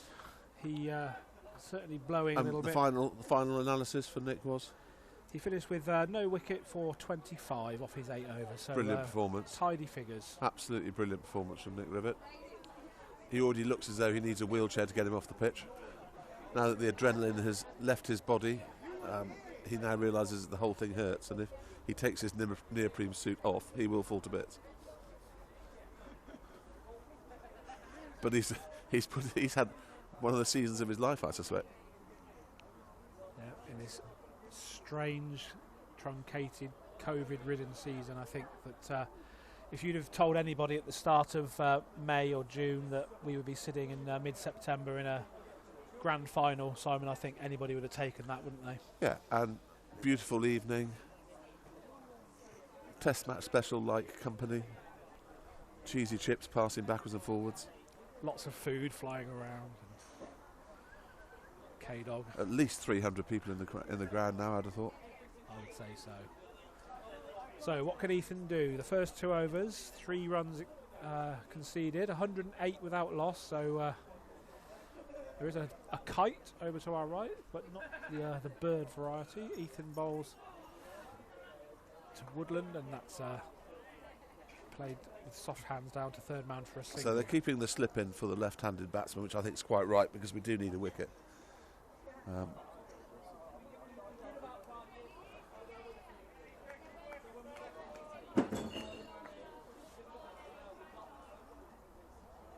in Davy comes again over the wicket, and oof. Playing a miss. Bit of Frankie a was just waiting to see if he lost his balance and fell out of the ground, but fell out of his ground, but he didn't, unfortunately. But Ethan has started this spell extremely well. Yeah, it's been a good start for the young man, without a doubt.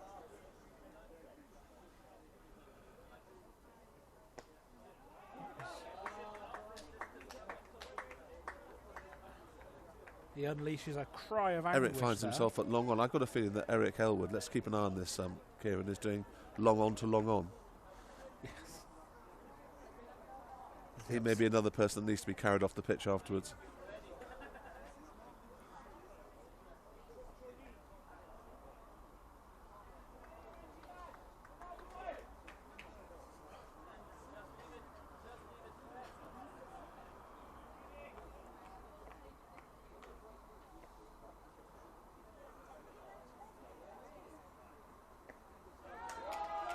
That is going to go all the way. One bounce for a sweet shot from he's Woodland. picked that up rather nicely, actually. He did, yeah. I was half expecting it to be a catch, but there's absolutely no one out there at all except at deep mid-wicket. I wonder if they could afford to move him round 30 or 40 yards.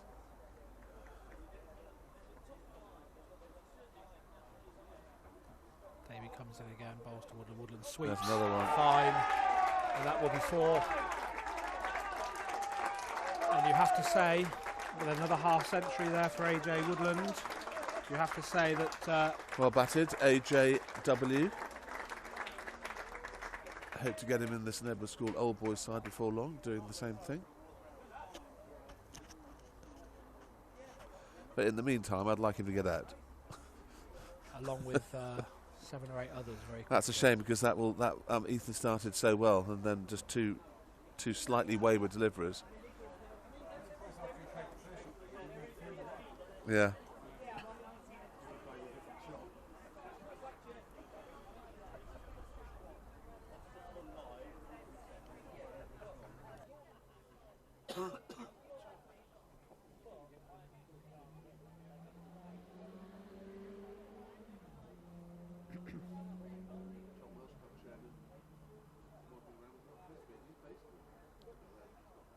So we now have an enforced change of bowling, and it's the man of the moment from the first innings, Will Watts, coming on to bowl his medium pace.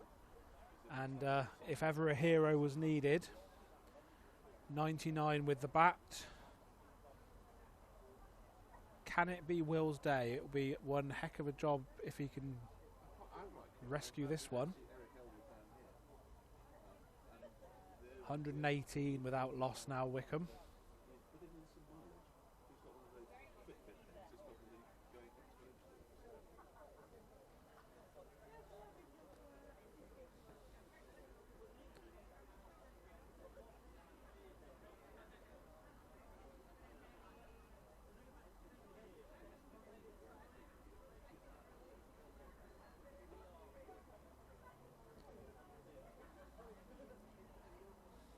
And you are indeed correct, Mr. Smith. James Elwood is indeed going long on to long on, or long off to long off. So keep him fit.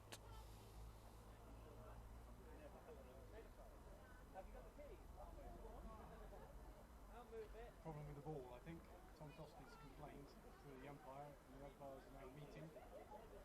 Yep, slight delay here. It did do a fairly good job changing the ball for High Wycombe when they changed the ball. I think that's when their captain got most of his wickets.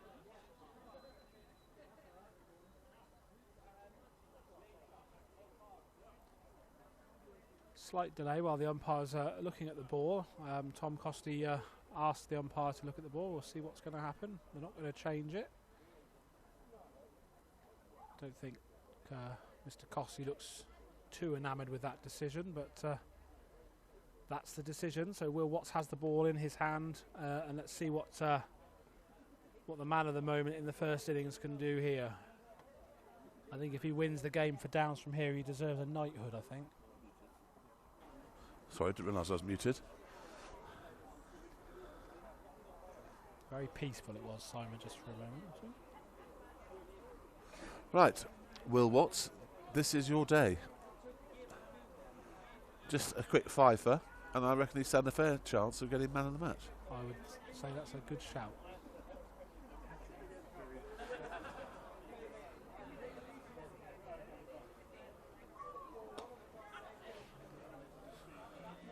For a second, it looked like it was straight down Tom Costy's throat. That it did. The very first ball looked. Oxford Downs super legend Roger Berryman strolls past on his 65th lap. He's going the wrong way. He should be going left for wickets, not right for runs.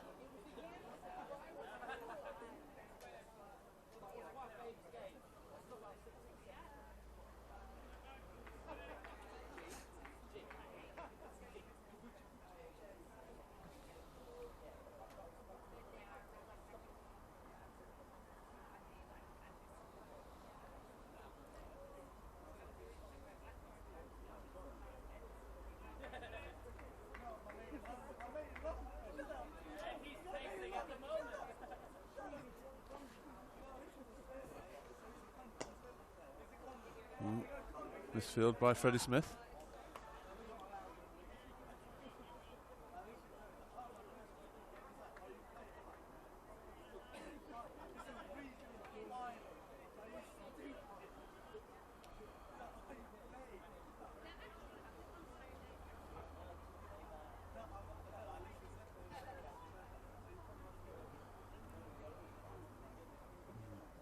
More movement behind the bowler's arm. I think it might be Mr. Berryman, actually. Really? That might have called Good that. attempt by Roger Berryman to disrupt the batsman's concentration by waving frantically behind the bowler's arm in a white shirt. So in comes Watts to bowl to Callis. And that's easy. Oh, they're going to be looking for two there. Yeah. An easy two.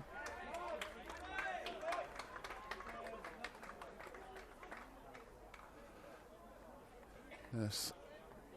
Desperate need of wickets now. It's gone from being One short. important to desperate. Don't see that very often. No. One short.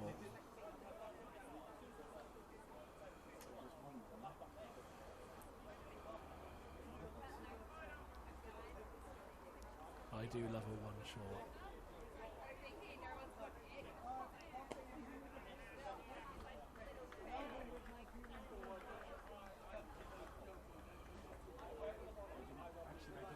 They scored it as two.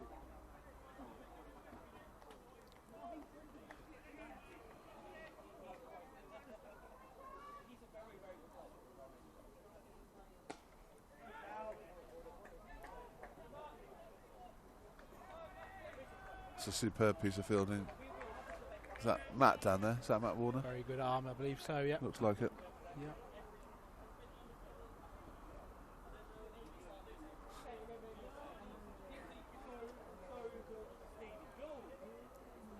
So another cup final tomorrow for Oxford Downs, of course, at Banbury in the afternoon. They bid to avenge last year's Bernard Tollett Cup final defeat to Banbury. Once again, Banbury will have, as is the case today, they'll have the home advantage.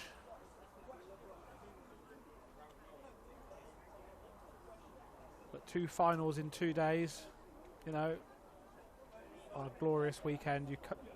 The result may not be going the way of Downs today, but you can't ask for more than 2 cup finals to finish a season off.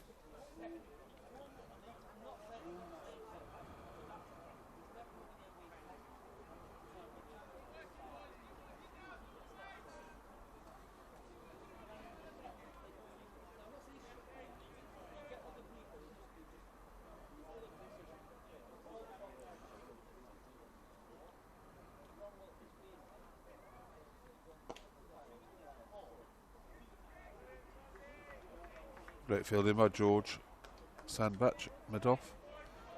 I think both these batsmen are seeing it incredibly well at the moment. Yeah, timing it very well. Davey into Callis. Callis clips it off his legs for a single. You have to say they are cantering here, I think.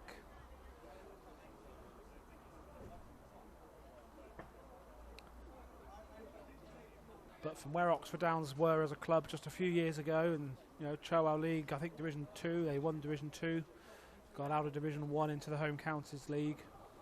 Wycombe, a historic Home Counties League, so that's gone for 4 as well. That's a sweep shot for 4. And it is becoming a little bit of a cakewalk, unfortunately, for High Wycombe. But as I say, Wycombe, you know, a Home Counties Premier League founder club back in the year 2000. They've always been a very strong side, and to be in the final against them. Yeah, I mean, and they've treated us with respect in this game, to be fair. They haven't come out guns a-blazing. They've just played really good cricket. But it's not over yet. I still think 2 wickets might put the cat amongst the pigeons again.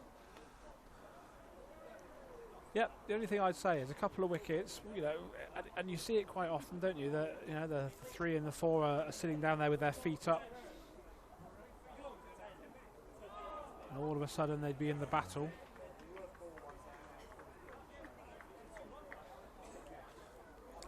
But they're not really giving many chances, these 2. They're both looking pretty well set, very solid. Ethan Davey coming in to bowl to Woodland, and that is a lovely lofted drive, and that's gone all the way, I think. I think they've got to bring Matt, or Tom's got to bring himself on, I think. Last throw of the die, isn't it? I think all our top bowlers have to bowl through, I think. Yeah, just 62 now required from 12.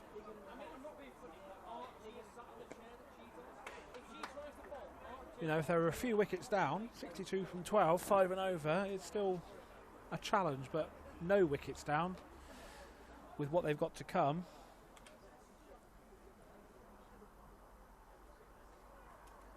It's certainly Wycombe's game to completely throw away, which I don't think is going to happen. That's going to be another boundary, another 4. Picked up expertly by one of the spectators on the second bounce.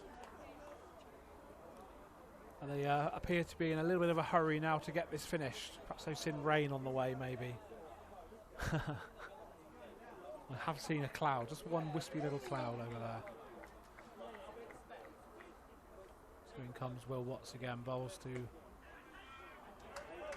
Callis, and that's really good cricket. So he's played a lovely on drive for 4, and then rotated the strike. The left hand, right hand combination really has worked very well today. It worked well for Downs in the first innings with Freddie and Will, and it's certainly paying dividends here as well as Callis moves on to 70, 140 without loss now as Watts comes into Woodland. A short ball and Woodland pulls that, and that's going to be another one bounce four. They really are in a hurry now. I fear that this game is not going to go the distance. I think that we are in the closing stages of this match.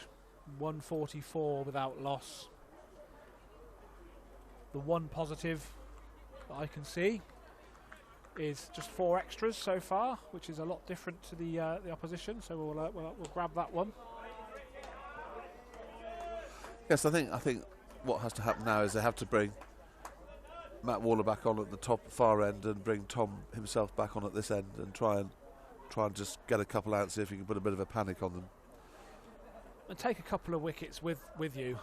Even if the game and the result is likely to go Wycombe's way, take a few wickets with you, because Downs have played well in the first innings. They batted well for the majority, so a 10-wicket defeat, if that's what it turns out to be, would be, I think, quite flattering actually for the home side, because although these two have batted well, there's not a massive amount between the sides.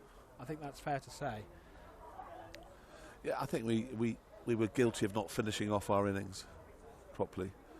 We had, they caught well, but we were perhaps not as professional as we could have been in making sure we used all the overs, getting it to 210, 220. Having said that, you don't know how many more gears they've got here. Yeah, and they have given very few chances, have they? So as Davey comes in again, bowls to Callis, that's going to be no run. I can't actually remember. Let's hope it's not going to be a 10-wicket defeat, because I haven't had the pleasure of watching Oxford Downs too many times this year, but a 10-wicket defeat wouldn't be deserved. They've more than played their part in this game, maybe 20, 30 runs short. That's another shot, and this is a 6. So this is finishing in a hurry, unfortunately, for Down supporters. So a 4 and a 6 on the last couple of balls, and they move on very swiftly into the 150s, 156 without loss now, and the only sort of option left now is to try and take a couple of wickets with them. Callis has moved on to 81, so he's closing in on a century. Woodland on 71.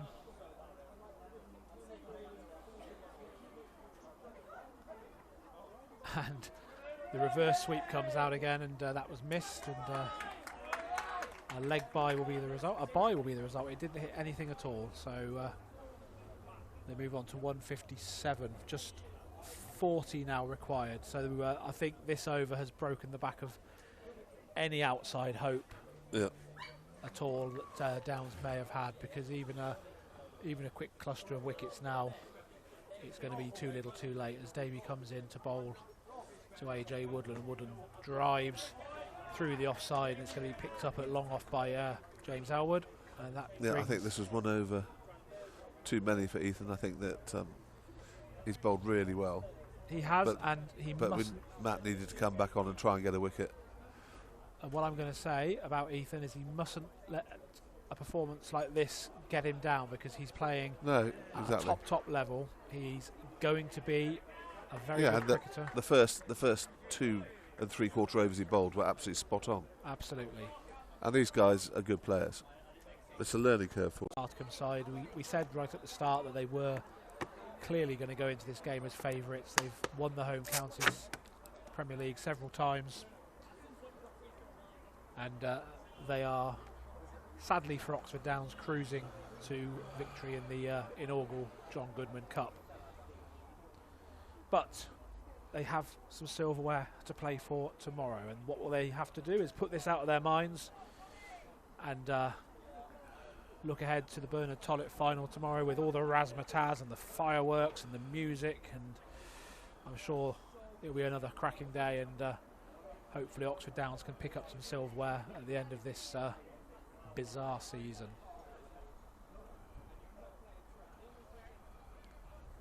And as you said, Simon, Tom Costy's bringing himself back on now. Yep. And then Matt from the other end. I would agree with that, yep. 10 overs to go, 159 without loss. And Costy bowls. And that is gone quite a long way. Is that a 4? Yeah, 1 bounce 4. Bit short from Costy there. And Callis moves on serenely to 86.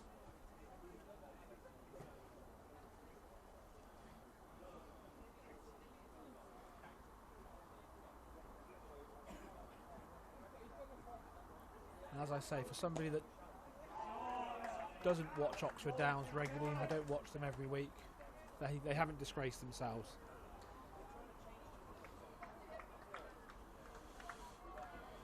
I think, to be fair as well, Simon, batting out the overs, it was only another 10 balls. They may have got another 10 runs, 20 runs. I think one of the turning points was Tom Costley getting caught on the boundary when he did, because I think he could have caused them a lot of damage. I would agree with that.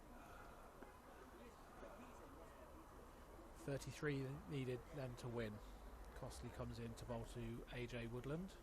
Then Woodland misfield there and runs through for a single. You're absolutely right. They mustn't let their heads go down. They've done incredibly well this season. Absolutely. From where they were, as I say, 2 or 3 years ago, you know, Choa League Division 2, got into Division 1, walked through Division 1, got into the home counties, held their own last year, and they've done superbly this year as well. So there's a lot of positives that can be taken. It's a lovely club, and I am a little bit impartial because it's not my club yet. It might be one day, but they certainly can finish the season with their heads held high.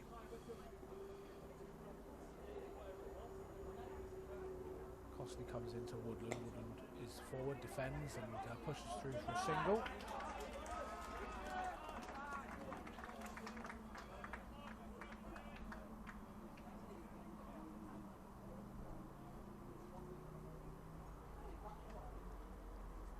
Just want to say another big thank you to everybody watching today on the YouTube channel. I think we've had record numbers today watching this final, which is fantastic, particularly as a lot of the fans are here at the ground. Hopefully we'll do it all over again tomorrow. I'm a complete technophobe, so I must thank, without a shadow of a doubt, Matthew Bowden sitting to my left-hand side. He has kept everything in check for us today, sorted out the few sound issues. As I speak, there's a sound issue.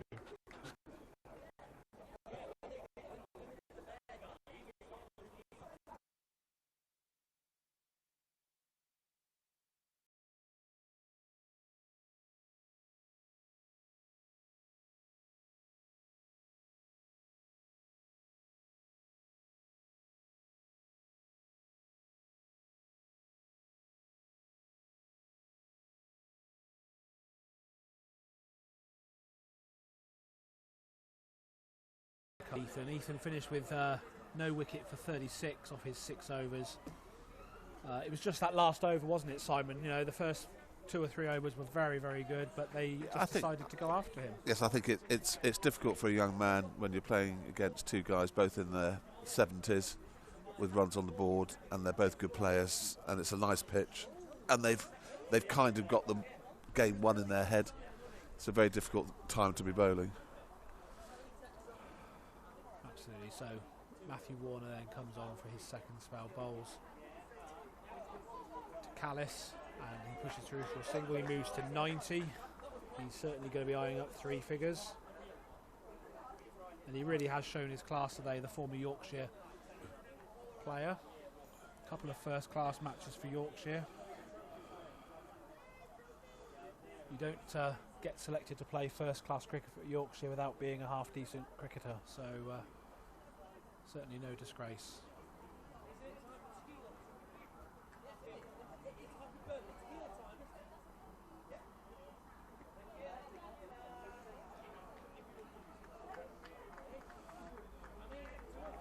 Good stop by Frank East, kept going well.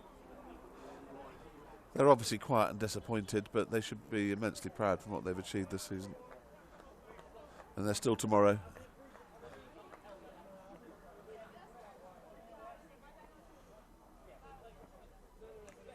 the catchphrase of Captain Sir Tom Moore. Tomorrow will be a good day. I think that's the that'll be the buzz phrase tonight. Tomorrow will be a good day. Are you Rhett Butler or Scarlett O'Hara? I would say probably Scarlett O'Hara, I should think. Yeah, it's a good shot from AJ Woodland. That's gone for 4, 174. Just 23 needed now.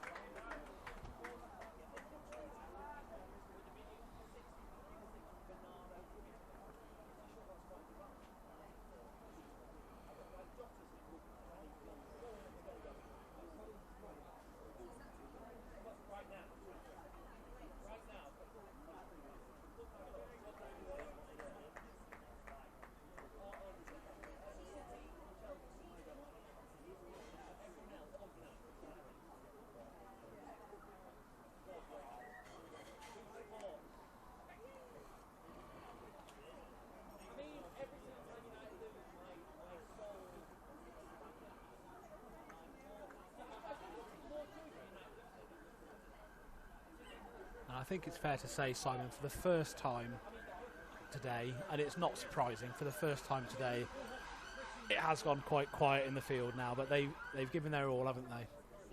I've actually experienced this myself many years ago. I don't really want to mention it because Darrell Woods. I was on the other end of a Darrell Woods hammering. Headington played against North Oxford in the final of the 2020 Cup, and we put on a half decent score. And Darrell Woods, and I can't remember who was opening with him, knocked him off for 10 wickets, and it's quite a humiliating experience, I have to say. But wasn't David Wise, was it? It might have been Wisey. Yeah. Another one of my old mates from the good old days. But yeah, it might have well have been Wisey and Woodsy. But it's not fun, and they'll be bitterly disappointed. But they've done very well.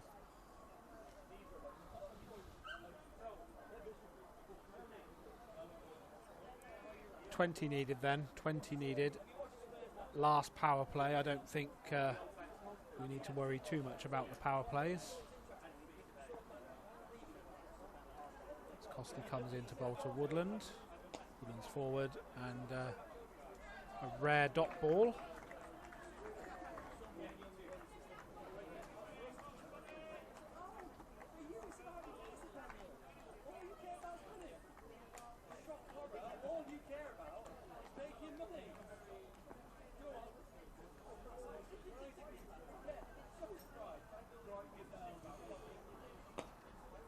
That's a lovely shot. That's a pretty nice shot. Straight. He's obviously not in the slightest bit interested in letting his partner get 100. No. To get to this stage where you sometimes discuss between you whether one of you might like to get 100, but AJ's having none of that. Unless he's the one going for it, of course.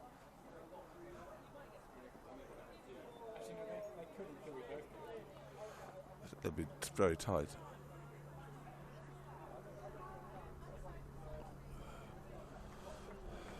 Tom bowls wise, then neither of them will get to 100, of course.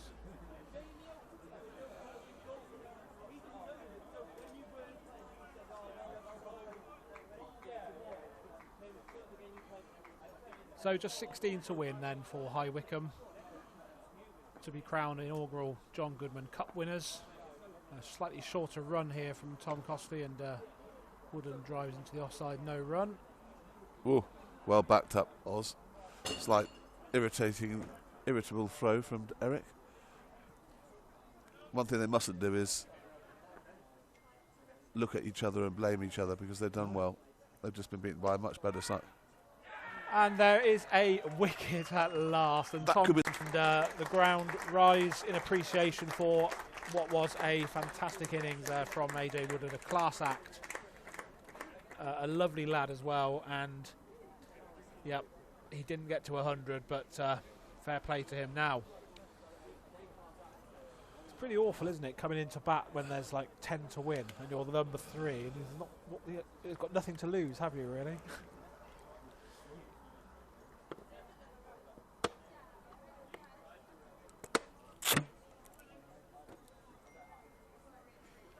Do you want to ask who's winning now? I know we're on it. We are on it. Yeah, I think you might be right. Very expensive night behind the bar. Yeah. It was last week as well. Not bad for somebody who's half season out. I think, 32 we're on. It's 40 overs, isn't it? I think it makes No, the overs, it's a 40 over. it is, yeah, you've got 8. You won't use all those 8. 15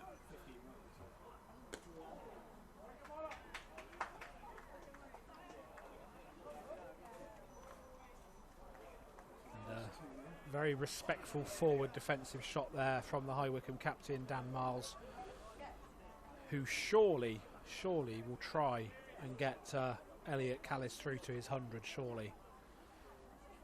And you wouldn't begrudge him that.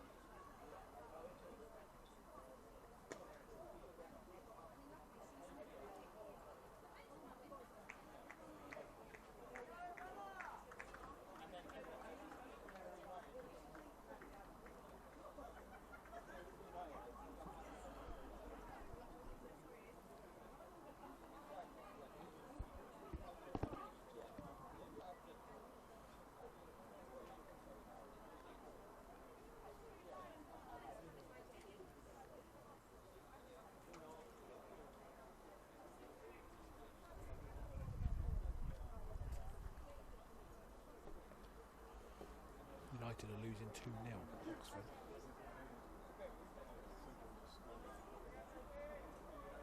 Cheeseburger. Yeah, where's Connor? I just heard the word cheeseburger and my eyes lit up again. He was looking for 2 there, Callis, but only 1. He moves to 92. Will Watt sprinted all the way in from the boundary to make sure they didn't get 2 there. Very good stuff.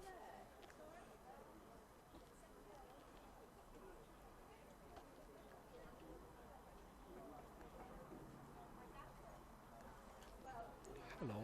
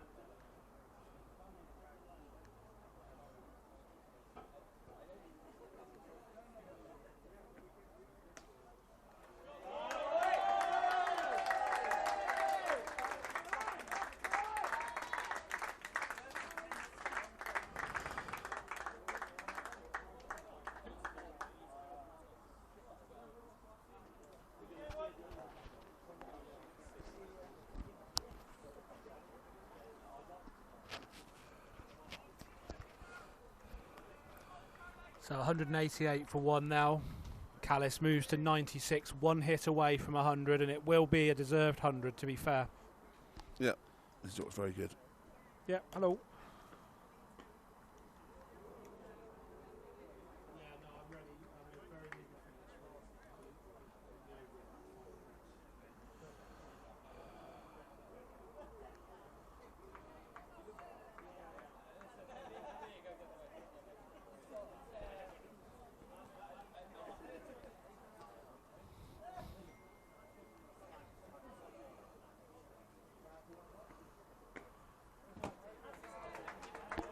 Hello, hello, hello.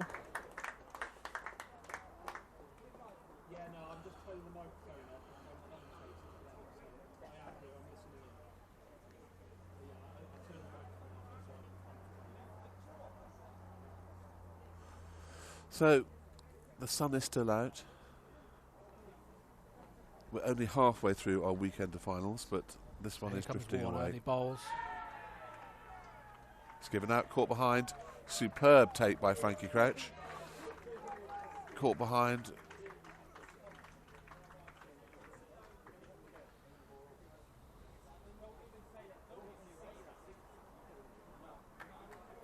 As you said, it's a nightmare to come in.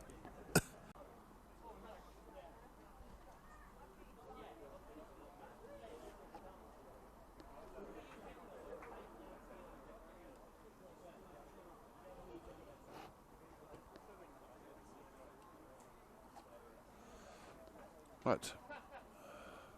97 not out.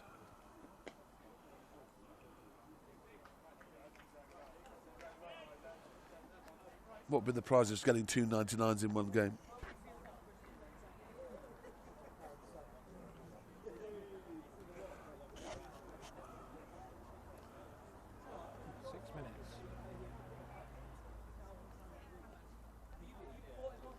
Minutes of stoppage time, so I can come back.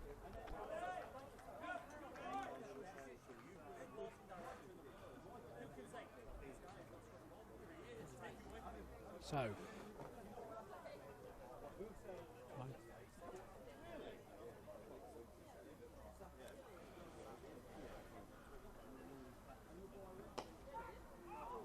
is that going to be his 100? No. It's going to be 2, so he goes to 99. 99 not out. I think Tom feels that Freddie might have snaffled that one at short mid-wicket. And the score goes to 191 for 2.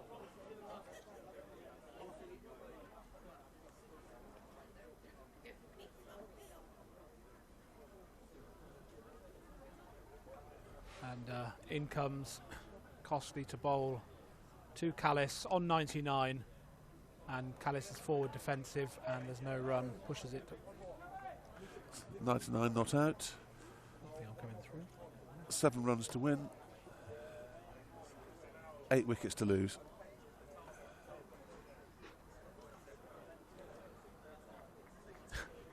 Always positive, Simon. In comes Costley again. To bowl to Callis, and Callis is forward. He's very patiently waiting for this opportunity for his single. He's got plenty of time.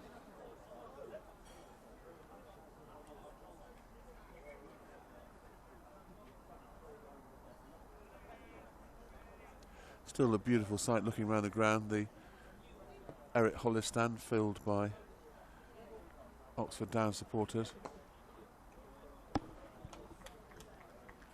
It's been a lovely day, hasn't it? It's been a perfect day. Tom bowled a very economic over there. What prizes for number 4 batsman hitting a 6 and a 4 and leaving him on 99 not out? He wouldn't be on my Christmas card list if it was me.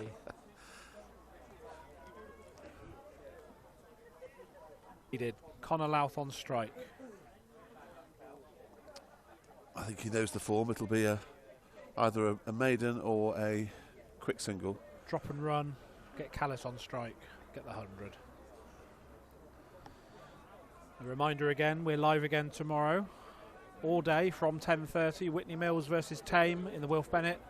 And then Oxford Downs versus Banbury in the Bernard Tollett final as Warner comes in to bowl to Louth. Louth tries to clip it into the leg side for a single, but there's no run.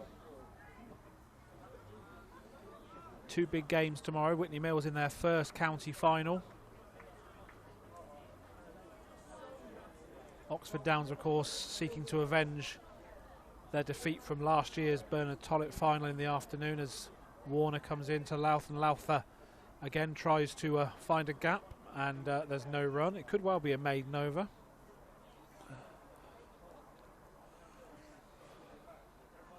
Can Callis win it with a 6 and get him to 100 and win the game with a 6 as well? My gut feel is he'll just hit a 1.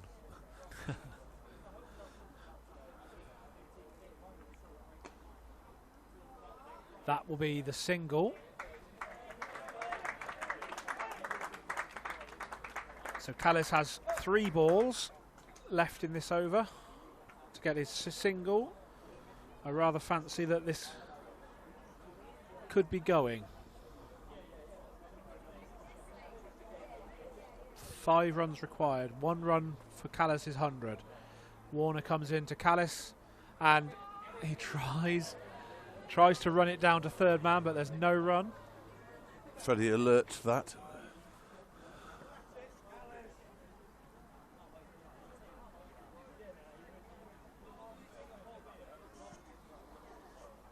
My watch has just bleeped and told me that Leeds United have beaten Fulham 4-3.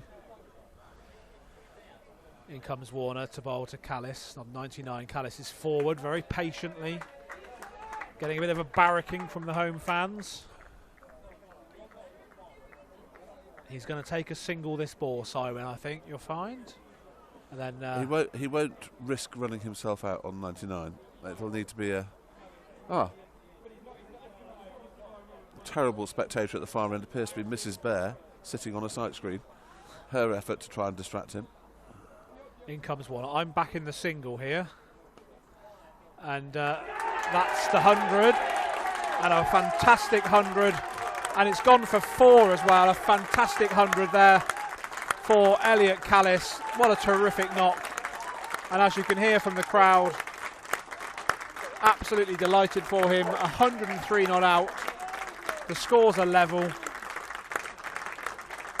and a wonderful knock from Elliot Callis. 103 not out off 121 balls, and at the same time brings the scores level, and there'll be 1 run to win.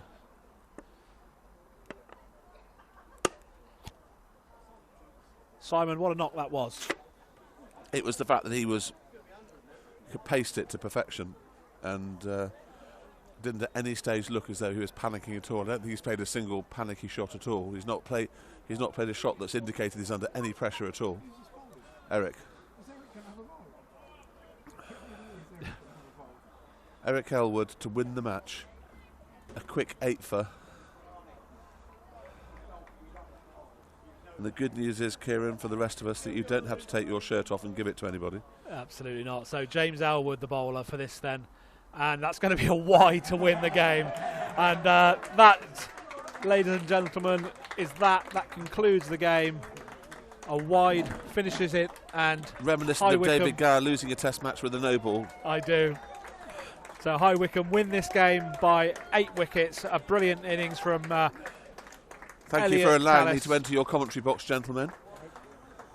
And thank you very much for watching. And please join us again tomorrow from 10:30 for the Wilf Bennett final between Whitney Mills and Tame, and 2:30 in the afternoon between Banbury and Oxford Downs for back-to-back T20 finals day in the Bernard Tollett and the Wilf Bennett.